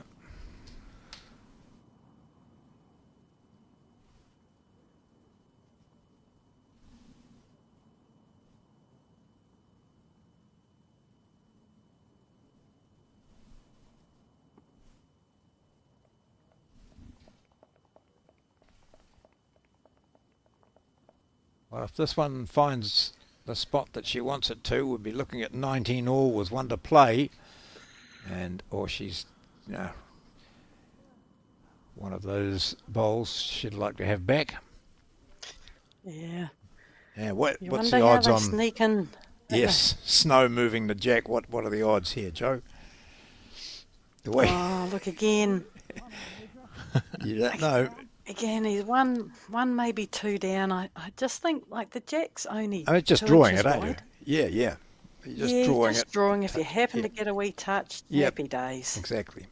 But to go fishing, go looking for a bare jack, boy, yeah, they're desperate measures, those ones. Nice line. It's just Jack, is overplayed it a just little over there. Yeah, a little bit. Oh, no, the opportunity for Linda. Yes. This is seesawing all the way, isn't it? It certainly is.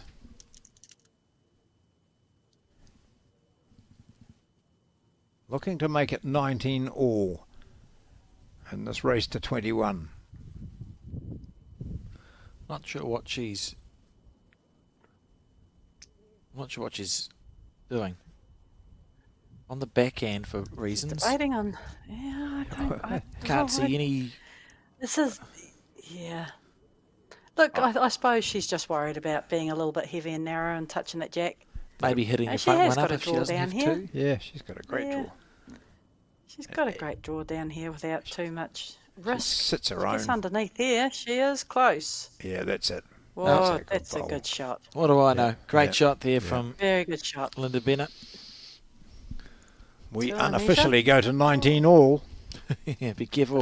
Looks like 3. Yes. Just await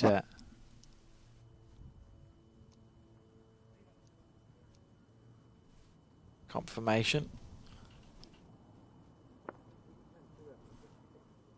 1, 2.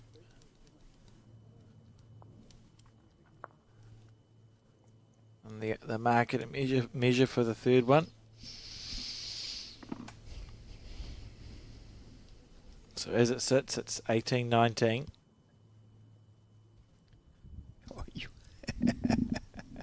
I can tell you that the defending champion Selena Goddard is out of the women's singles. She's been defeated by Sarah Scott, 21 points to 13. Wow. Sarah now into the quarterfinals. I can also report that Leanne Polson is through to the quarterfinals, having defeated Diane Strawbridge of Bowles Kensington, 21 points to 18. And Inley O'Callaghan is through to the quarterfinals, having defeated Ashley Jeffcoat of Carlton Cornwall, 21 points to 11. Another one that Lindley just keeps sneaking Yes. around, doesn't she? She just keeps popping up in these events. She's very, very good.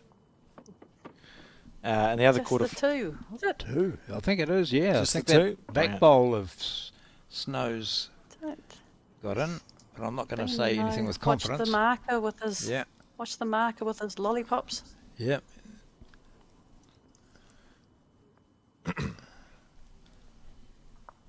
Where's he gone? 2. So just with some more updates, sorry John, the other quarterfinalist is Minna Poole from the Nongataha Bowling Club, and we now have 2 semi-finalists due to play tomorrow morning in the New Zealand women's singles semi-final at Burnside Bowling Club, and they are Sandra Keith, who defeated Kerry Bond, 21 points to 14, and Briar Atkinson, who defeated Lisa Mundell, 21 points to 15, and they will meet in one of the semi-finals Wow, that's on rank tantalising. 14 at Burnside. youth versus experience. Yep. I couldn't tell you which one of those I'd pick, but I would keep in mind that Sandra, last time she played Briar, well, she'll be looking for a bit of revenge, won't she? Okay. Well, that's great. It's great to see Minna Paul still doing the business. Yeah. We made our New Zealand Academy debut at the same time, Oh, way back in 1997 at South Tweed Heads on the Gold Coast, well, just down a bit. But yeah, Minna Paul just keeps doing the business. She played quite a lot with Millie, didn't she? At the Yes. Yes, yeah. Yep. I know she. I think Millie she and Min Risbridge. Yeah. holds the record for, or be close to holding the record for Bay of Plenty centre titles, Minapul. I recall from when I played in the centre, I looked in the handbook and they have the gold stars, and there seem to be about a million titles. Yeah, that sounds about right with Minna. Lovely, lovely lady.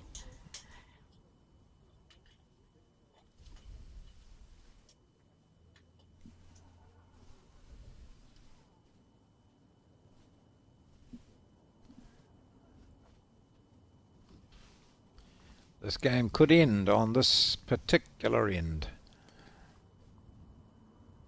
Both of these players are within. Feeling it's going to be a 21-20, boys.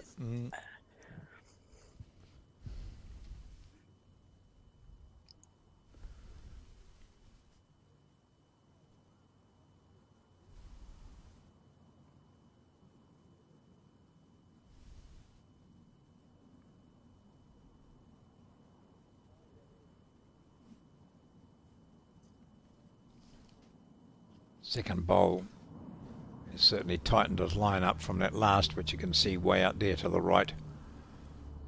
If he's got the weight, Made a great correction. yeah, he could end up with a shot. Oh, that's a great bowl. What a Yeah. great correction, you know. All over the weight with your first one. Just adjusting that line, but... And again, Linda's all over the weight as well. Just needs to nail down that line, and I think she'll be all over it. Changing a hand.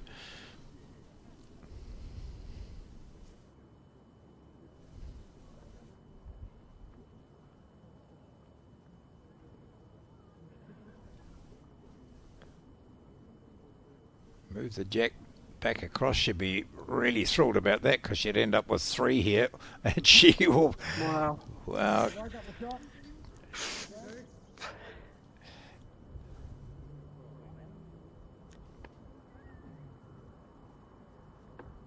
Here's the debate. Do we get another one close, or do we try and cover?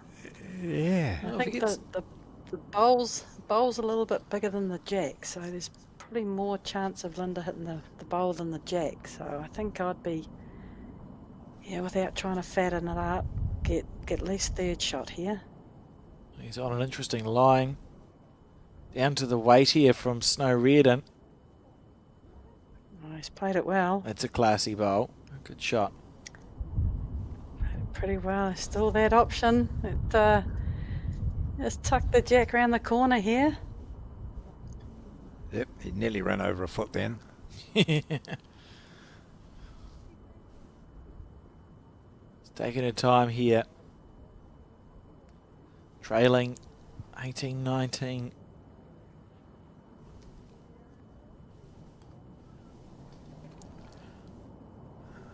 Willing the bowl back.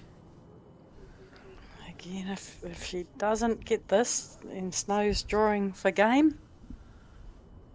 Would not surprise me if he nailed this. You're holding one, Snow.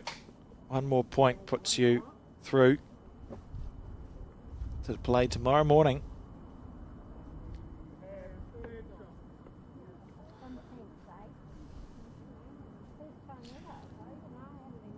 Dead draw for the match here for Snow Reardon of Burnside. He's holding shot. He's on 19. Here he goes. He's on a lovely arc. I think he's just a bit wide for that shot, I think, isn't he? Pushed it wide. Yeah. He couldn't afford to go tight, of course, could he? But No, there we go. So we go to another end. So it continues. I think the 21-20 call of Joe earlier is about right, to be honest. I think that's what we're going to see. It was a beautiful line Snow took, really, because if you look where he's finished in line with the jack and you take a couple of feet of weight off, he would have drawn second shot and not moved it. Going all the distance, the whole distance here. So we'll probably see Snow throw the jack right down towards the 2 metre. Although he's handled, well, both handled any length pretty well, as you'd expect.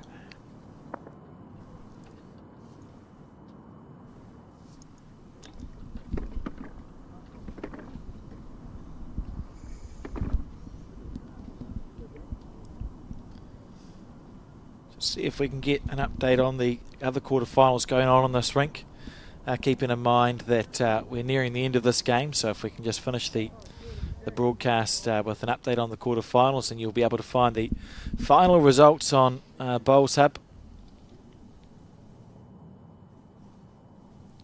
Remembering that Walland was trailing by a couple of points in his game. And is it finished? I think that game's over, so I might have a look on Bowls Hub for it. But the other game, Kieran Wheeler leads Steve Delaney 20 points to 9. And we'll see if we can get the result of the other quarterfinal before we go off here for today. They've been really tidy and they've cleaned the board. Yeah. First jack that has been thrown out in, what, 20, 26, 27 years? Yeah. An indication of pressure, do we think? I don't know. Maybe. Just slipped. Sounds better for the I think sounds better for the narrative.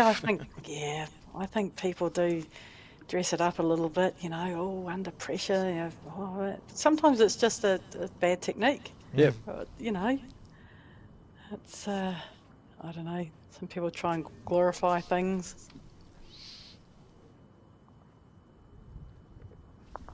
Snow reaches down, picks up his bowl for what could be the final end.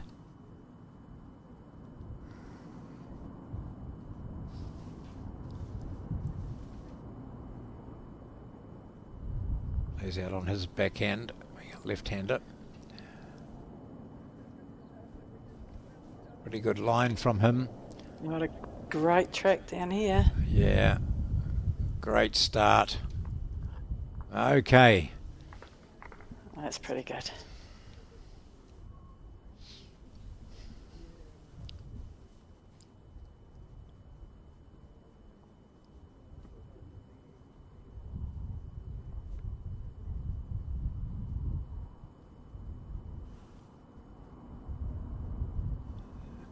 It's not too bad either, Joe.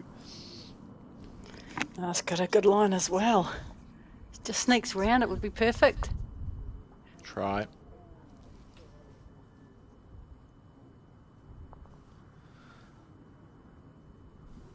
So now the psychology is that Snow's holding the win here.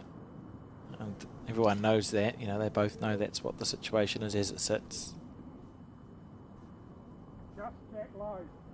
It's not about scoring more than one, is it? Probably about 2 inches jack low. No, it's not. It's protecting what you've got. But knowing that you still need another one close.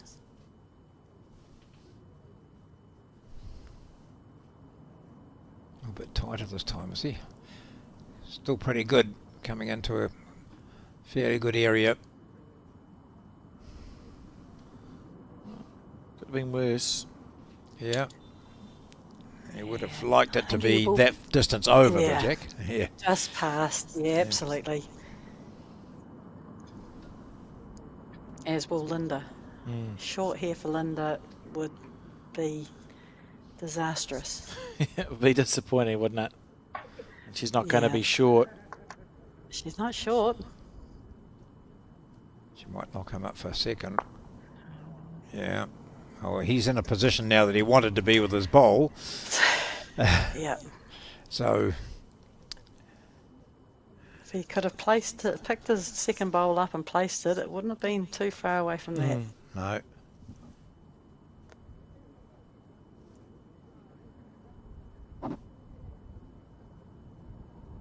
Staying on his backhand.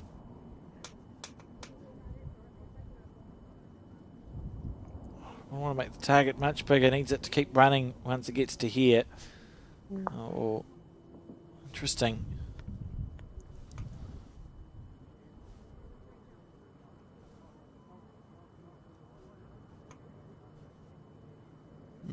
Decision here for Yeah, Linda. backhand, Yeah. just go fishing. Yeah. Get the shot. Take it out. Bit tight, is it? Didn't sound like she liked it. She's a bit tight.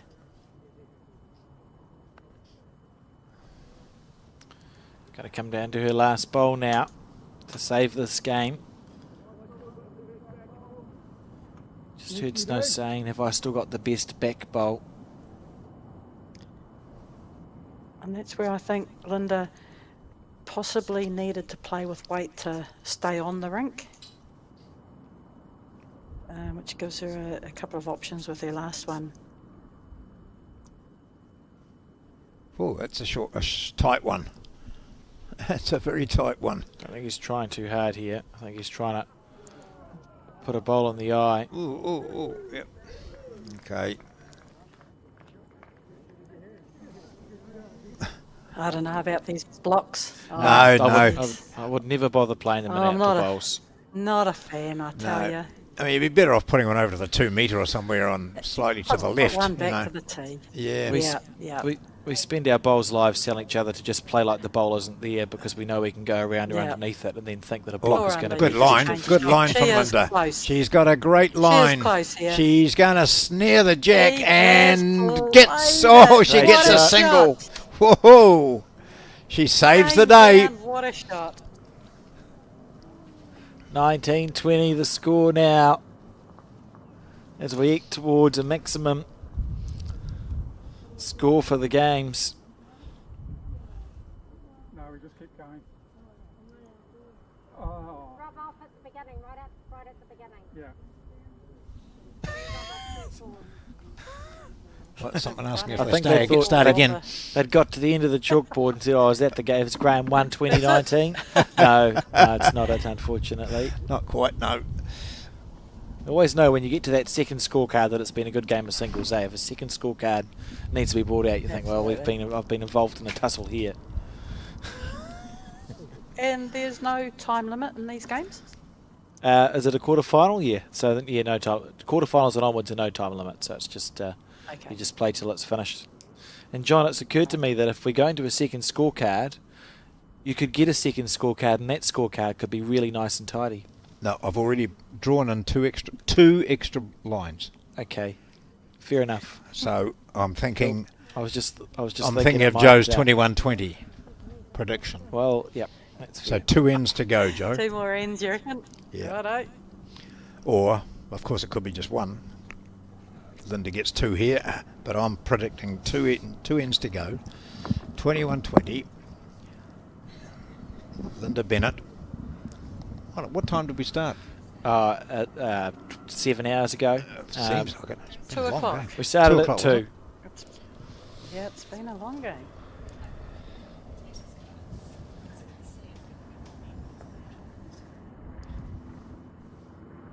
You don't normally, we're just looking back at the scorecard, we've had one full count of 4, we've had 3 threes.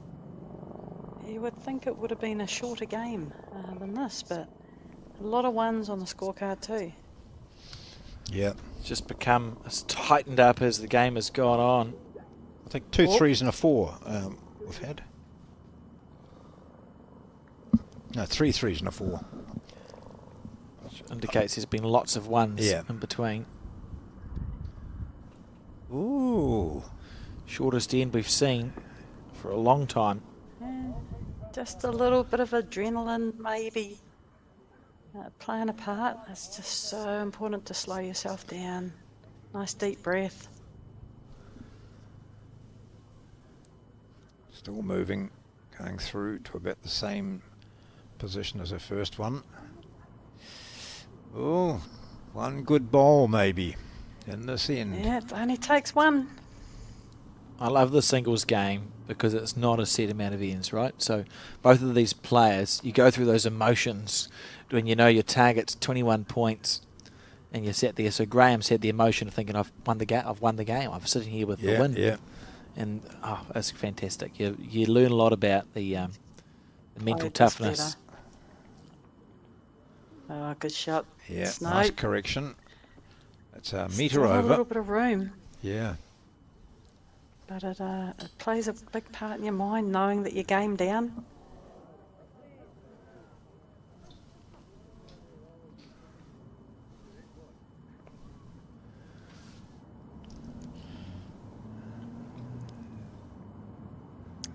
And I think she's Yeah, she'll get the shot she's here. done it. Good shot. Good shot under that pressure. Well,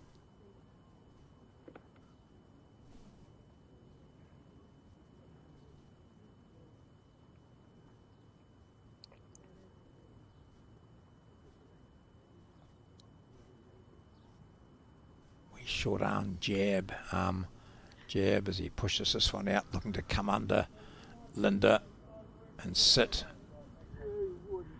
Oh, you wouldn't. Oh, you wouldn't. Pinched the line a fraction too much. Yeah. He's got one to go. This is Linda's last. Searching for the shot which will put her in a position of going out and then putting all the pressure back on Snow. Linda's turn to have that opportunity where she might be holding the 21 points. She's fired it out wide. Yeah. Oh, Snow's got an opportunity might to still win the be game second here. shot. No, not quite. Oh, is it? You just panic and drive the bowl. Oh, Snow's very quickly on the mat. He's narrow. He's narrow. Oh dear. That was He was very quickly on the mat. Yeah. Yeah. It's a tired bowl. Oh, I'm wondering about this, whether that might... Oh. They might be measuring for shot here, for a game here. My goodness. No, Oh, he would have had... surely not. Linda's certainly got one. Oh, they're not measuring for it anymore because Linda's kicked the bowls away. So must have only been the one. And we're going to see ourselves. Oh no, she's looking at this, is she? No, just kicking the bowls Just back. kicking the balls back. Yeah. 20 apiece. 21-20 will be the score, and this will probably be the last end, unless it's either a drawn end or a killed end. So What a game! put in those two boxes, eh? I put in those two lines. Yeah, I want it to be a drawn end, John. So you have Yeah. to put in a third line. I would find that amusing. Well, by my calculation, I've played 27 ends, or this will be the 27th. Only 27 ends. Yeah. At half an hour each. It's funny. It's interesting for the players. Is that you often lose sort of a sense of time, don't you, Yeah. when you're involved in a tussle like this? So 2 hours 48. Yeah. Right. Linda opting to go long this time, which she... I wonder if this is on Has purpose. She's avoided. gone super short and very long. It'll be interesting to see the correction. Wouldn't it have been cool to see her take the mat right up to the peg, drop the jack on the 2 metre and ram it in with the first one? Yep. Turn around and shake hands. Yep. I reckon that would be funny. That'd be great. I've never done it in my life, but I've been too scared. One day. I think it's something we think about a little bit more now than we used to. You know, with like the BPL and other TV, those short format games where some people take those sorts of risks and you go, oh, it's possible, but then do you want to throw away 2 hours and 48 minutes of work? Yeah. And throw away a bowl effectively if you don't get it. Yeah. I don't know. I'd have to be feeling pretty And good about it. again, yeah. Are you confident to be able to, if you don't nut the jack, obviously it's going to be in the ditch. Are you confident to draw to the ditch? All these things have to cross your mind. Yeah, I think in conclusion, it's probably not a good idea. Yeah, no. Yeah, They're no. good. They're good for television, though. Whoa! Great. Opening Oh, 2 bowls here. yeah. Good shot. Good reply. Beautiful Good shot. call here from the marker. The measure, I favour yours. Measure. Absolutely measure. Yep. I respect that call. Yeah, You see I that from the favour yours, players there. yeah. Too right. Too right. Why would you not call it a measure? Just Yeah. in case you get it wrong, right?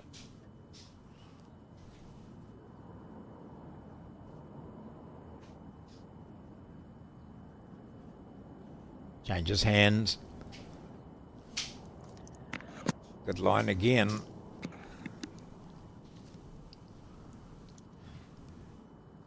So now, Snow, you nearly got it with your first.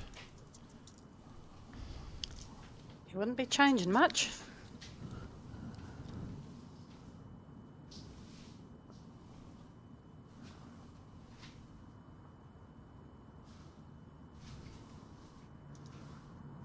On the back end.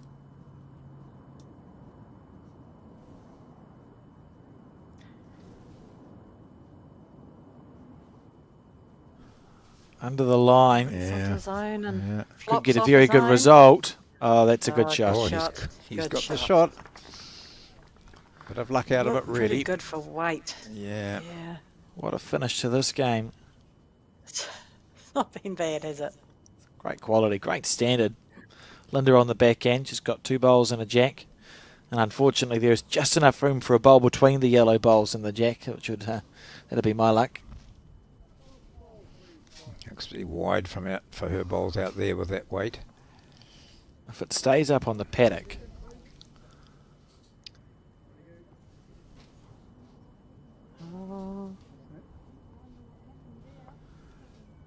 Interesting. Gonna try and get something past here, Snow. Yeah. Still got 2 bowls if she gets them to be able to draw it.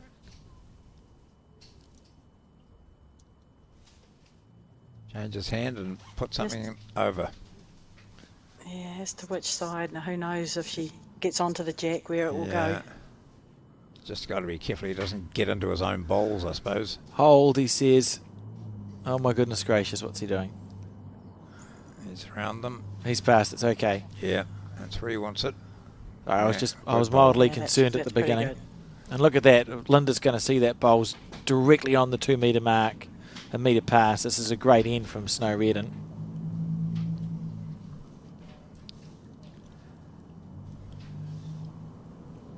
We might be looking at the final bowl of this match. It's 20 all. Linda Bennett looking to sit these out. She's around them. She's gone around she slaps her thigh and disappointment. She had the opportunity. She came back from 20 to 18 to get up to 20 all. But the winner of this game in the National Open Disability Singles at the Summerset Nationals is Snow Reardon from the Burnside Bowling Club in Christchurch. Yes, thanks, John, and thanks, Joe. I really enjoyed that. It was a great day of bowls post section here. Remember, 8:30 start tomorrow. The broadcast starts at 8:30. You can have a nice strong cup of tea and a biscuit and sit down and you'll be there for the entire day because we go open singles, open disability singles final, women's singles final, men's peers final. A lot of the results are trickling through onto Bowl Sub Aotearoa now. That's where you can find who will be playing at Burnside Bowling Club. But until then, I bid you all a fond farewell and we'll see you bright and early tomorrow morning.